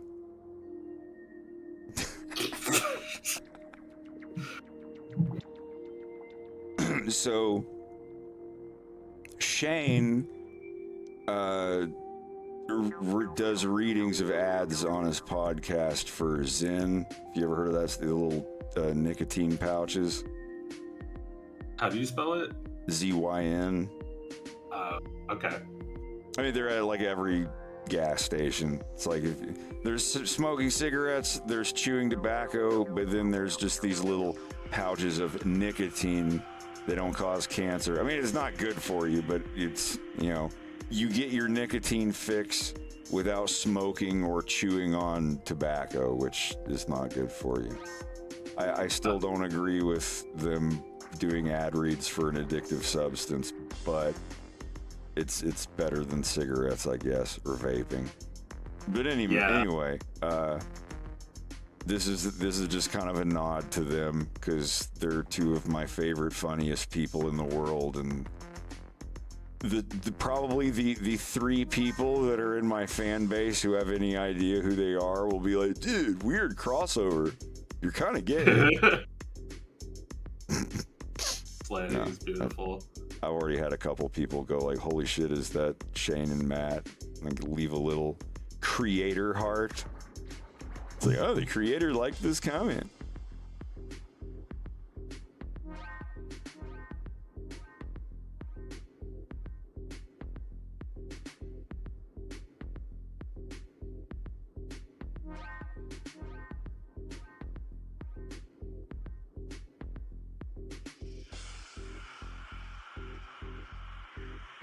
I think I have to set a sound device.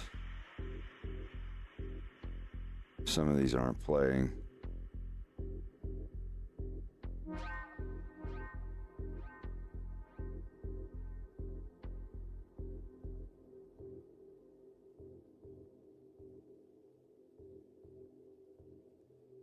Yeah, I don't... Anyway. I don't want to get too distracted.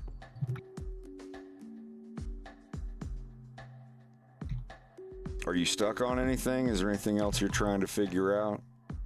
I actually just figured it out as you were saying that. Awesome. I was trying to paste this mouth, and I figured out. Oh, I wasn't in edit mode.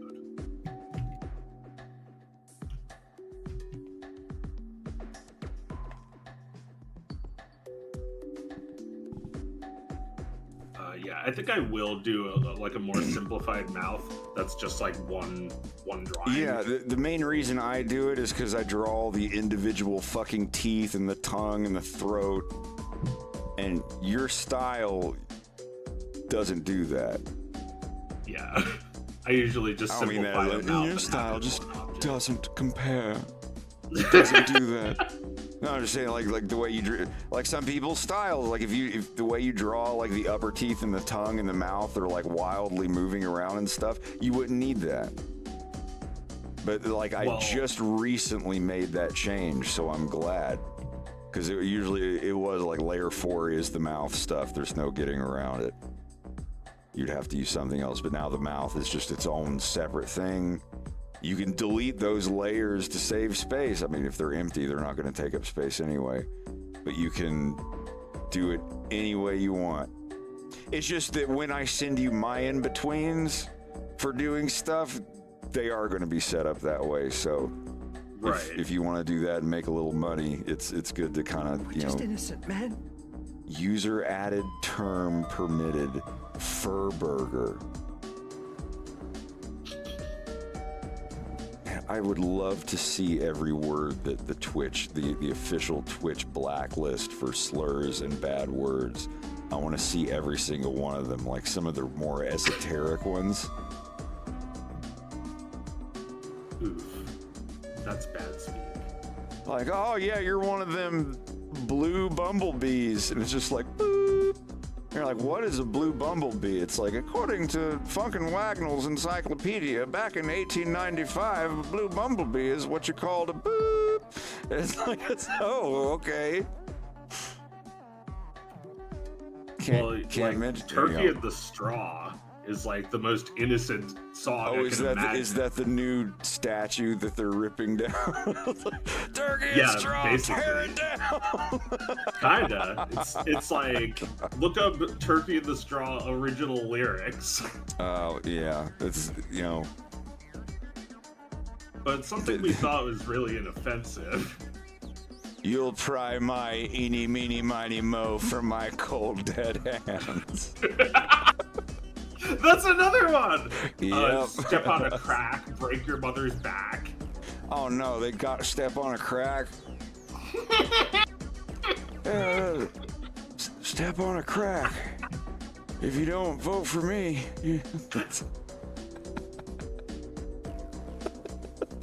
I'll quit.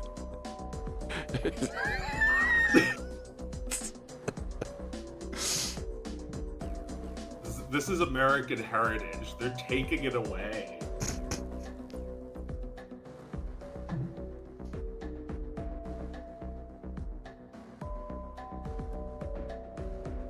Oh, but yeah, I was gonna say, like, I never really copy teeth in my cartoons because I just achieve zen redrawing them over and over.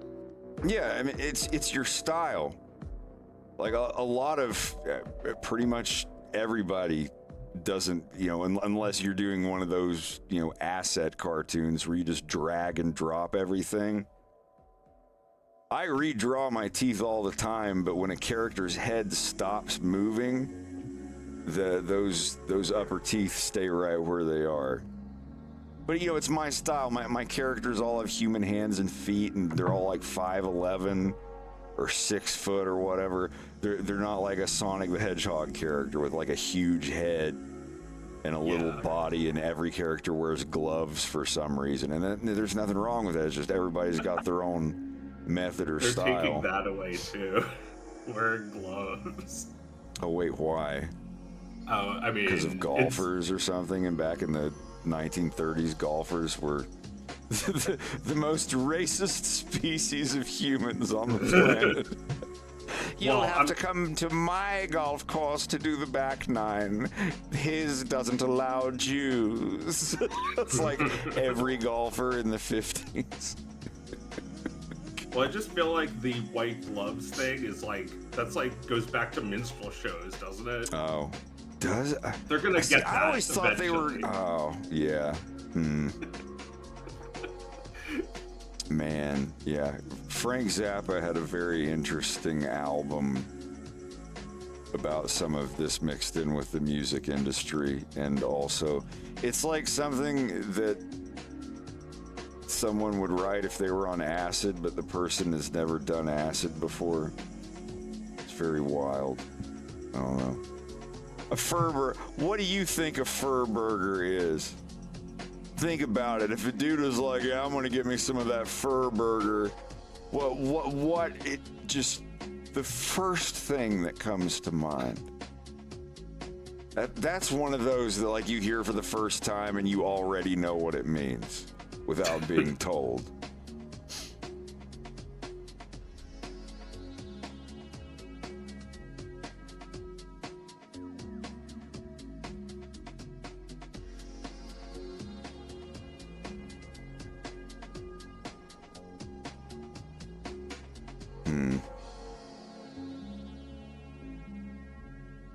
Well, Jesus Christ. What are you doing, man? What is this friggin' guy doing? I'm gonna go get a hot dog. Platonically.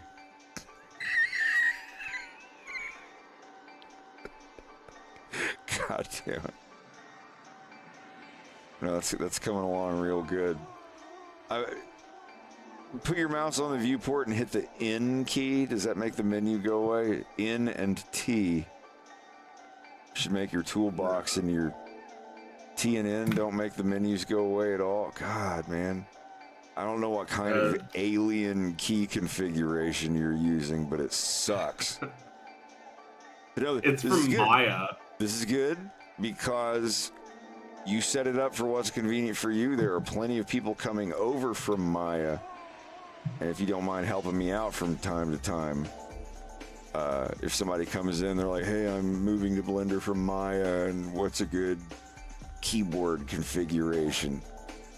And you can come in and be like, well, here, this is what I've got. Check this out. I came from Maya. It's all 99% Maya with a couple things changed. See, and also left-handed. You're taking care of the most marginalized group of Blender transplants. I guess that's true. I could send you this file when it's done. Yeah, for sure. I mean, just send it to me every couple months or so, like, because you're every week, every couple days, you're gonna add keyboard shortcuts to it. I have a giant folder that goes all the way back to like 2018 of all of the Blender shortcuts I've changed. What was the one you were just saying? Which one? You said like it's like N and T. Yeah. Look on my screen. T on usually any screen. T brings up the left toolbox up here. Oh, okay. And N always brings up the right side screen. Even down here, you hit N. It brings up the side menu for things that you might have selected. N always brings up the right side. I don't know what it's actually called. You've got to already have a key map for it. And you can find the name of it too, like interpolate. If you go into your preferences and search by name and type in the name of the function, it should come up. So the in function is context toggle. That's for a million things. Let me find grease pencil. I just don't know if...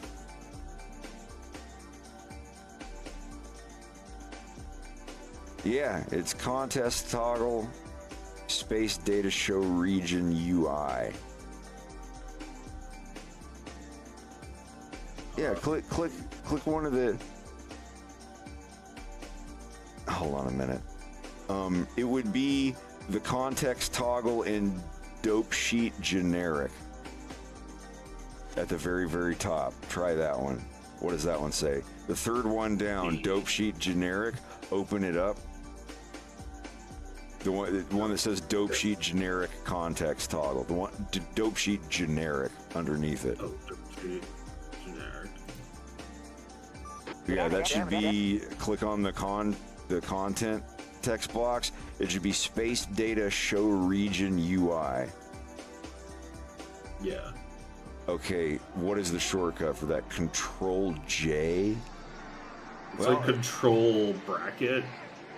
Control right bracket. Yeah. And try this one now. And I'll bet it's the left bracket.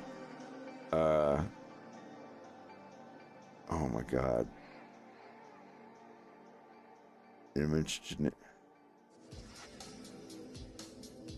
would just get it would just be in window context toggle. Yep. The very first one, context toggle, Control T. All right, so it's Control T and Control right bracket for you. I guess that's how you Maya kids had it. No. I don't know why. It's probably just like that because everything had to move over. Try it. Move your mouse into the 3D viewport and type Control T. It's not. Didn't do anything? No. Oh. Is that Control T, Control. Is that Control T and right bracket? It's like these two. Oh, Control left bracket and Control right bracket. Okay. Yeah. All right, that's not bad. If you can remember it, then it's good for you. I mean, it's a right-handed thing as opposed to hitting T, so I could probably do it. Yeah. Yeah, actually, for if you're left-handed and your right hand is on the keyboard, that. Yeah. If that's good, that's the most important thing, though. Don't listen to me when I'm like, well, I have it as the N key or anything like that. Like, you just do what's good for you, and if you get a new shortcut that you want to switch them out, you can do that too. It's totally fine as long as you know where it is and how to do it. You've done a lot of it today, just doing the searching of the key binding and the name stuff. Just as long as you realize that just because you set Q to a shortcut in one thing, you can have Q be a completely different thing depending on where your mouse is on like which window.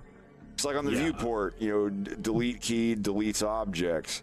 When you move your mouse down to the timeline, it's a completely different thing. It's delete keyframe or delete marker or whatever. And those shortcuts are completely different in the preferences. And that's good, because it's like, I want the X key to do the fill tool. But on everything else, X key is delete point. X and delete are delete points for me. But when I'm in draw mode, I'm used to, Photoshop, Clip Studio, Flash, whatever, where the X key or the K key are the fill bucket. Some things it's X, some things it's K. But the fact that you can do that is really nice. Adobe everything has nothing like that the last I checked.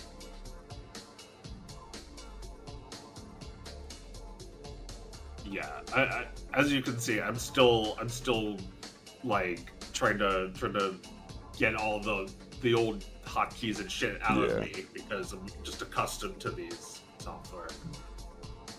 But Blender is like caught up and gone beyond what they've done. Yeah, they're just missing those $1 million renderers like RenderMan or whatever the fuck it's, or the Nuke one. I can't remember what it's like Cycles, but it's a render engine that costs like $10,000 a year or some crazy shit.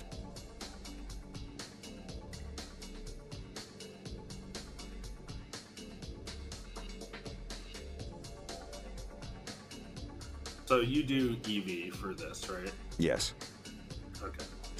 If you want to do the grease pencils in Eevee and you want your backgrounds to be in Cycles, that's perfectly possible. You just make a linked copy of the scene. Have you used the compositor? No. You never used the compositor? I don't think so, no. So it's like when you hit F12 and render, it renders out a PNG of, that frame. But the compositor is what you run it through for blur and color balance and color correction and all that. Okay.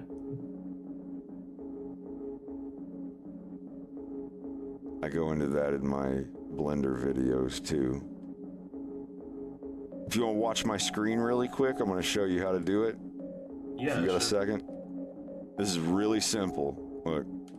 Okay, so I've got this is brand new project, right? Just gonna make a couple blocks here. Gonna make one be green and one be blue. And I'm gonna hit F12. And I don't have the window pop up. My F12 is just down. You know when you hit F12 and it renders it out to a PNG, right? Are you there? Yeah. So this is the PNG. And you know you hit Alt S and you can save it to a file or whatever. But you go to Compositor and turn it on, use nodes. So this is the layer, this is the render view layer that you're rendering up here. If this is checked, it renders. If it's off, it doesn't render this stuff in this layer. And you start off by having just one layer up here, your view layer. It's just called view layer. You can call it, you know, characters, background, smoke layer, you know, whatever. But turn on the pictures. So here, this is the layer I've rendered, and I'm gonna put the your image preview here. And if you're using nodes in the compositor, that's all you do. You come to the compositor and turn on use nodes. If it's off, you hit F12, and bam, this is your image. You know, F12, this is your image that's rendered. But over here in the compositor, you turn it on. And now you can add nodes. Like this is the image output of the layer that you just rendered. Let's say you want to do color correction. You hit Shift A and add a color correction node and put it on the line here. And now you can do all this stuff. It's basically like if you ever used a video editor that had effects nodes or anything like that. So, are you starting a new one? Is compositing tab? Yeah, start a new project. Okay. Actually, no. Wait. Go back into your camera here. And hit F12 and render. And turn your bottom window into the image editor, image viewer. Just like what I'm doing here, just image viewer.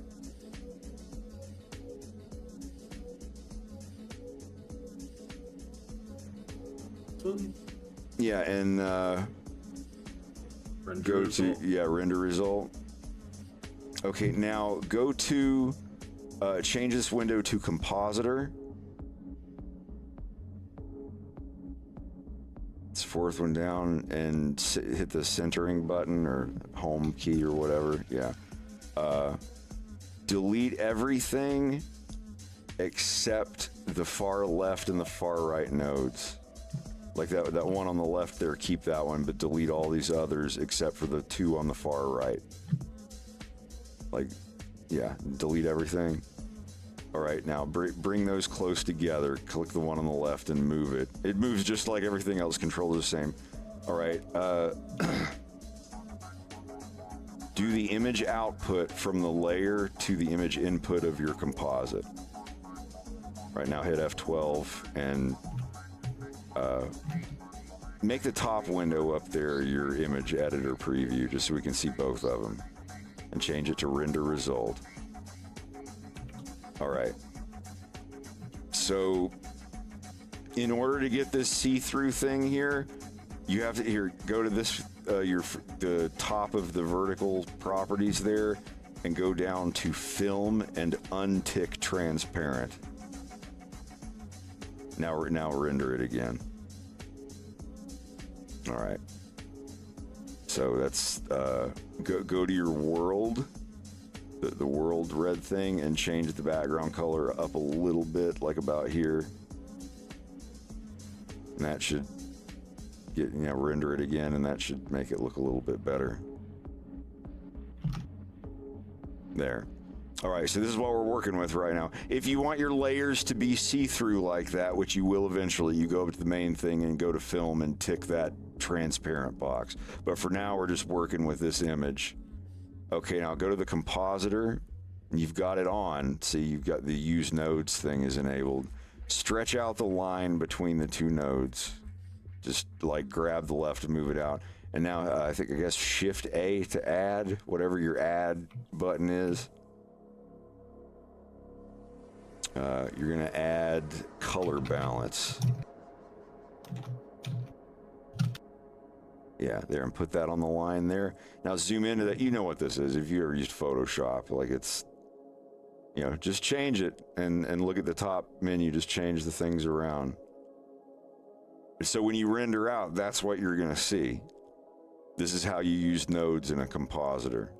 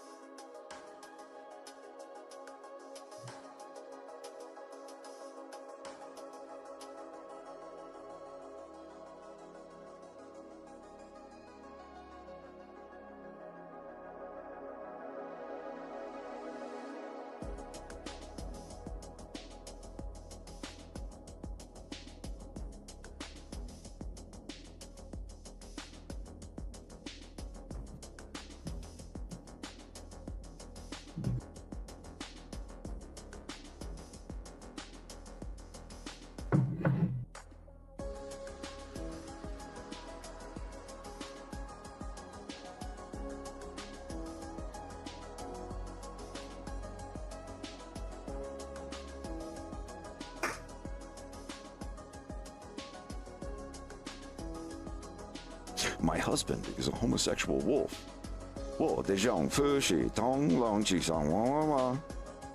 How do you say this? What about Japanese? No, it's 我的丈夫是同性恋郎. I can't say that. That's too hard. 私の夫は同性愛者の狼です. My husband is a homosexual wolf.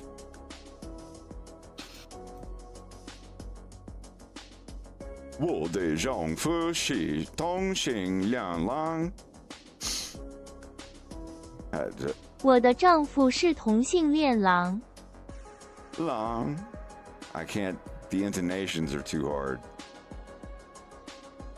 私の夫は同性愛者の狼です。What is it? このハイエナはとってもふわふわです。That hyena is very fluffy. I'm gonna try it. このハイエナはとってもふわふわです。I did it. This hyena is very fluffy.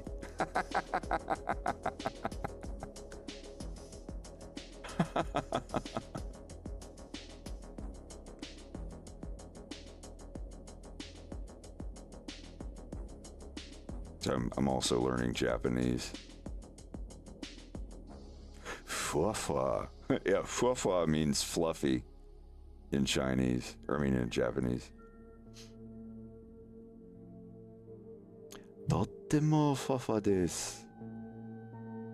ハトシャンプー、ハトシャンプー。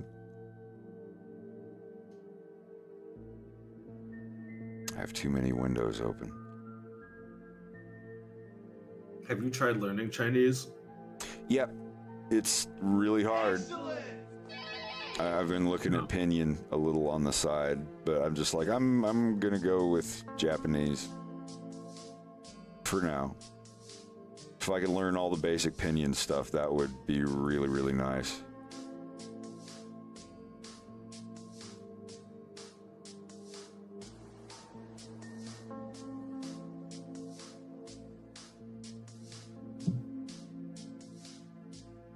I mean, I'm not afraid, but it's very intimidating.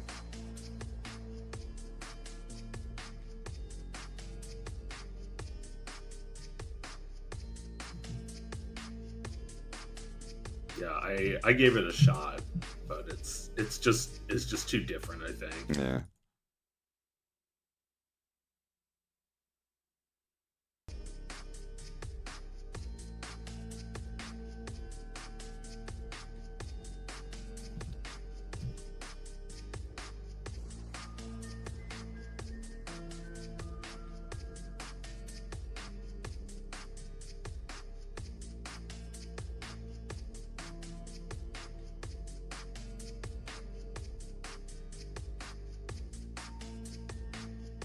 就say, 野狗在我的床上.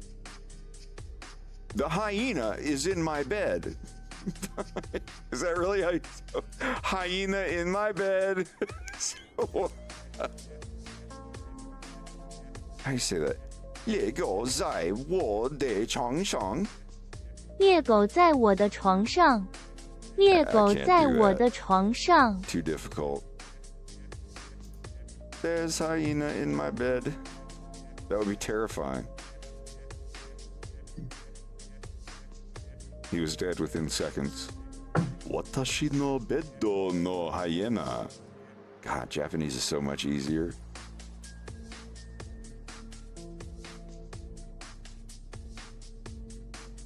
Beddo is how you say bed? You're kidding. Beddo. Beddo. A large double bed. What about table? Table's got to be like a different word. Are you kidding? Table. Table. You do know that everything in Japanese and katakana ends with a vowel, right? I'm just like I thought their word would be like jincho tabashi or something for table, but it's table. No, I'm just saying like their actual word for a table is table. Not like... I mean, cake is just keiki, which is my favorite word in the entire Japanese language. Cake. Keiki. Keiki. それは美味しいケーキです. I'm still early in my lessons, but the most annoying word for me is like if someone is Brazilian, it's Burajirujin. Brazilian. Brazilian. Yeah, I wonder how it sounds in Mandarin. It's probably like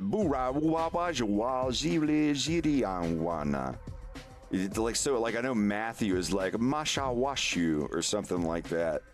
Because they hearing Sid say your name, I was just like, geez, I need like a glass of water after trying to say that. Yes.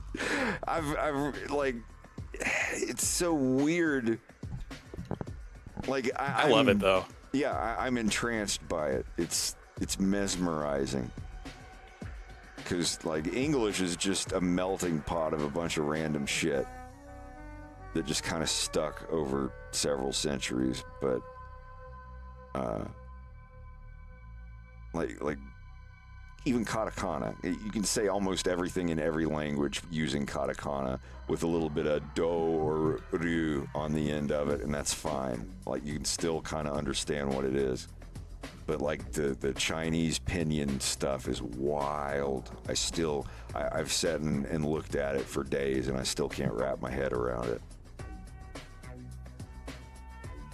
Anyway, Joe, that's the compositor that I wanted to show you. If you want to look on my screen really quick. This is what collections are for. So I'm going to move this red cube to a red stuff collection. And I'm just going to move both of these to the blue and green stuff collection. So you've got two collections over here, not counting the default one with the camera and the lights and stuff. But you got a red stuff and a blue and green stuff one. So these are two collections that you can turn on and off here. Now this is our first view layer. Let's call it view layer 1. I'm going to make a copy of it. Up here in the corner, does it show in? Yeah. So I'm just going to hit the copy button and just copy settings. And we're going to call it, you're going to see there's two of them in here now. And I'll show you what a view layer is, because you're going to need this later. And I'm going to call this view layer 2. Now all these they're the same list of stuff, but a different configuration of what is rendered. So let's say on view layer 1, we're going to turn off the blue and green stuff layer. And now we're going to go to view layer 2, and we're going to turn off the red stuff layer. We're going to leave the cameras there because we need them. So you have, this is view layer 1, and this is view layer 2. It's the same stuff here, but I'm just the tick box of the collection that it's in. If you want to make a collection, you hit M and you move it to new collection type and the name. So I have these two view layers. So now when I go down to the compositor, now remember, watch, I have to go up here and go to film and turn back on transparent so they have a see-through background now, see, when you're on render mode. So now I'm going to hit render, but I'm going to come down here in this view layer renderer that I've got in the compositor. I'm going to duplicate it, and I'm going to change this one to view layer 2. So now you see we've got these two image outputs when we hit F12. And this is what our final render result looks like right now. Do you know why it only has the red square in it?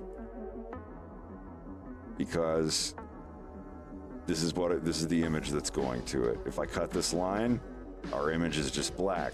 So to slap these together, you would add an alpha over node. It puts two things over each other with alpha. So you put this image here, and then the next one is the one that gets laid on top of it. And now we can bring the final image of them combined to our output. And this is our thing now. Oh, but see, it needs to be the other way around. So flip them. There, see? So let's say you wanted to fuck up the red one, but not the others. You can add like a blur node here. And then change the blur to something. See? Cool. And that's, do you understand how it works? Just kind of like how... Yes. Yeah, and that's it. So like I'll have one layer with the water on it, one layer with the grease pencils on it, one layer with the world in the background and the fog and whatnot. You don't need all of them, but you can do this. You can, brightness and contrast. If you need to add a brightness and contrast to it for whatever reason, and it edits it. Just think of this line as the image going through, like like in a video editor where you add a blur effect or whatever, but this is how they work.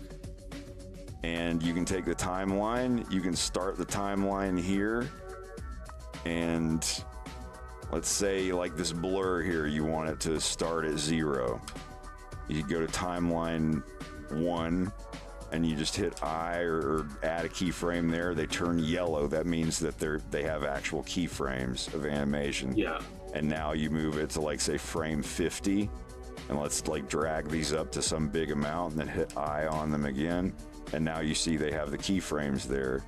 So you can view some things live in the compositor here. So like see when I go here, see?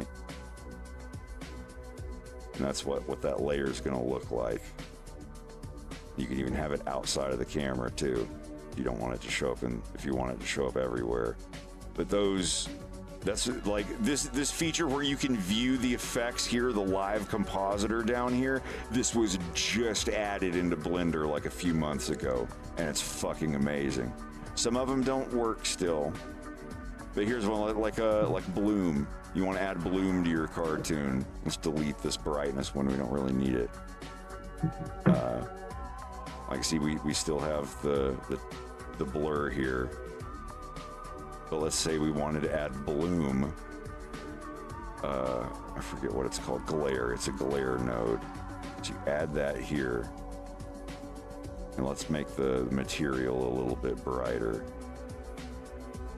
Yeah, like an emissive red that's like really bright. And change this to ghosts or fog glow. Yeah. And you got the mix like wet and dry of it. So when you render your picture, see, it'll have the representation of how much glow there is in the live view is a little bit off. They use different tools to do it live, but you just kind of have to get used to it. Yeah. Like see, like it's actually this much in the picture, but in the preview it's a lot higher for some reason. That's just a bug, and I've reported it, and they're like, sorry, it's just the way it works. We can't fix it, because the actual render of this glow takes like a whole 2 seconds to do, and the fact that it's doing it here like 100 frames a second is weird, but it's doing it in a quicker, cheaper way. So if you're wondering why it doesn't look the same, the other ones look all right though, but you could do with streaks.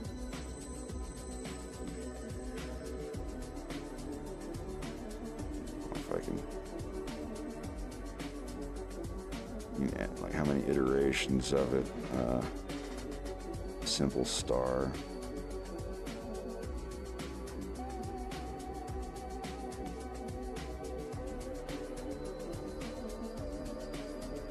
But yeah,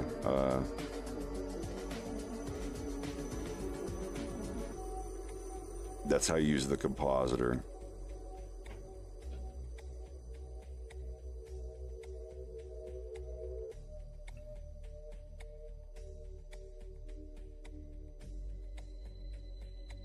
And there, so let's see, we render this out now. So this is how you got all the glow effects? Yeah, like when you go into rendered mode and you see the characters kind of glowing. Here, now that I've shown you this, let me go back to the... Which one was that? Was a new script? Yeah, here. So on this that you see here, on Wolf, how he's glowing and everything, this is the compositor. This is my compositor. So... Cell shadow effect, ignore that. Select that and control delete. It was an experiment I was doing. And this stuff down here, main scene, that can go. Yeah. I mean, honestly, you can just delete all of this stuff except for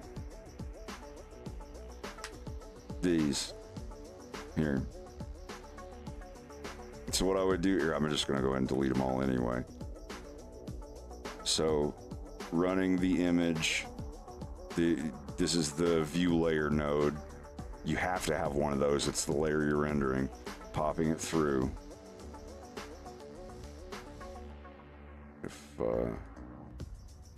Wait, actually, or I think I do need those. Never mind. This is what I need. Okay. So. No. Oh, this is confusing.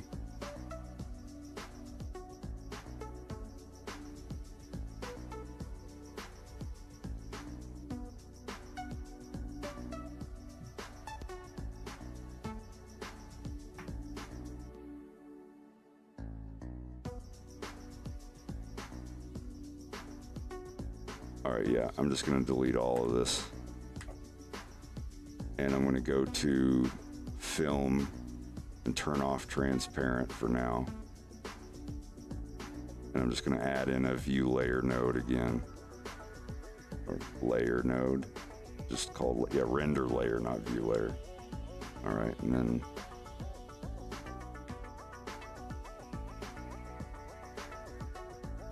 there.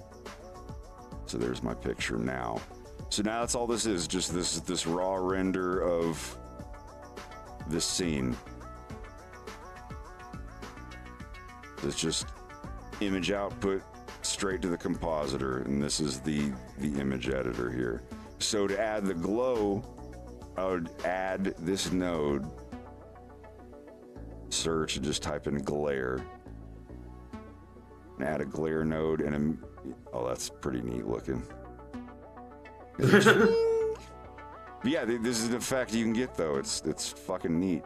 See, even outside of the camera, like you can just.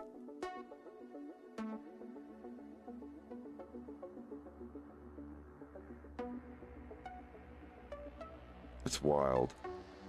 But anyway, you'd set this to fog glow. And then re-render. And there, you got your little bit of glow there. Set it to high quality. Turn threshold down. Threshold to 0 makes everything have glare. 1 is just a little bit.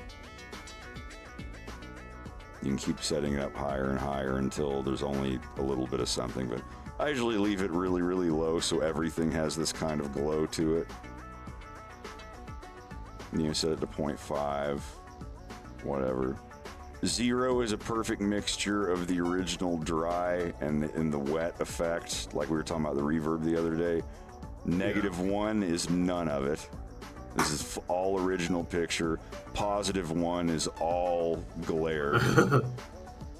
So I just, you know, just leave it 0. It's a good 50-50.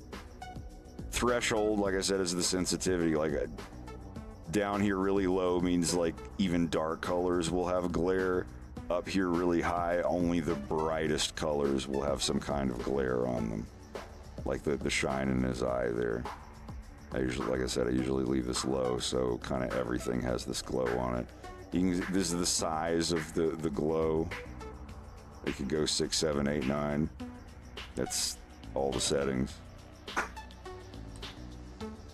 Yeah, there is bloom. I'm sure you know there's bloom in Grease Pen or in Blender, but bloom does not affect Grease Pencil.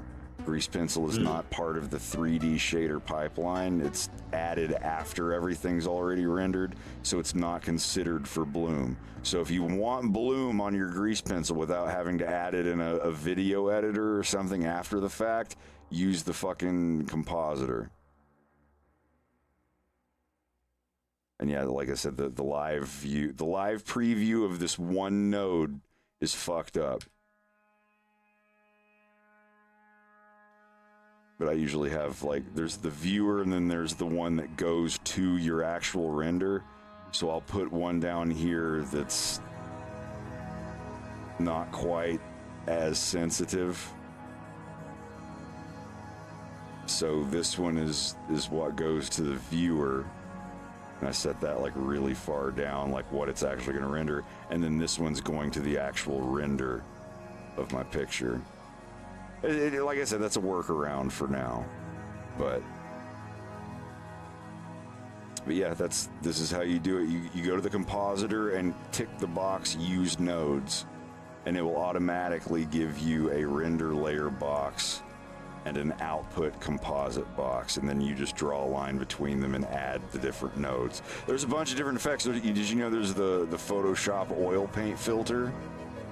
Watch this shit, dude. This is not in your version. This is in 4.1 and up. The Kuwahara filter. Let's see.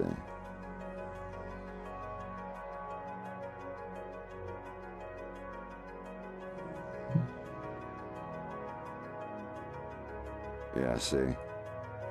Let's go this.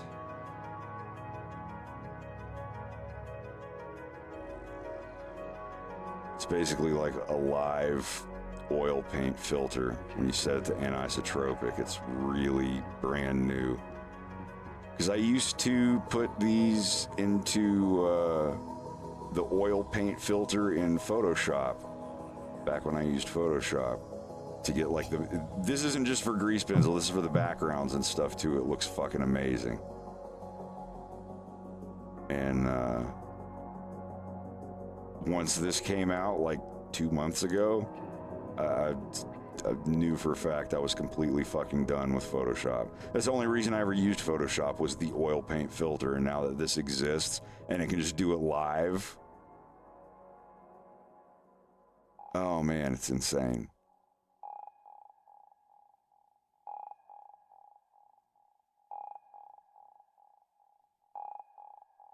Any value that you want to return to the original value, hover your mouse over it and hit backspace.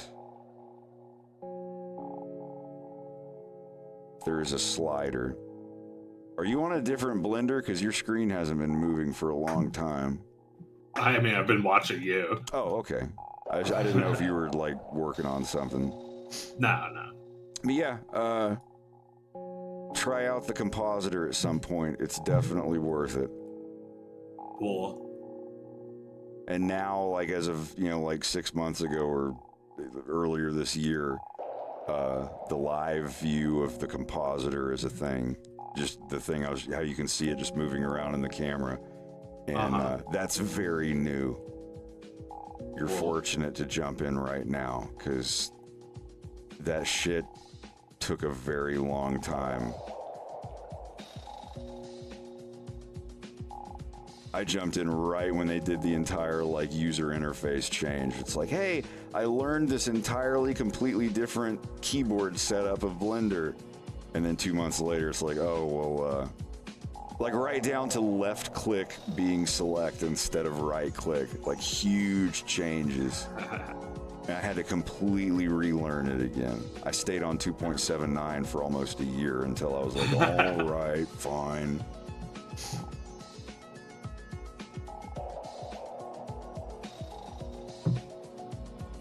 I also started with that version, but it's much better now.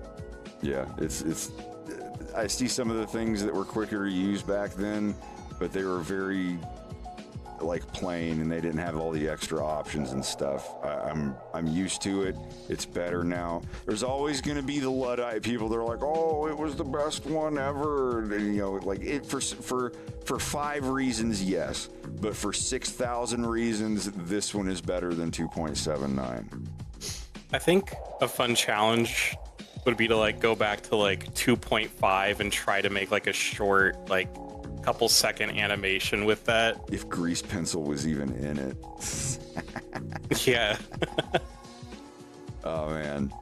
Yeah, grease pencil is just a beefed up version of the annotator tool, which I thought was pretty neat. Yeah, I don't think there's ever been a program that let you do all this. Like, nope.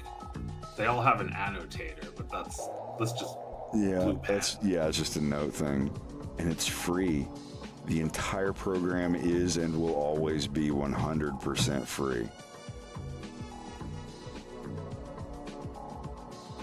But nobody rushed to make a grease pencil competitor or anything. No, everyone's counting on Blender to be too complicated to get into.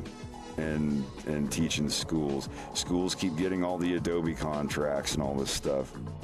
I'm waiting for a school to be like incredibly based and put forth like a Blender fund thing, like, hey, or whichever, toward one or toward the other one. I don't know how that school grant shit works, but have one for Blender where it's like, yeah, school, you use Blender.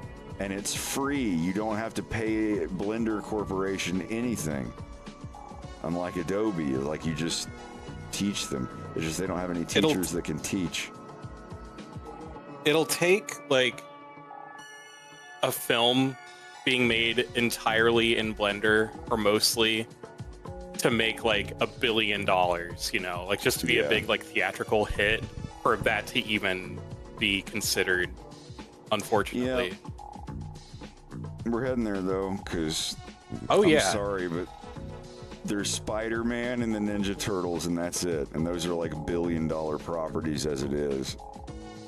Nobody else is doing anything worthwhile, unless it's like an indie studio.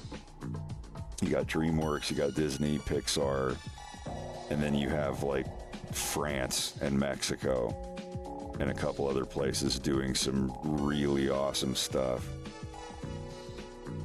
And then you've got like Has-Been Hotel and Lackadaisy, who are totally start out independent, and now they're getting like $1 million grants of money from people, not from Gatorade, but like actually like having crowdfunded things and stuff. I just think that's really, really cool. I mean, fuck, Has-Been Hotel is on fucking Amazon. I think that's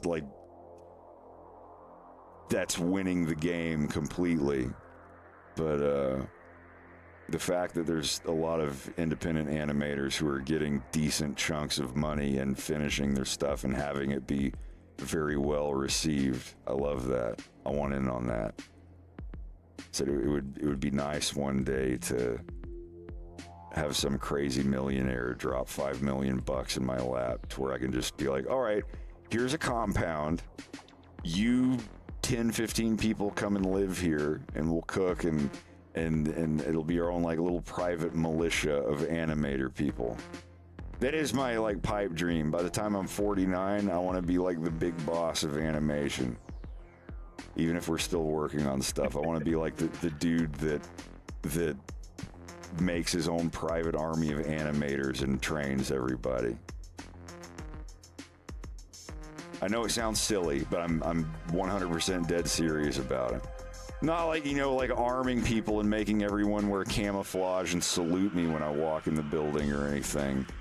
But to just have, even if it's remote, just like a small army or platoon or whatever of people that I'm like, hey, I've got 10 minutes of shit that I need animated. Can you help me with this? Throw a bunch of different people $100 each, and then 6-7 hours later, we have like, a 5 or 6 minute animation almost completely done. I want that. I want to be able to make more than 2 episodes of The Violence before I literally die. And I can't do that by myself. It's like anime mouth flaps where all the characters are standing still, sure. But for the cartoon I want to make, I want that big group of people. And it's Blender, it's free. I don't have to be like, oh, I've got to pay everybody's licenses for Maya. $3,000 a month for 10 people. Like, fuck that. For the shit that Blender can already do. Yeah, Maya's got RenderMan and Nuke or whatever. Yay, golf clap. That's what we need, another Wish or Toy Story 9. I'm sorry, I don't care how wiggly the characters are. Well, I mean, I don't know. This has sort of been on my mind for a little while, where a lot of younger people are going into all these art schools and coming out thousands and thousands of dollars in debt.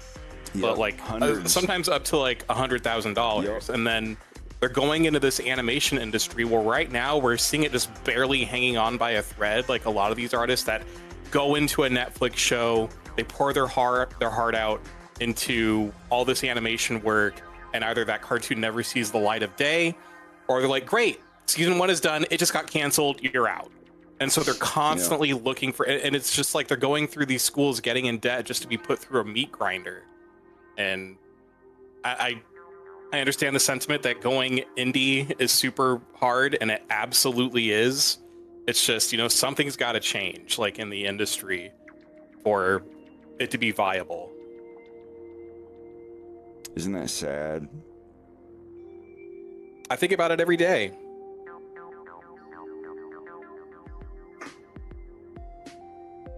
I don't know. We'll see where it all goes.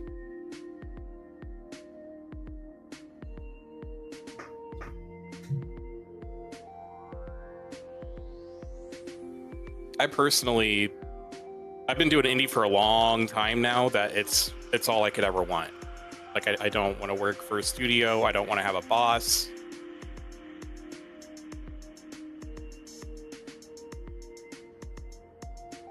It's not for everybody. Yeah, I'm self-taught on pretty much everything.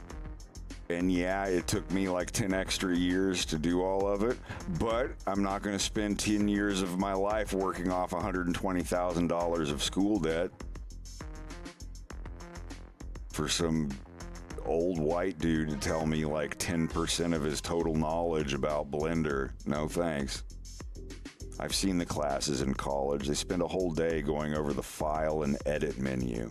Are you fucking serious?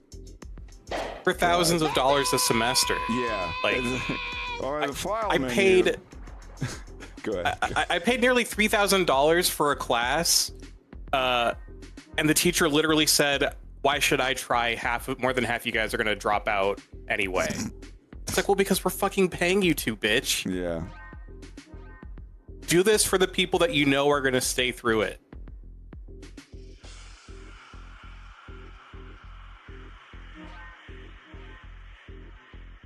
If you have a shape that you just can't find the break in it, it's all right to use the strokes thing. It's just double check your fills when you use the strokes boundary, because sometimes they can get fucked up. Sometimes. Okay. So Yeah, if you gotta like go to your control right bracket or whatever and bring up the tool and set it to that for a minute, I want to set a button to where it defaults to the stroke or to the edit lines boundary, but if you hold a key down like shift fill, it does it with a different brush using the all boundaries. So if there's one that you just can't get, I'm like, well, let me try and hold shift and do it with the other one. I could do that. I could probably do that right now. Because I do that, like usually I always use the edit lines as the boundaries, but every now and then there'll be one little piece of shit stroke that just no matter where I look, I can't find where it's not closed. And I have to, I give up. I'm going to change it over to strokes for a minute. It's still not quite so perfect. you could just put it on and off. Yeah. That's how I have the auto merge and the draw behind. I think you have yours set up the same way, Rex. Where you hold A to do auto merge and then let go of it when you're done drawing. I used to hate it, but now I don't even think about it, and I use it all the time. Yeah, the only thing to hate about it is like lifting up your finger before you're done drawing the line. Yeah. But once you get that discipline down, it's a new tool. You start thinking that everything should have it. I do wish that they would like let it turn off if you let go of it before you're done drawing. Like that is my one complaint. I don't like that. I agree So do with I. it. But once you get trained, your fingers get trained to it, then you don't even think about it.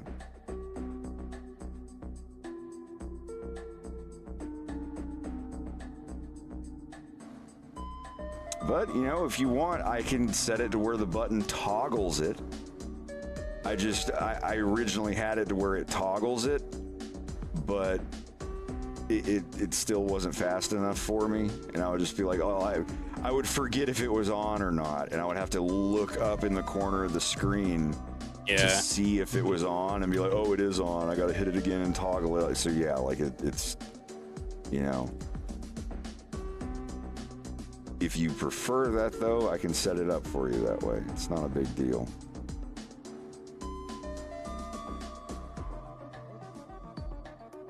I mean, all you have to do is right-click on the icon and do set shortcut, and then hit a key for it. Yeah. And that will like YouTube, Bubba, you can do that, and you can set it to toggle, but toggle gets on my nerves. Yeah, everyone's gonna have their own preferences on how to do do you everything know about in the Blender. proportional editor, Joe? Proportional? Like this thing. Yeah, okay. And you can use your mouse wheel to make it bigger and smaller. Oh, can you? Oh. Okay, cool.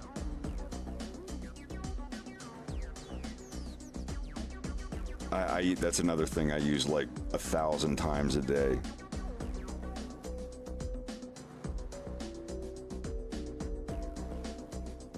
I have mine set to W and E. I'm sorry, W and Q. Q to make it bigger, W to make it smaller. Same. I think yours are the same setup as mine for the most part. Joe is left-handed. He's a lefty. So he's... Oh. I don't even suggest him a key. I'm like, just pick whatever you think is great over there in alien land. I am left-handed. What is water? What is a car? Sorry, I just did it. It's like, be kind to him. He is of the left. Isn't that what the word sinister meant? Like if your kid was left-handed, they were sinister. Something like that. Well, yeah, like left-handed kids back in the day, they got rough. Yeah. They got like whacked. They got Bob Rossed. They beat the devil out of them.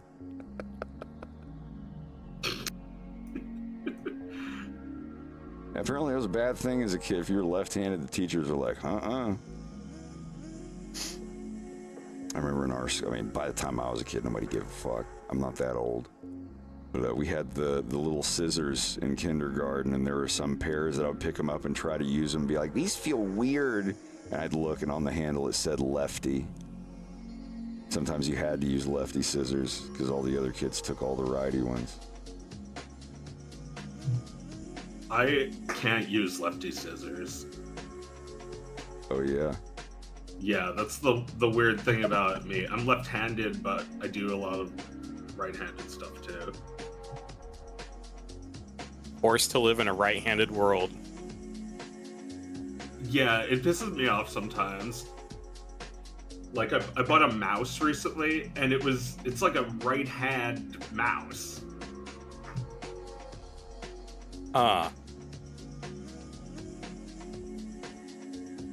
Actually, yeah, mine is too.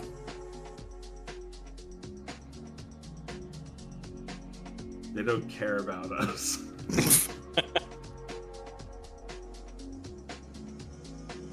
It sounds like you're a bunch of whiny leftists.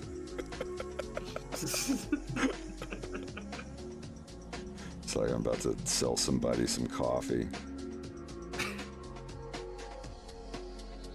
Welcome back to The Right Show, which is the right show for you to watch. Don't forget to buy my Leftist Tears coffee mug. I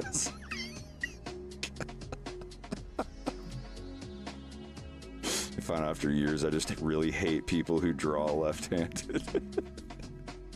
Oh, don't bring politics into my hatred for leftists.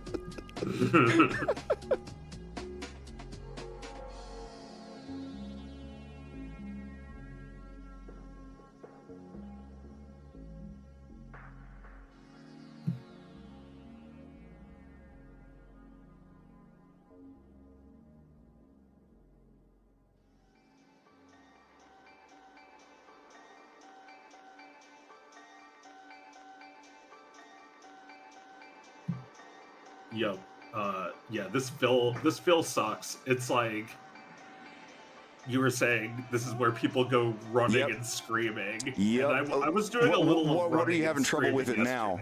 All you really need to do is calibrate it. What are you having trouble with it now?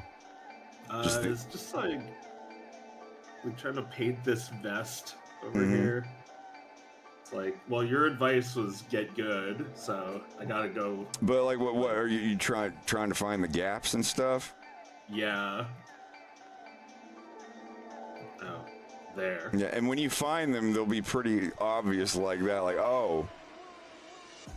And all you really got to do is just go back to the body, just click body 1, and just draw a little slug there, just a little black from where you know the stuff is, and then go back to fills. And what you really need to do is make a shortcut for all those buttons there. Like me as a right-handed person, all of the lines, like 1, 2, 3, 4, 5, is just shift 1, shift 2, shift 3, all the way up to 0 for layer 10. For you, you'd have to find. I think with your right hand and the numpad, you could do control and shift. Or even, the /* minus keys at the top right. I think that's the ones that Greg used. Like you hold the / next to numlock. You hold the / down and then use your thumb to do 1 through 10 on the numpad to do the lines. There's all sorts of stuff. The main thing is 1, 2, 3, 4, all the way up to 8, 9, 0. Those should be for layers 1 through 10, but you've also got to hold another modifier key down. Because it's like, oh, well, holding shift with them means it's layer 1 lines. Holding shift alt with them means layer 1 fills. And holding alt by itself is both of them. Let me. Do you still have the sculpt for your lines? Sculpt for my like lines. If you hold the alt key, the thing I showed you for alt, or have you completely reset your keybind since then? What was it again? While you're in draw mode. Okay. This is the first key. Yeah, hold the alt key and draw. Yeah. So you did save that then. Okay, all right. That's something that you set one time, like this. Yeah, like the control trim thing. Yeah, I have a file. I have a notepad file. I'm gonna go ahead and open it. Or I'm gonna put it in the grease penciler thing.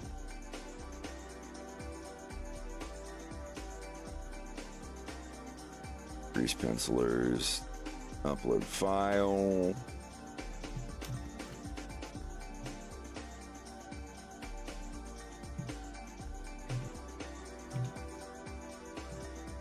There.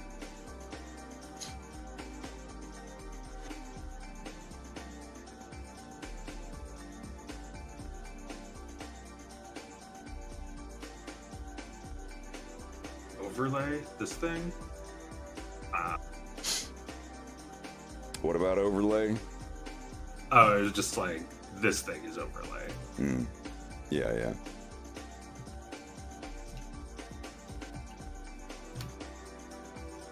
And you can right click on that icon for it and set a keyboard shortcut for toggling that on and off too. Just don't forget to save your preferences before you close Blender. You should save your preferences right after you make a keyboard shortcut. Because what happens if you draw something weird and it crashes? You just lost all of your keyboard shortcuts. You just go up to preferences and go to save preferences. That's it. You're good.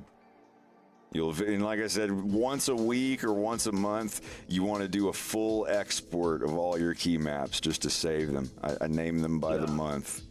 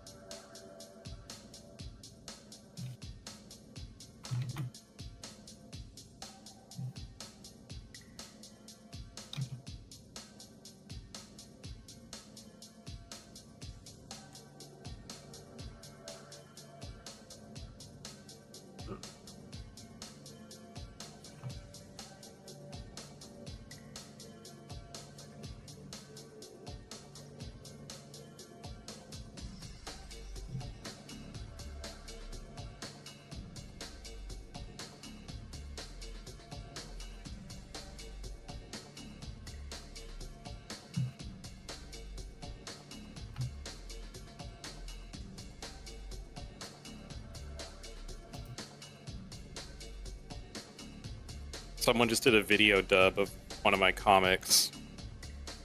Oh, really? Is it safe for work? Yeah, of course it is.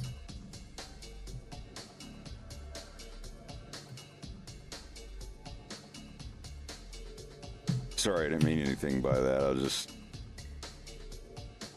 trying to think of which comic.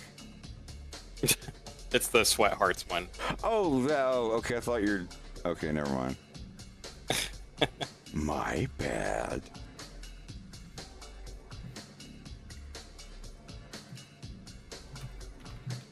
God, I've been going 7 hours.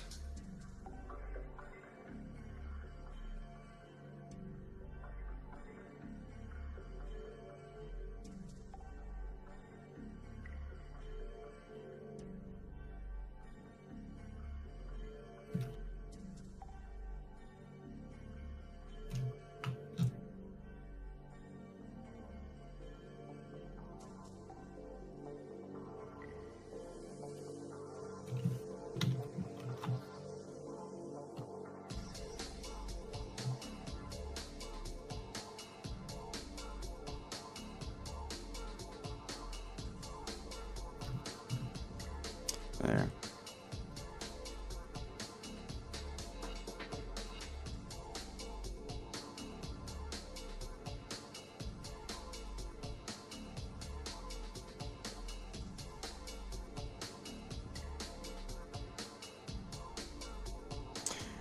All right.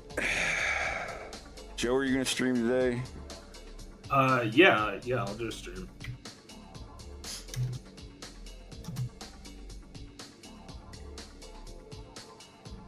All right, well, I'm going to go ahead and hop off the group chat. I got to go make something to eat. But hey, I'll still be here and everything. If you need any help with any of that shit, just message me. Cool. Any of us, really, yeah. Yeah, for sure. I'll just ask it in the grease penciler thing, because it might be a question other people can use the answer to as well. Yeah,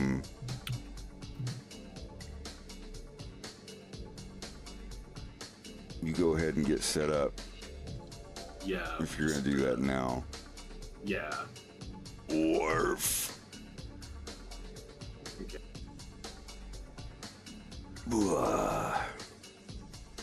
All right.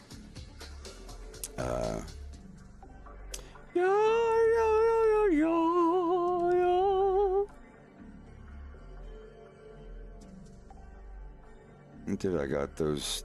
I doubled the amount of frames he has here today. I was mostly doing troubleshooting stuff. Anyway, let me take a look here.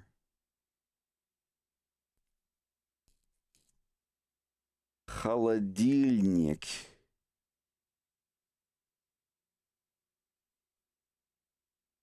I will be back tomorrow, and I hope you will too, for day 8. We're entering the second week of the Dirty 30.